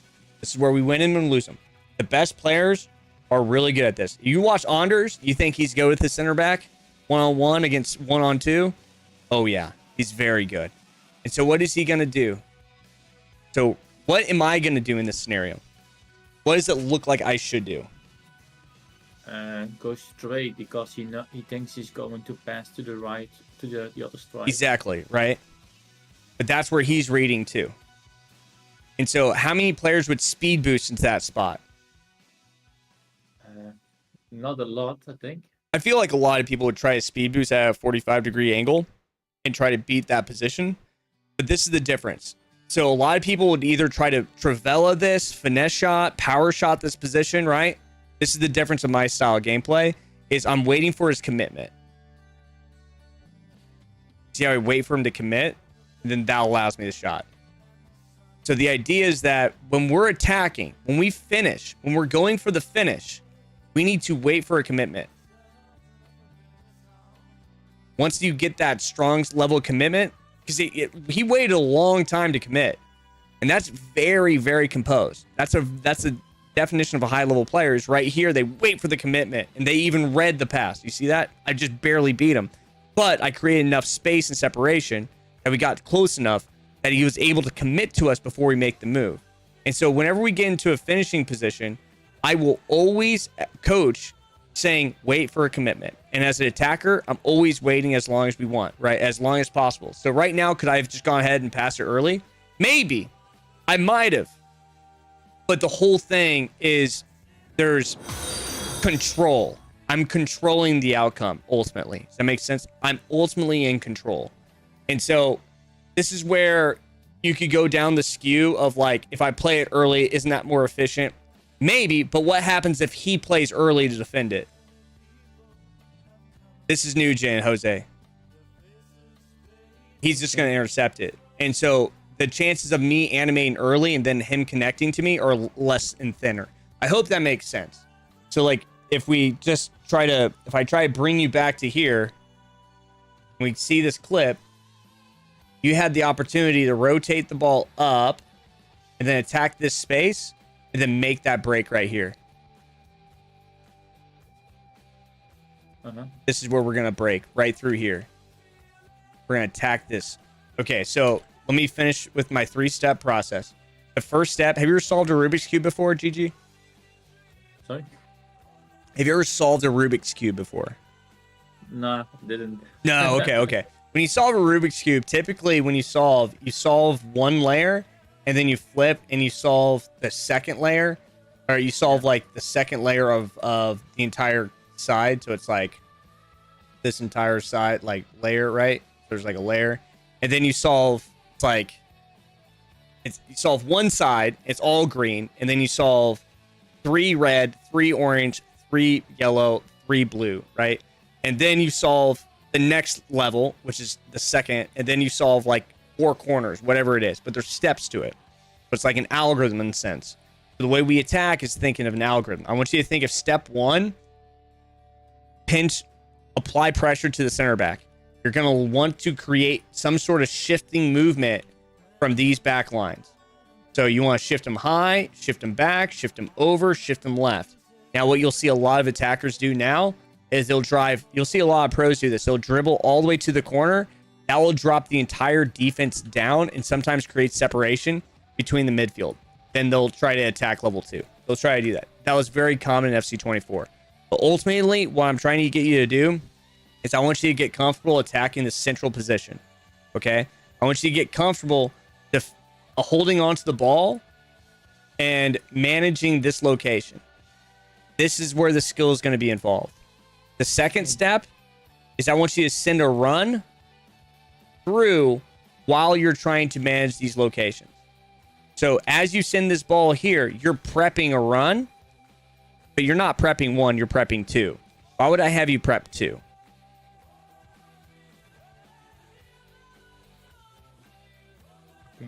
Why would I have you prep 2? I normally go for the pass to the right midfielder. Normally. So I guess what I'm trying to say is when you get the ball here, I want you to have options. Decoy runner. Rolando said it. Decoy run. I want you to have 2 options. So the timing associated, one of those are going to be defended. The other one's going to be open. And that's where you attack. So you're going to try to have multiple options when you're attacking. So step 1, get the ball to the striker and pull a defender out. Step 2 is having multiple options to be able to avoid that movement. So if you have 2 options, you have one on the high side, one on the low side, which would be ideal, or a rotating central like play like this. The idea is if he steps this way, you don't have to force this play anymore. Do you see what I mean? You can just play this way, right? You can dribble and then pull him out and maybe still slot that. Maybe get an angle here and then slot this, right? The whole purpose is that you're going to have more options. They are going to be more, what is it? It's way easier to break a defense down when you have 2 options at the same time. That's all I'm trying to say. Okay? Multiple options. And number 3 is break the defender. And all I'm trying to get you to do is break what I call the crosshair position. And the crosshair position is ultimately getting the ball from this spot to this spot. That's it. And so you're going to try to pull this player up to your back, and you're going to try to get them to step on one side, and then you rotate the other. That's it. It ultimately is as simple as that concept. So what it looks like in game is this right here. Is if I get the ball right here, there's no mechanical break just yet. There's the step. So I break his right back. So when I see that, I'm thinking, oh man, that's awesome. Right? Because he steps in the middle of nowhere, and now I've got these huge runs. And so then you see I wait for the pass to get me a break, but then he's going to commit to that spot. So we cancel and we try to dive right into the position, and we just keep on trying to break these lanes. So every single tack movement should be an effort to be efficient and breaking lanes. Does that make sense? Breaking those perfect positions. I hope that helps. You have questions? I know it's a weird concept.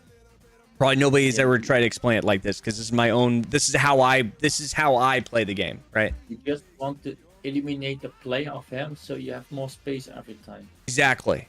And so we just got to keep him guessing. But here's the ultimate thing. This is the last thing. This is it.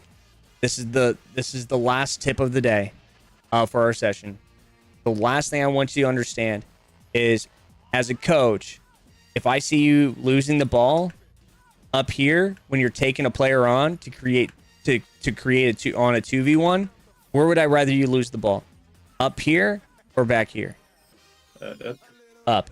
So if I see you lose the ball in this area, there's going to be a moment where you have to create what I call a collision event. When those collision events happen in this area, thumbs up.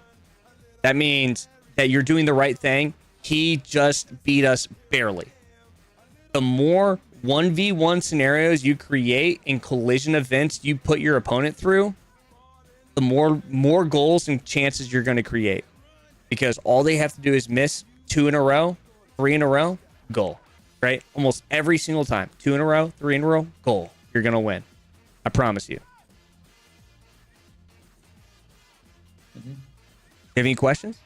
I know we talked through a lot of went through a lot today. I got a question about some skill moves. Sure. The step over, is it still useful? Not as effective. It can be it's effective with dribblers that are over 90, like in almost all categories. Like Musiala's pretty good with it. Dembele's pretty good with it. But players that like even Neymar's really, really good at it. But if you're underneath 90, it's too slow. The animation set's too slow. Because when I do the skill move to step overs, my opponent always it's gonna pull you down. Yeah, it's gonna pull you down. Don't do step overs unless it's like rapid plus or like Neymar-esque style, right? So like Diaby maybe, right? But Diaby still is a little bit weird. It doesn't really animate too well. So I wouldn't recommend. It's not like FC24. Step overs in FC24 were a dream. It was fantastic. And for the speed boost, is it, if you do the speed boost, you need to go straight or to another direction? Directly straight. Yeah, the exit needs to be directly straight from the direction that you're trying to go. So you can set it up looking like you're going to go straight, and then you're going to go. It's almost like doing this. If you see my lines here, it's like you're going to set it up like this, and so your body doesn't move. So let's say your body's right there. It's almost like you're just getting ready, and there's like a half-second delay where you're setting up, and boom, you can pop it like that. That makes sense? You can go whoop and pop. So that is one other thing I have struggles with. When people are dribbling, they're going backwards, forwards in my 16-meter box. I don't know what to do, because they want to trigger me to come to them. And when I do that, they're always sprinting between my defender. So where are you? When the opponent is at the 60-meter box, and he's doing the dribbling backwards, forwards, Sure. to trigger me. Up here? A little bit closer to the 60-meter box. So like right here? There, yeah. There. There he's going up, down, with dribbling. Just stay flat. Don't move. Stay wide. Yeah. You'll see me defend, and I'll literally just stay flat. I'll constantly just stay flat. Because what's going to happen is this.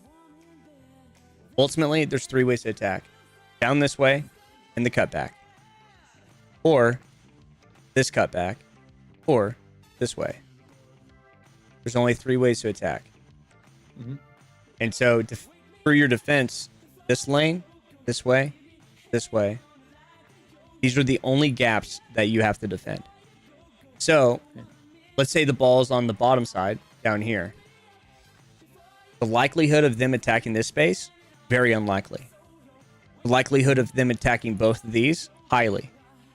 The likelihood of them attacking this space, very unlikely.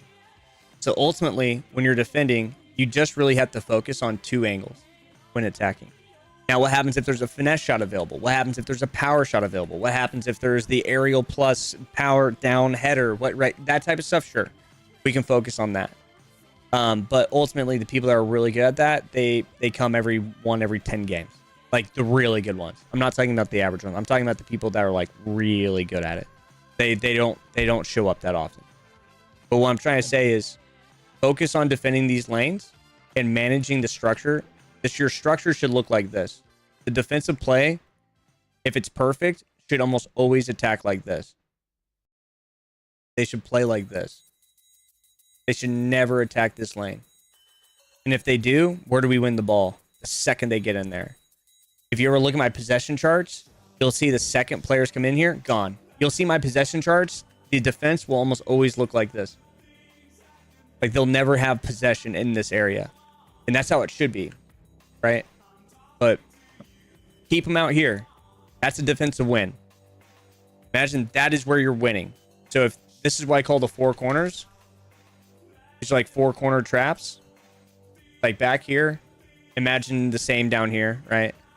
And then you have up here and up here. These are the 4 corner traps. This is where we're not going to go at them in these corners or we lose. And so you'll see players hold the ball right here. And it's because they don't know how to attack you. And if you actually come out there, you actually help them because you're creating space. It's like pulling center mids out. Don't do that. If this happens and you still want to pressure that priority player switch, what was the bottom of that priority player switch? Attackers. Let's attack. Let's use our wingers. Let's use our attackers. Make sense? Uh-huh. So don't pull your defense out if they're messing around. Like don't pull your defense out. That's the ultimate. That's the lesson there. That question. Yeah. Okay. Awesome. Any last questions? I know we went over the time. I felt like this was a really good session, and so I wanted to continue. We're talking about a lot of deep and we went into a lot of deep concepts today. We went to a lot of micro mini mechanic stuff.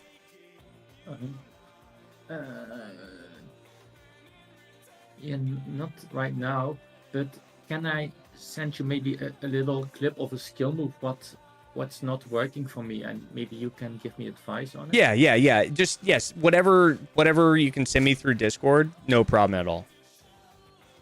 Okay, because I'm trying on my left screen the McGeady cancel, and it's not always doing the same cancel. Sometimes it's Yeah, so if you're gonna do the McGeady cancel, guys, if you guys were with us on live, we're not ending the live, just the session.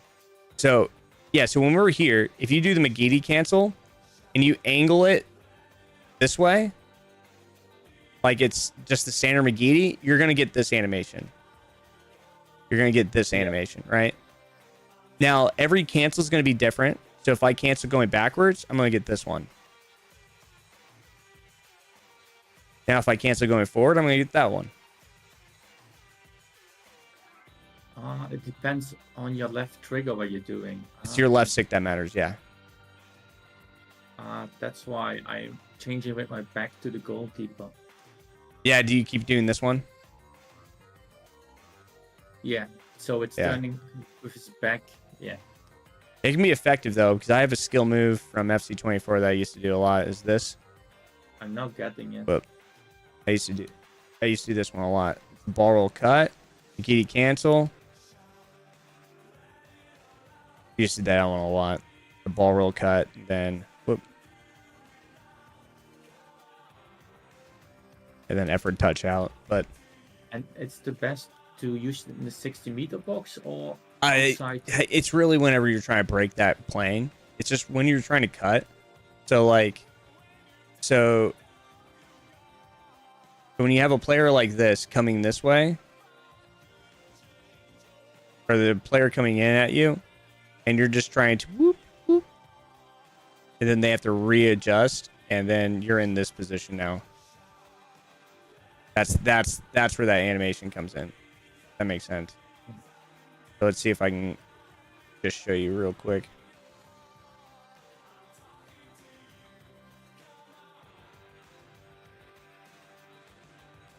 So it's like boop boop. That's me doing it like 5 times in a row, and the defense not breaking a plane, right? They're not going for it. But you I think you understand. Uh-huh. But yeah, awesome, man. Well, if you have any other questions, feel free to reach out to me. But Okay. but yeah, Yeah. Awesome. If I send my team to you, maybe you can give me a little advice. yeah, no problem. Yeah, no problem at all. Of course. Okay, great, man. Yeah. And I'm easily accessible. I go through all of the paid, the people that have, everybody that's gone through like coaching sessions. You guys are my highest priority. When I go through my DMs, I get a bunch of DMs at night. So, just like squads and all that, feel free to reach out anytime. Yeah, sure. I'm going to practice on the things you told me. Yeah, awesome, man. Well, feel free to reach out, and I look forward to seeing your development in the next session. And good luck on your rival points now that it's down to 35, and we'll see you soon. Okay, thanks, man. Awesome. All right, take care, GG. Yeah, see you. All right, Bye. cheers. Bye. That's it for today's EAFC. I don't want to say masterclass, but coaching session with my friend GG. We'll see you guys in the next episode. And as always, remember, hit this QR code to get FC Alert and get started trading with AI. Until next time, my name's John. We'll see you guys tomorrow. That was a great session. That you guys, he basically only paid for an hour, so we were a little overboard. And but anyways, he was really nice, man. He was really nice. Everybody I've ever met from the Netherlands always have such a soft soul. They're such a nice people. I've never met anybody mean from the Netherlands. Any advice on players to control their CDMs when defending? On beating players, yeah, you just want to pull them out. You just gotta pull them out, man. You just gotta pull them out. Just like defensively, you just gotta wait for them to come out. That's the main thing. He did get his money's worth. I will say that. Love to hear your opinion on Putellas Tiki Taka versus first touch. I think is better.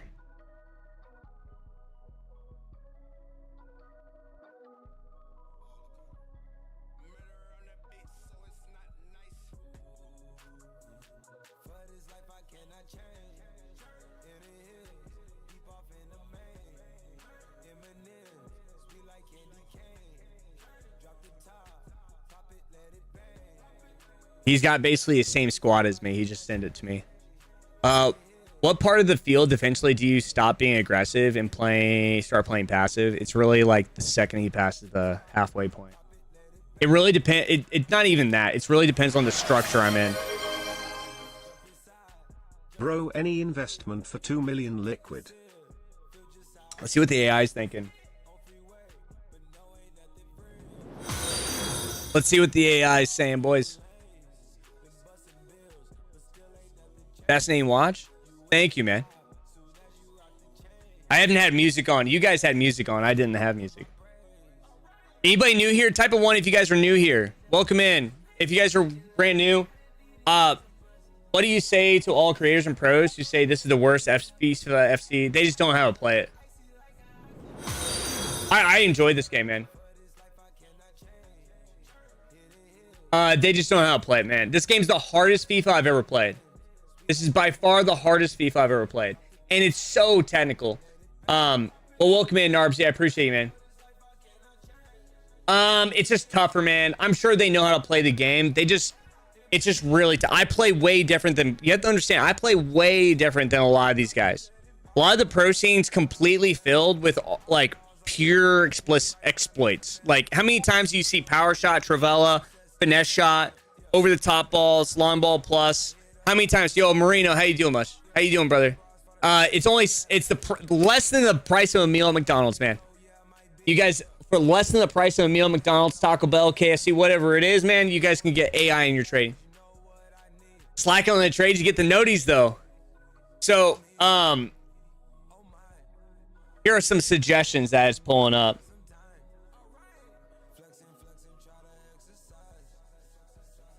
Yo, Blanc's almost 1 million now. Yo. Heavy. It is very rare to see insane football. That's what I mean. And it's not their fault. It's just what happens is the pro scene, they all just hone to the broken stuff, right? Because it works, right? Because it works. And so I think it's really a combination. That's why I think Anders is so superior than everybody, because he plays the meta game. But if you really pay attention to what he's doing a lot of the shit I'm saying, but he utilizes the meta point. Yo, Ollie, much love. He utilizes the meta point to like start what I call a cascading position, like a cascading waterfall. So like he'll break a position using an exploit, and then he'll finish with like football. Does that make sense? He's pretty dang good, man. And so we're getting the first icon promo, apparently SBCs as well. I have to be careful investing. That is true. That is true. A lot of these trades, they flip overnight. That's an exception of how Anders plays. That's what I mean. So if you really focus and watch him, that's why he's so far above everybody. And that's why there's such a gap. It's because I like to say I just don't know. I don't pay attention to exploits. If I learned exploits, man, my game would be very, very high. I just don't learn exploits. I'm good as it is. Like, I can break into a top 200 position if I'm in the zone type of thing. But I can't be. I don't know if I could beat. I would to like get to qualifiers. I would have to learn exploits. I just have to. You know what I mean? Pac Marintes from a hero pack after getting aerial abuse and champs. Oh, bro, they probably felt your play. There's so many players that are better than me. But everybody that plays me, man, it's a rarity that somebody beats me by like actual football. Like actually like manipulating me, actually like pulling me out of position. It's usually something weird. How big of an influence and factor or role? I use a lot of creative runs, so I don't know. I don't know. I do know that it's getting rigged. I don't think it's necessarily. You have to learn how to defend it. That's the key. That's the key to really getting better, guys. That's the key. That's the key. Is you're gonna get in the really tough matches. You're gonna get two really tough You're gonna get scored on 2 goals that are absolute trash. Prefer Musiala or Gold Dembele? Wow, that's tough. In terms of price, Dembele. For example, would you use Luis Hernandez as striker instead of Adama because he's a better poacher, or do you just go with the better overall? Play styles, man. I think play styles is the only thing. That's the main thing. Play styles. Play styles is my main. Price is no factor. It's really tough, man. Honestly, it's super close because like Dembele is significantly faster. So they're not the same player. They're just not the same player. Musiala, way better dribbler. He's so much stronger on ball, it feels like. Dude, that was really weird.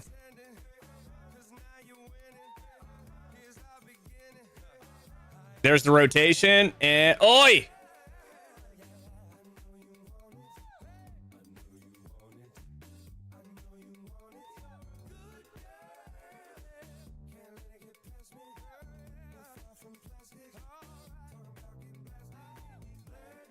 Aye. My through pass didn't go very well. I would say traditional John would say Musiala, man. I would probably say Musiala in the end.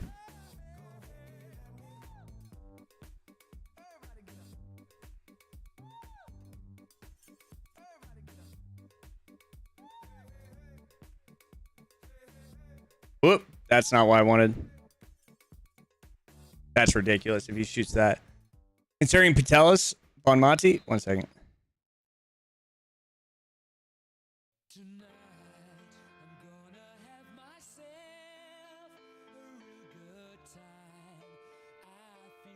Oh my gosh, how did you get that? Oh my gosh.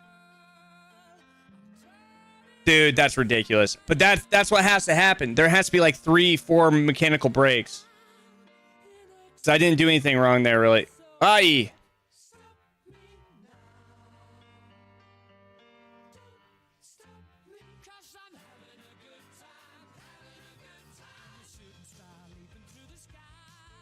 I don't know.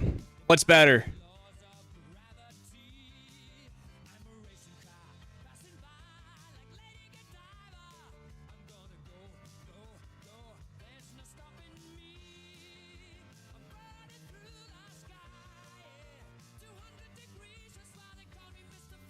Oh, come on. That's a great play. That's a really tough... Gosh darn it, John. What are you doing?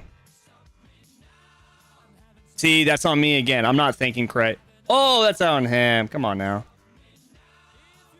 I did touch it, though.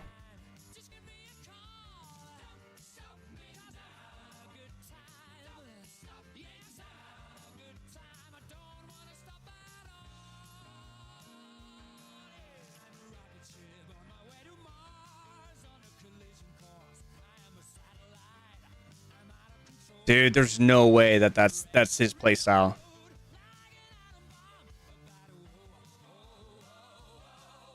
There's no way that's actually how he plays. Dude.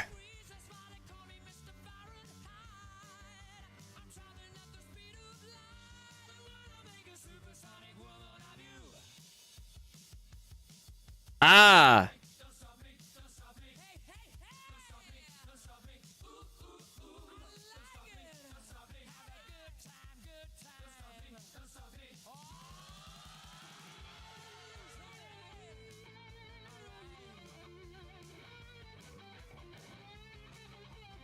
Dude, he went near post. There's no way. There's no way. I did the double triangle there, guys, to move the goalkeeper, and he went near post with that. That's just that's luck. So he's actually trying to aim far post, and there's a mechanic you guys can use to defend that stuff, and it's double triangle. And he oh my gosh, dude. Talk about disgusting gameplay. Dude, that went off. That was a pure animation. That was a pure physics animation.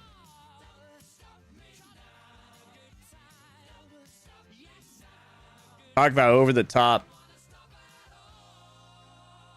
Dude, talk about just getting tackled. Oh, I need to sit up.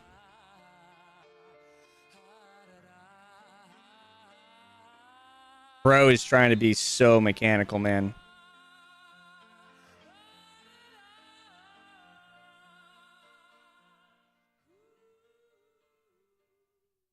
Gosh darn it. I haven't played in after that 2-hour session, man. Come on.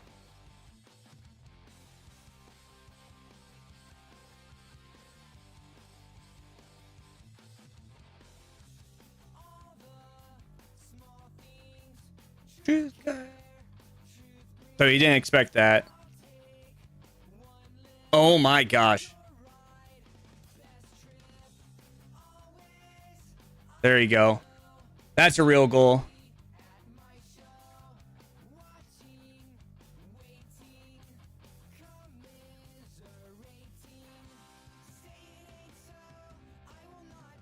Dude, what a piece of crap, dude.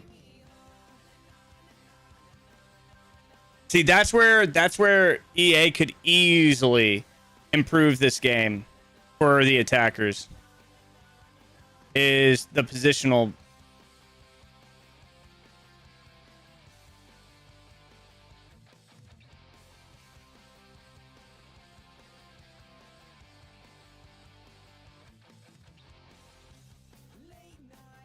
Oh my gosh. It said SES.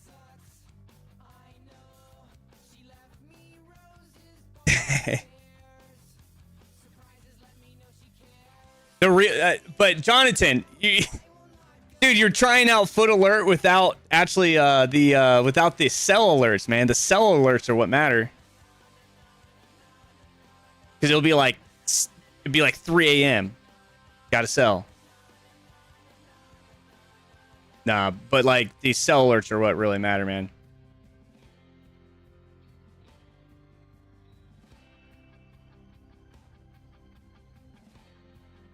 Dude, what an annoying way to play.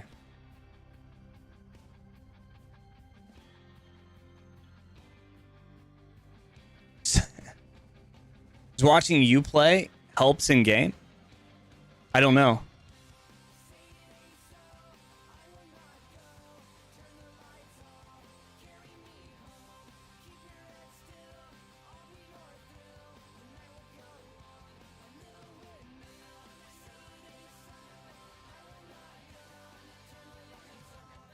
Gosh darn it. No, I had that. I had that.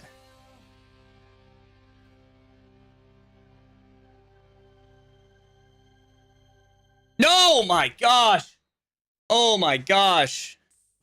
But I believe, Jonathan, I wish you luck, my friend.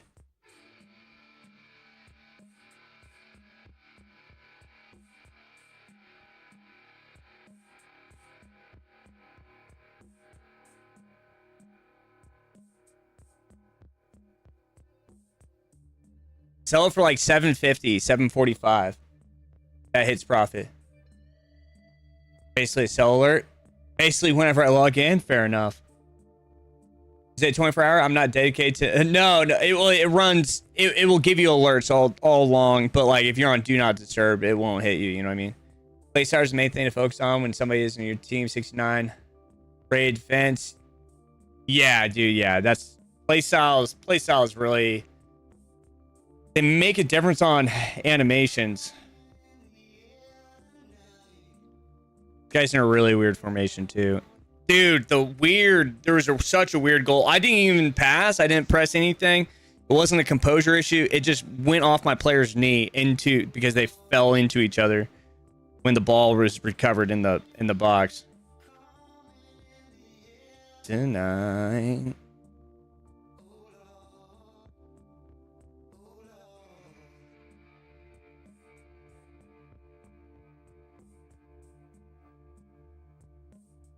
Dude, you gotta be kidding me. How many tackles do I have to avoid there?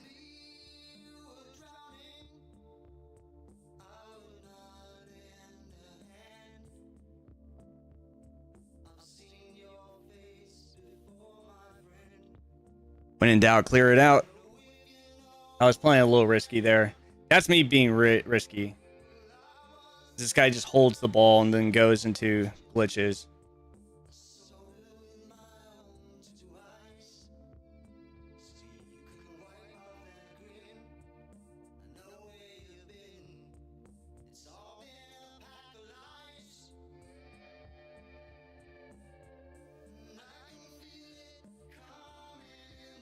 See, dude, it's just fouls, man.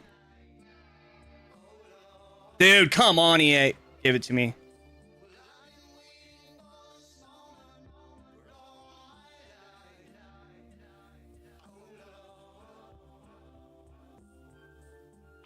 I was almost setting up for a finesse, though.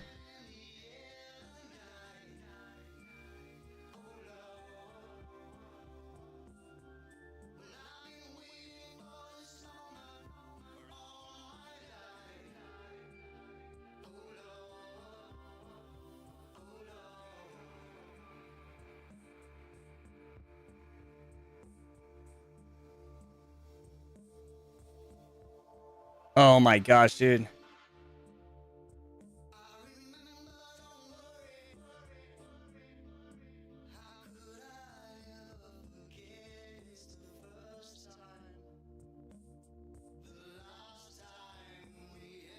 That's on me. I shouldn't have hit that. I forget how bad of a passer Martinez is.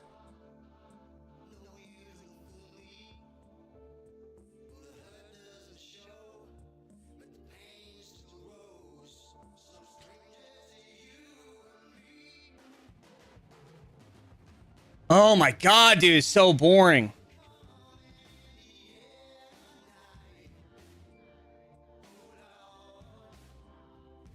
Why does it keep going to him, man? Does Ugarte have intercept plus?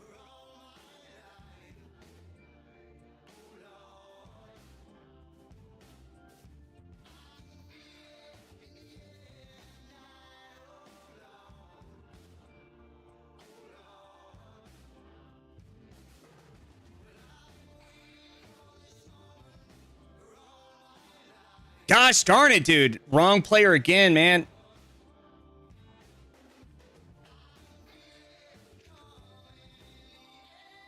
It's like, why is that even a thing, man? Why is that a thing that runs into his head?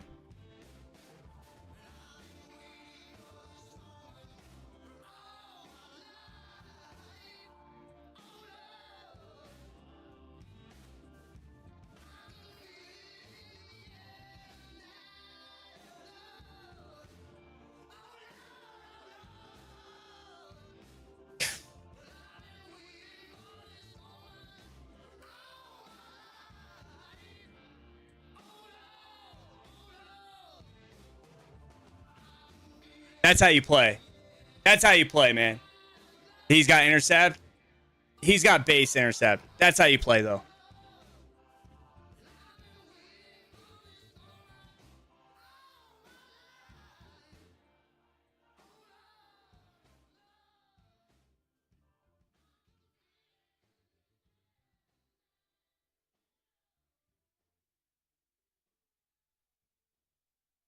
The rush objectives suck. Everyone's just AFK.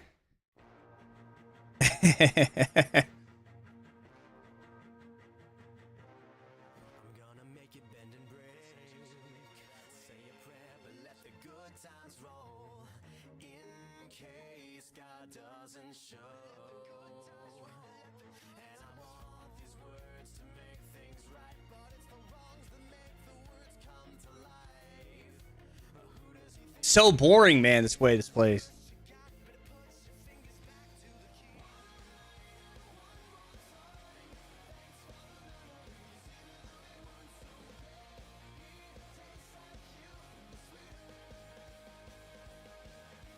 Dude, the way people play, man.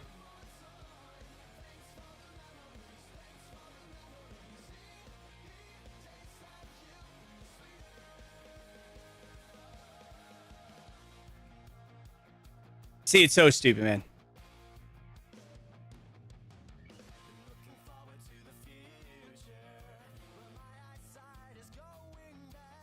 Yo, it like,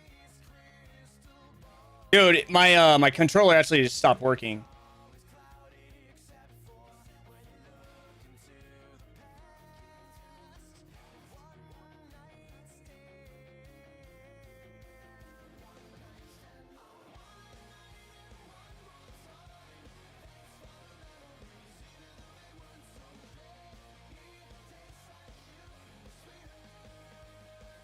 Yo, it didn't animate, dude. Not it just didn't even animate. Am I having packet loss? I might actually be having packet loss because this is the time of the day when my ISP gets hit.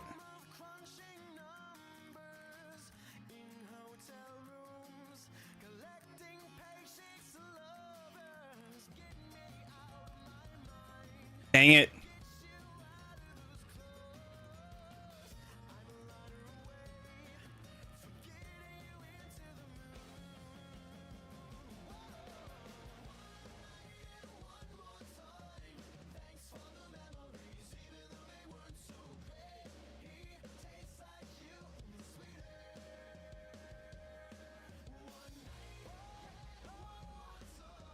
Talk about shitty gameplay, man. Dude, I mean, the guy, dude was luck. He scored his only goals in like the first like 10 minutes of the game.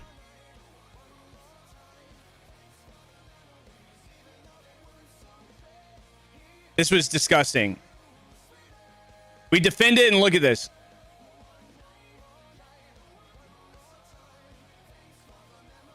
So disgusting, man. This is just gross. So I'm actually trying to dribble out. I'm trying to just dribble away and take it to safety. And dude, right into him. What do you do? You think the AI could move out of your way. Then I'm doing these beautiful goals.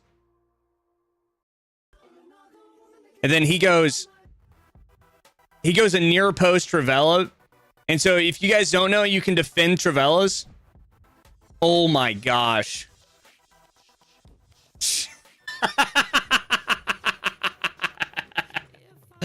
What is this?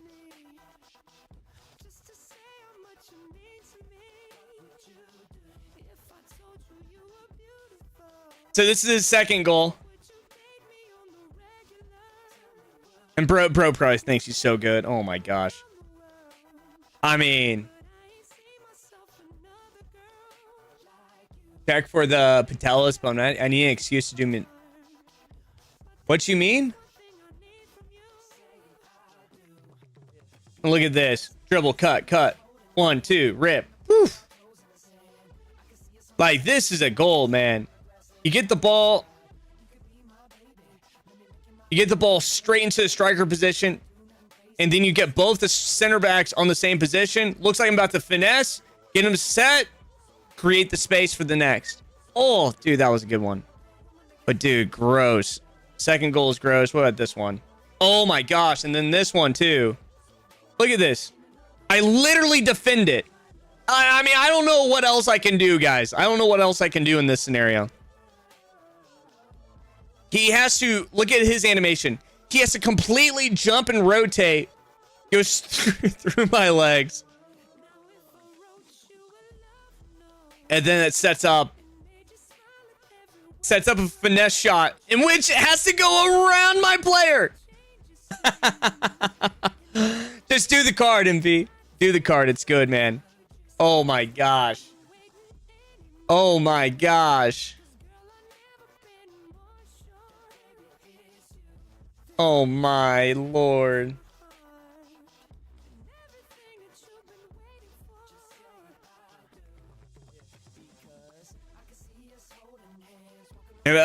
And buy platinum to test it. Yo, I appreciate you. Yeah, Jonathan, if you guys do choose to use Foot Alert, go through the code on the screen. But okay, so basically there's a couple ways. So this is our handy AI trade tracker that will give you alerts when to buy, when to sell, and it'll tell you what to buy too. So it will stay on specific trades with a certain budget, and so you can follow this all year long and follow these trades. Now it'll give you a risk rating, like this is a very risky trade. For instance, this is one that it's recommending as well, like a Suker, and it will basically tell you what it's thinking to buy, what it's thinking to sell. Ultimately, so here's an example of Peter Crouch. It looks like Sunday, and then it sold today, which is usually a really decent trade. So this card got 4,000 coin profit, and that doesn't mean you can't set. Well, so basically what it's the calculations recommending is actually when you buy at 28,000, you're like trying to buy it at like 27 or so. So like it's technically that's what the calculation's setting. How do you defend Trivellas? Double tap triangle. Bro, Inform Words is better than Belmonte, and you should do Musiala. There you go. But ultimately, the idea is that you follow this, and it'll tell you when to buy, when to sell. And sometimes the sell points can happen quick, and sometimes they can extend back up to those points. But ultimately, this is what I call hold your hand trading. This is, when you're using this is more for experienced traders. This is suggestions. So this isn't saying, hey, dude, buy this right now. This is like saying, hey, if the AI was to select a card right at this specific time, this is what it's recommending to buy. Now that can be good, bad. And so what we're coming out with is actually a market health indicator. So you'll see like a market health indicator thing coming in here. And so you'll see it saying, are icons safe to buy? Are short-term trading? Are team of the weeks trade? And so it'll tell you when, like, when's a good time to buy. So so when you said you went straight in on Essien, I haven't done my due diligence on the icon market to tell you if it's good or bad. But Mondays usually are not bad, but I would sell them usually before rewards, or maybe during or like right when after rewards. It's 740, so if you like, anyways, that's the idea. Worried a little bit about the low finishing stats. And Bonmati has 5-star weak foot. Dude, Bonmati's like my favorite card. So I don't know. I don't know.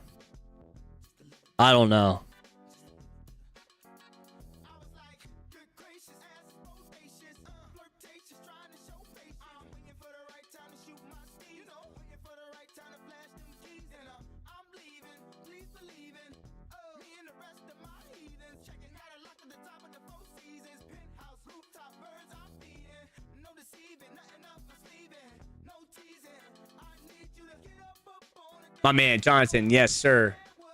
If you do purchase, please go through my link. Does it show how much it made overall?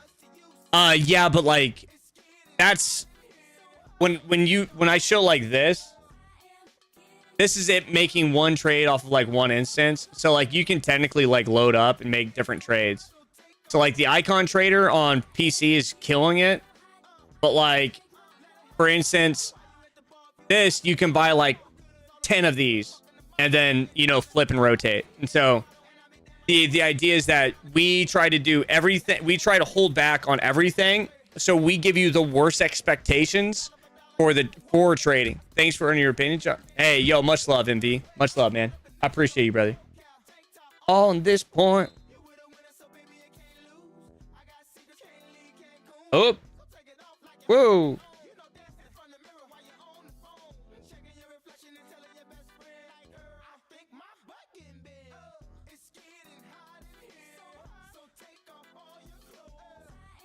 That's a good play.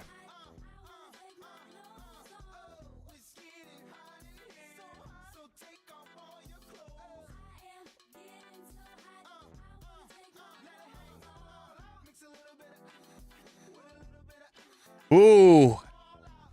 Imagine if I get my striker with incisive, man, there.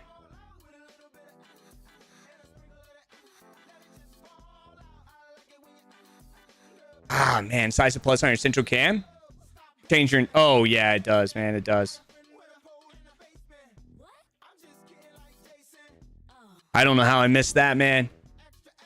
Spread the news.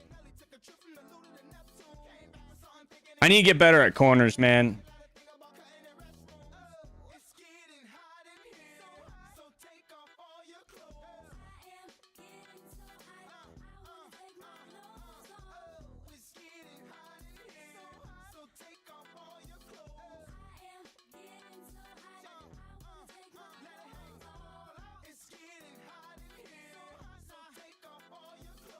Dang it, dude. I needed to rotate out of that.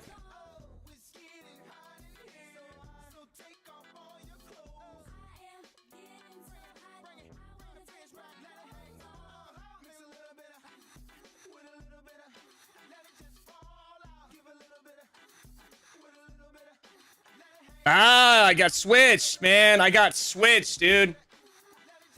Oh, I got switched. I was actually trying to bait that position, man, because I could have held that. I got switched over though.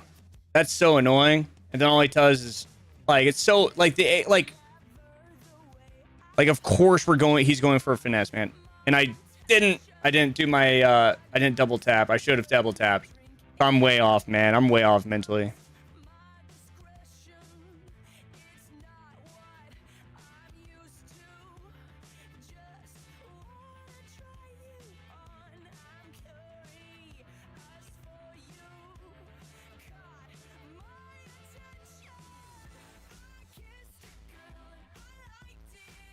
Why is my back line so far back, man?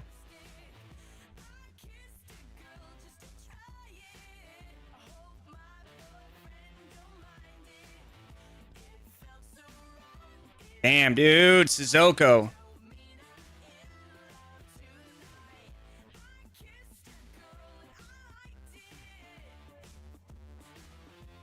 Dude.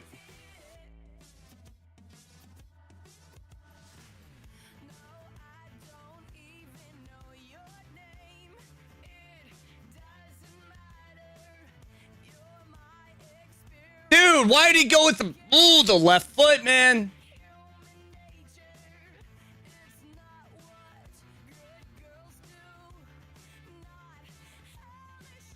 That's how you play, man. Woo! How you defend against through balls? You gotta like either step or prep. That makes sense.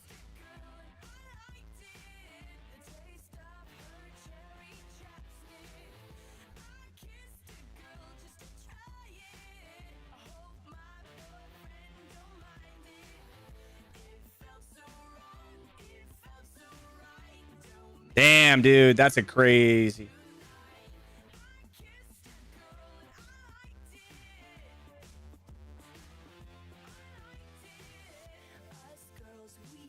See, that's where if I have incisive, the animation comes out way faster.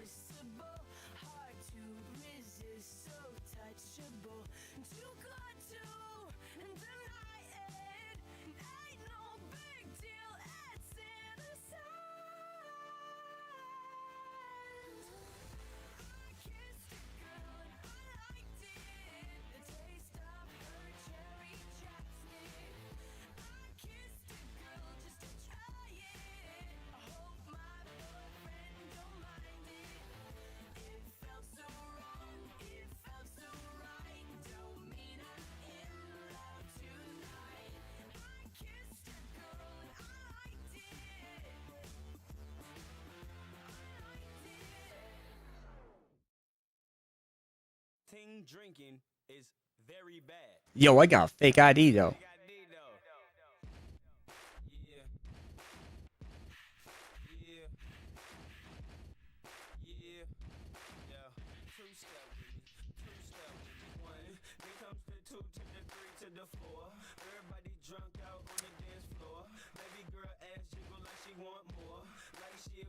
Damn, dude, that was smart, man. Why is everybody panic sailing icons? There's like some panic icon pack coming. Oi! Are they panic selling right now? Yo, Jonathan, it might not be a good time to buy icons though. Aye. But usually when you sell, you want to sell Monday, Tuesday. Really like the idea. Here, 1 second, Jonathan. I'm sorry, brother.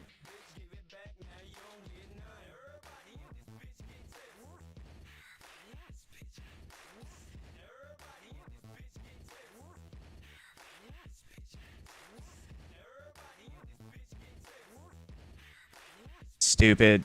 I need to turn, man.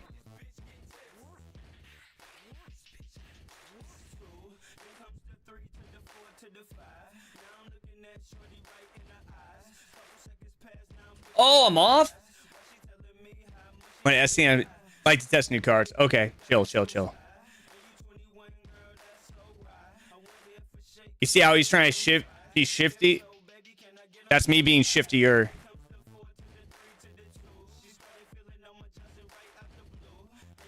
Ah, damn, dude. I had that. I shook him, man. I shook him. That De Young, his De Young movement's pretty good.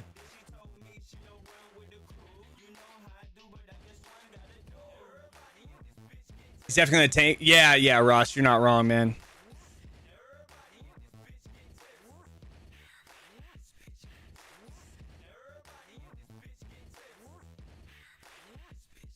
See, this is the problem I have with the game. That finesse shot, 0.1% goal, right? Man, he's at 32 tackles. I'm holding possession, which is rare, guys. I don't usually hold possession. That means I guess I'm being smarter.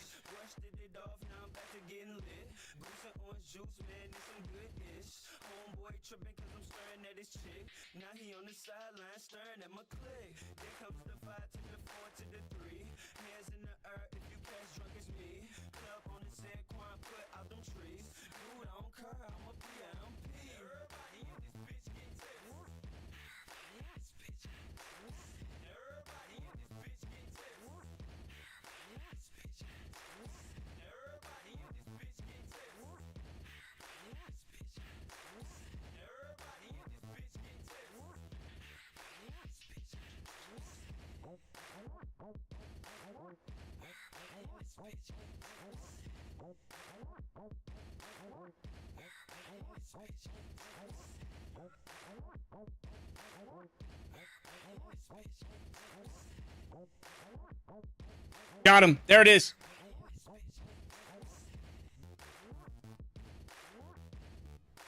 That's how you play, boys. That's it right there. Whoop.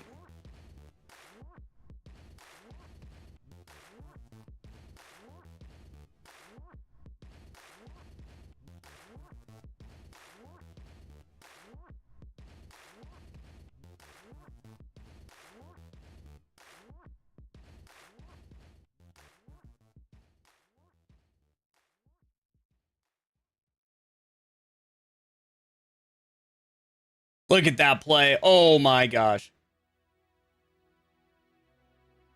No.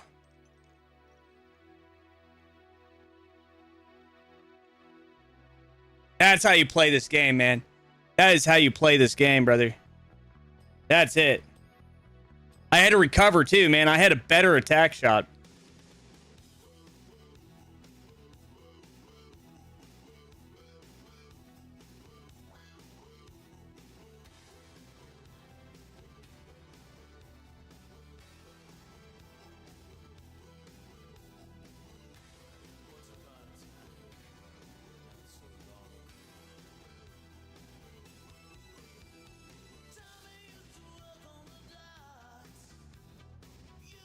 Dude, so bad, man.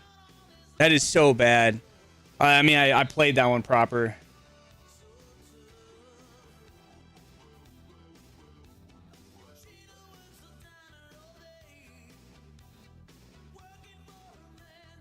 Sit down. Sit down. You can't do that. I use precision shooting. I do, but...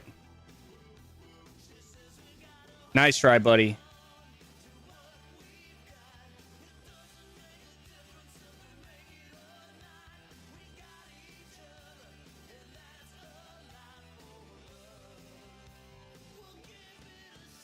Oh my gosh, dude. He just had to defend me with a Dama.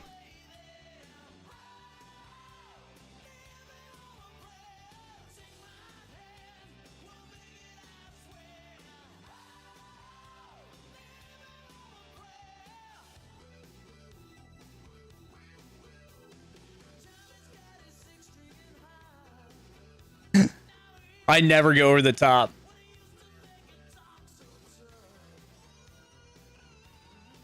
Dude.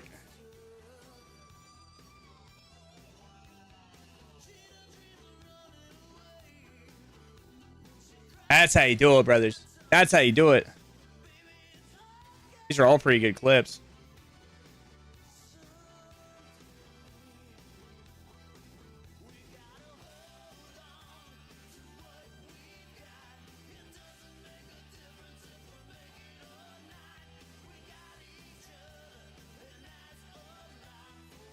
Oh, yeah, I messed up. What's the best midfield I can buy with 100K? Depends on what you're trying to get, man.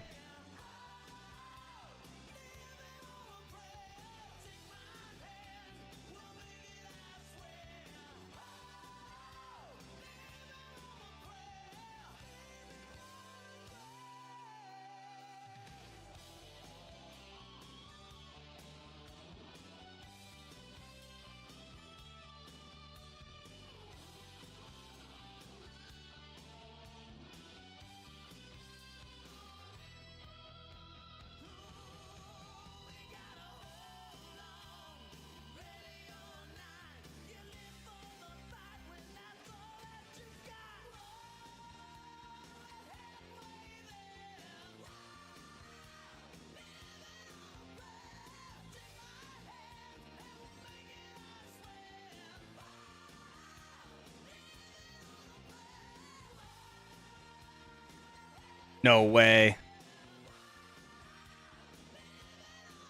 Got him.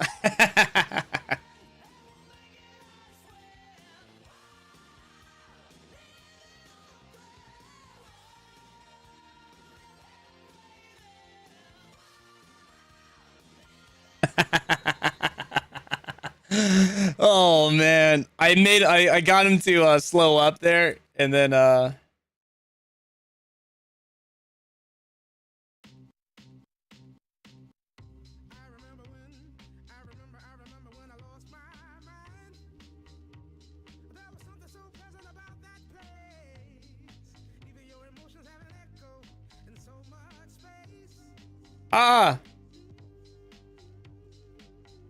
been out there, 20,000 out of time.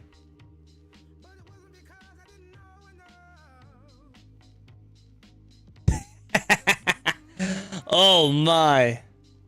Woo.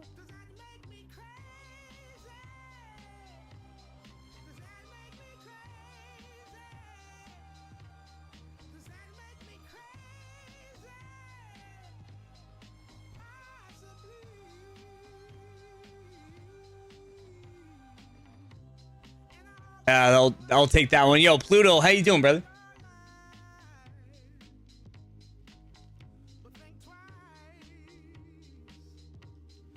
Only advice. Ooh. Who do you think you are? Bless your soul. If I upgrade a player, guys, we should on the RTG. I'm thinking Martinez, man. But you know what's funny about Martinez is look how many goals and assists he has. It's pretty damn good, man. It's pretty damn good. There's not a second Martinez card yet, is there?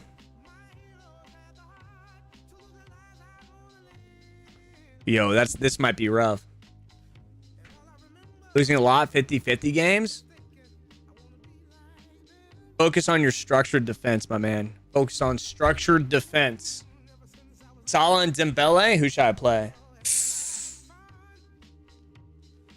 I think if you have both, start Dembele, pull on Salah. How do I get better? Matt Footy, honestly, just stick with us, man. The more you stick with us, the more you're going to get around positive feedback.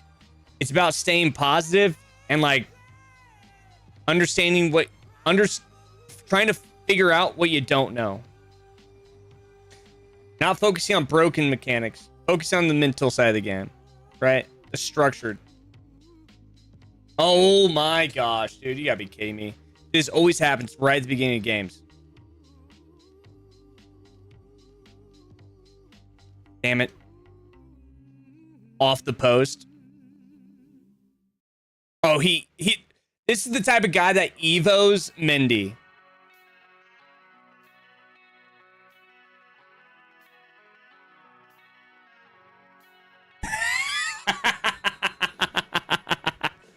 Oh my gosh. And people don't like this game, man.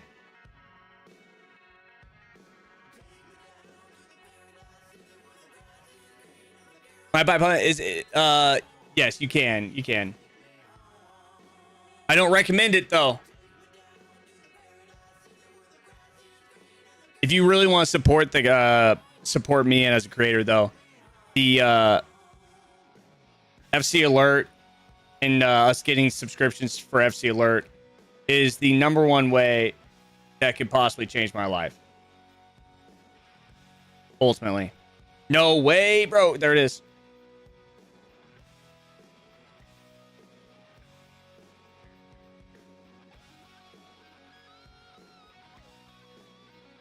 No way. Holy cook. Yeah, that was...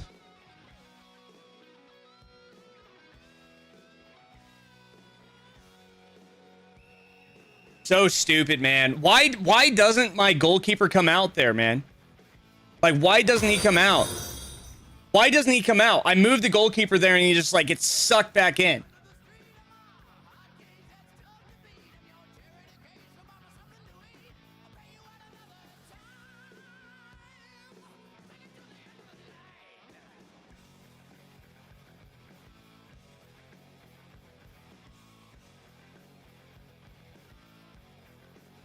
That red?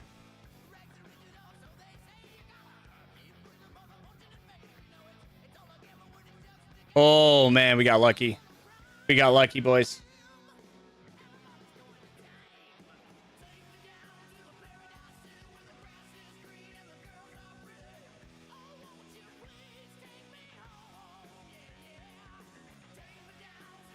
Again, wrong player.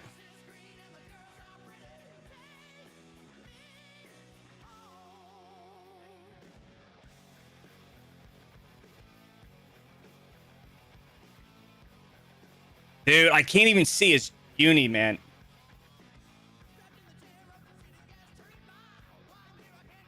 Dude, I couldn't see his jersey. Dude, I did not even see Rashford there.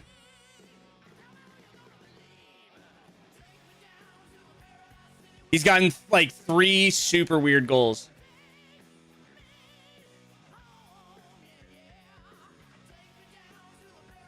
Tackle back, tackle back, tackle back.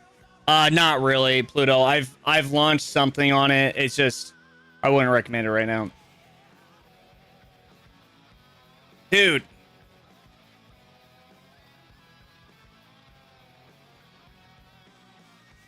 Talk about a commitment, man. That's a dangerous commitment. That's also a very dangerous commitment. So that's what you call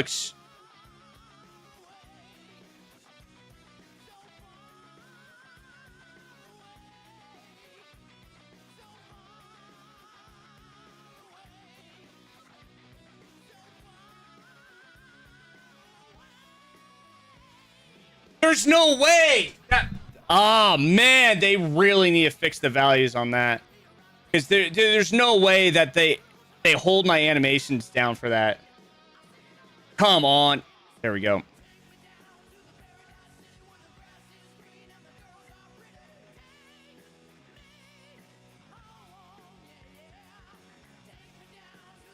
There you go. Yo, Jonathan, I appreciate you, man.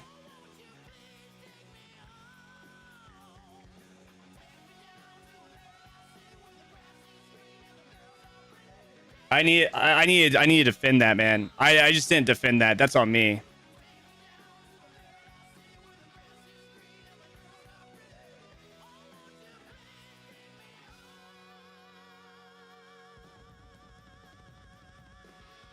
This guy's a very good player, though. This guy's got like 4 ways to score, and 3 of them are in the air. Dude, that's just jam. Oh, you know what? See how he's able to...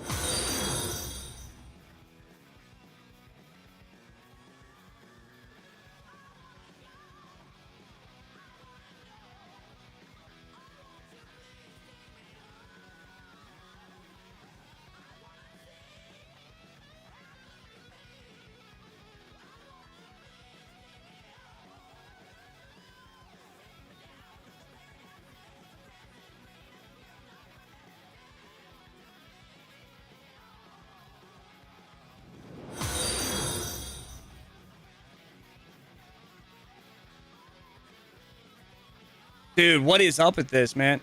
Go, go, go.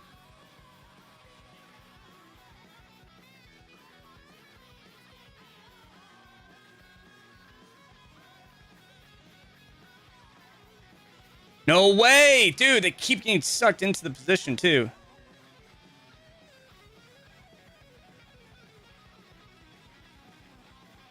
There you go. Yo, thank you guys. Hisham, Osido, my guys, thank you for the follows.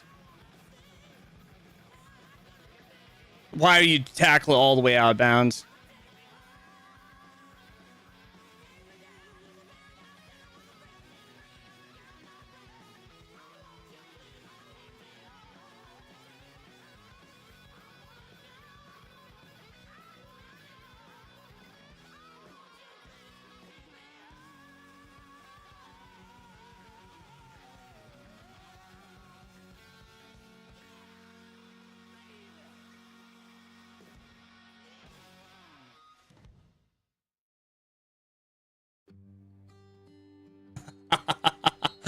Camera, it's just co-op standard.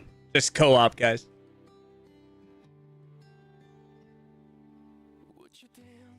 Would you dance? Dance. So he's gotten like 3 headshots. Headshot. He's super wide. All I have to do is play defense. If I play defense, no chance.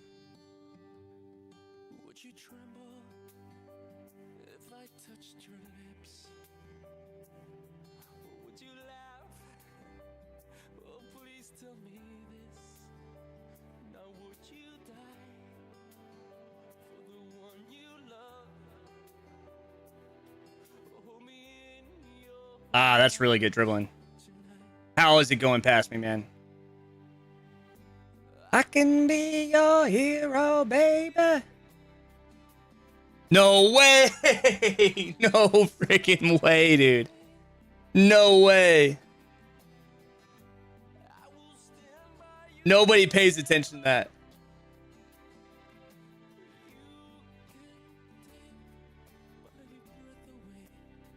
Dude, this guy is a goal scoring machine, man. But he has to use so many players to go forward for it. I'm not playing defense, man, whatsoever.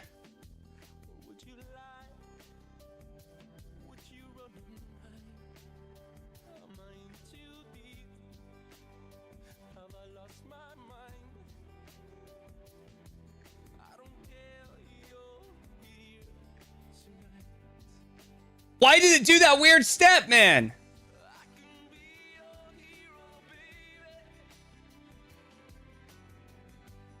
I can kiss away the pain.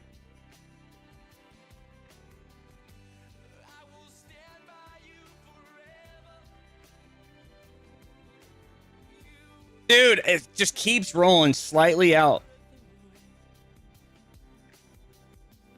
I'm opening up for him, though. Yo! Ah, EA.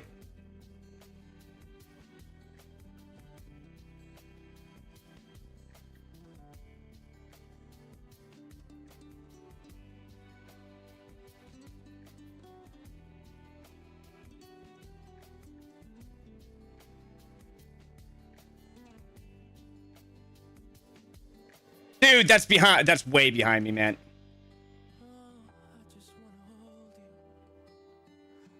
How? Dude, that's 4 tackles from behind on the same play. I mean, that's like... Oh, you know what, guys? I will tell you this. I was testing this. This always happens. It's because I am... This guy has to be closer. Yeah, you see those animation skips?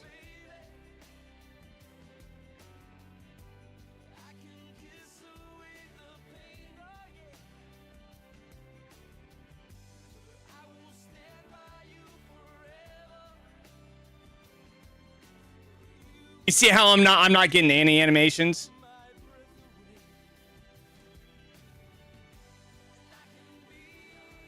Your hero. Yeah, you can see it.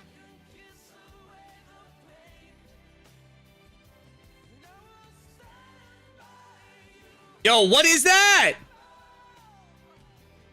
Dude, how many times am I just gonna get bullied?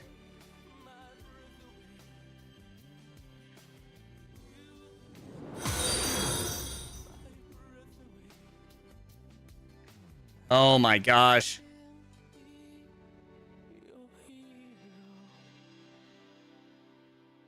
See, again, man, everything's getting touched.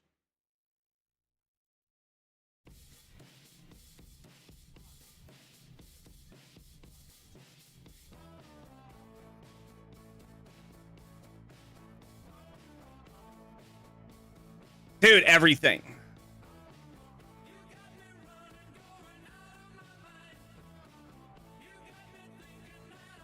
Yeah, it's the last time I'm ever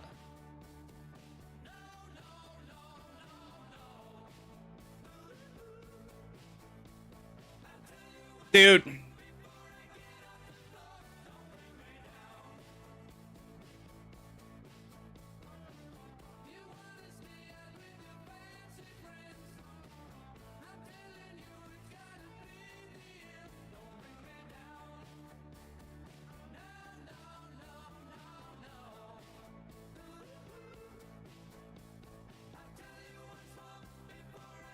Joey Sissoko, man. Dude, it's so annoying. I mean, I have no mechanical control on this one, but it's all right. Whoosh. He's gotten like 2 goals on me. Everything else came through the air.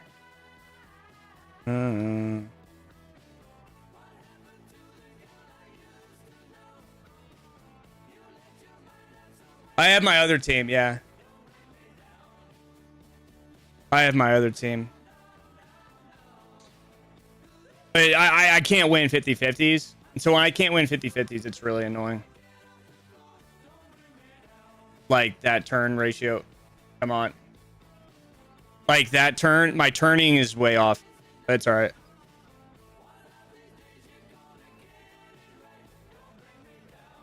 There we go.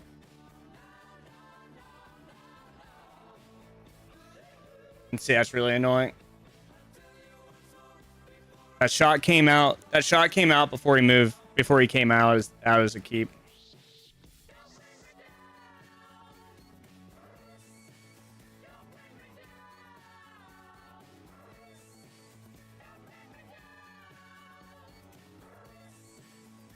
Like, where's...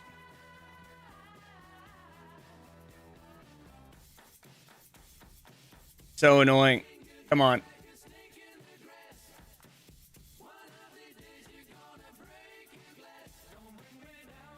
Like, I can't even get my dribble out. There we finally, man. And I messed that up.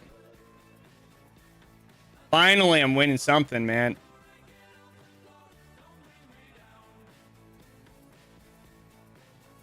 See, I can't get anything, man. I can't, like, you see how it animates with, he's good. Yeah, he's good. But like I mean, it's like everything animates. So it's just like, it looks like he's better than he is. So what I mean by that is if you saw the way that shot came off of Adama, it was like, there's almost like no animation speed on it. It's because his game is showing animations. Mine's not, if that makes sense. So mine's constantly like catching up. So if you see like really fast animations like that, it's because like my game is most likely way behind. And so the first thing you should be able to tell guys is I went into this match because I had to get off soon, but I don't let 14 shots on me with 5 goal expectancy. Everything came through the air.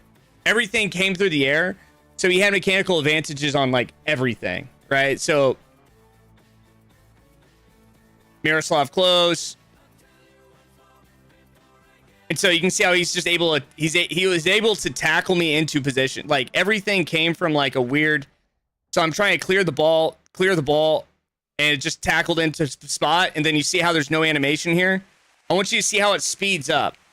So you'll see how the animation speeds up. It's because the game's referencing their play first. So like right here. So you'll see it like,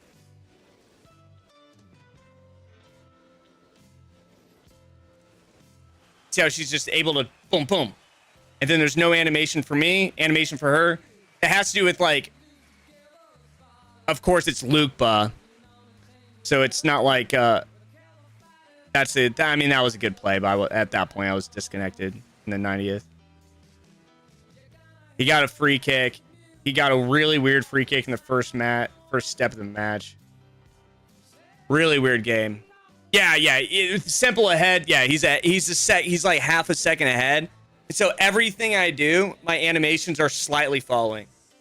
I don't like to blame the game, and I'm not saying that his input's faster. Yeah, exactly.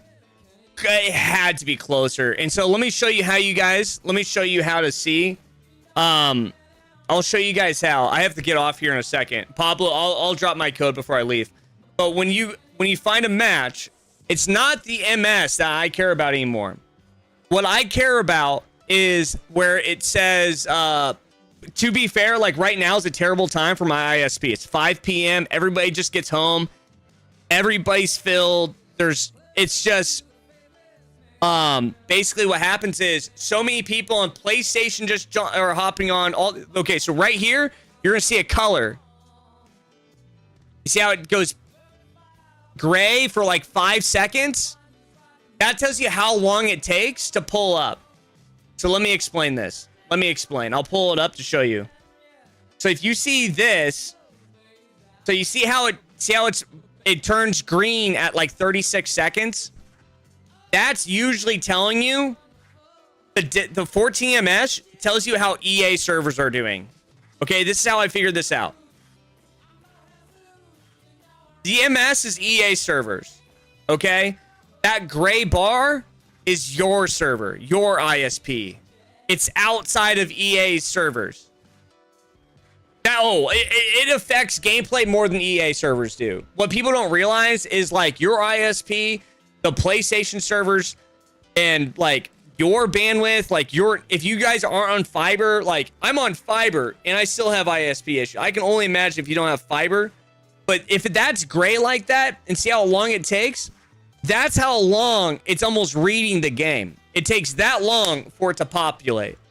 And so quicker ping, better gameplay. Exactly.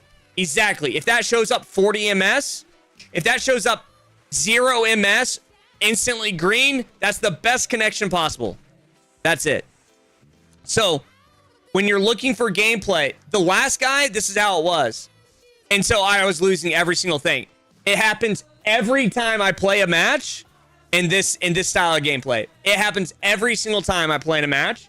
My gameplay gets significantly heavier. So what I recommend is completely, it could be Nat, it could be, yeah. But ultimately, if this is coming up like this and it happens like 6 times in a row, you might be cooking. Yeah. So that's how I see it. Because what we don't realize is it's not EA that's always the issue. It's like when we have to go through PlayStation Network,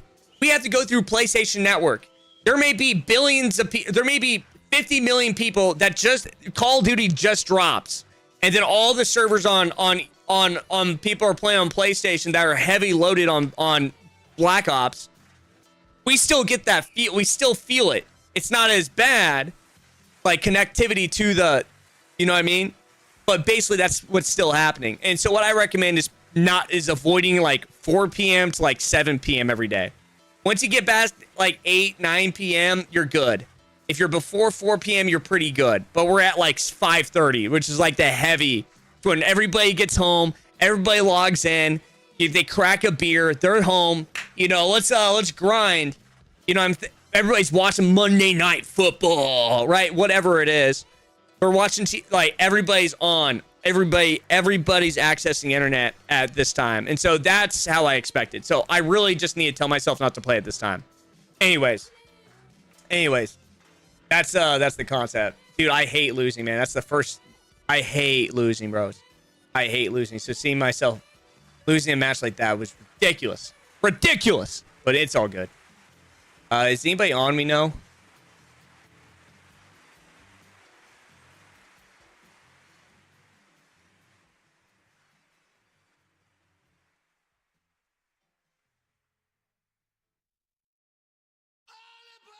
Ha ha ha. Nobody I know very well. Hezadon, yo, thank you, brother. Holy, loading into matches with that green bar showing up right away at 40S. Might be cooking. We'll test it. Trust me, man. You're going to see your response time way better.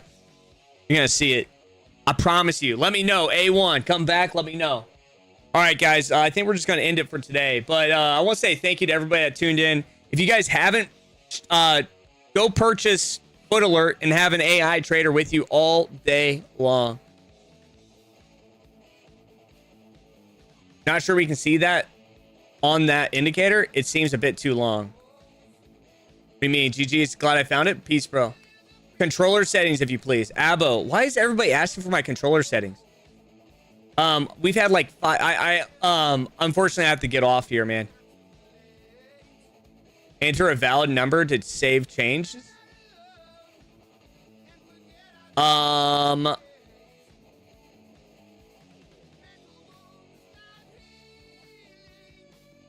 not sure what you mean, Jonathan. Message me on Discord. Yo, Jonathan, message me. Abo, I appreciate you, man. Pop in next stream. I got you on Portfolio. DM me on Discord, and I'll get to the bottom of it. Interesting. All right, guys. I'll see you guys soon. I'll try and make a tactics video as soon as I can. I'll get a tactics video. I'll get controller settings too and drop that together. Does that work? I'll try to drop a video. All right, boys. I'm out. I'll see you guys soon. Thank you so much. Thanks for enjoying. Hey, thank you guys. I want to say everybody. There's a lot of names, old names today, a lot of new names. I really like that. I love seeing that. So building that community. We'll see you guys.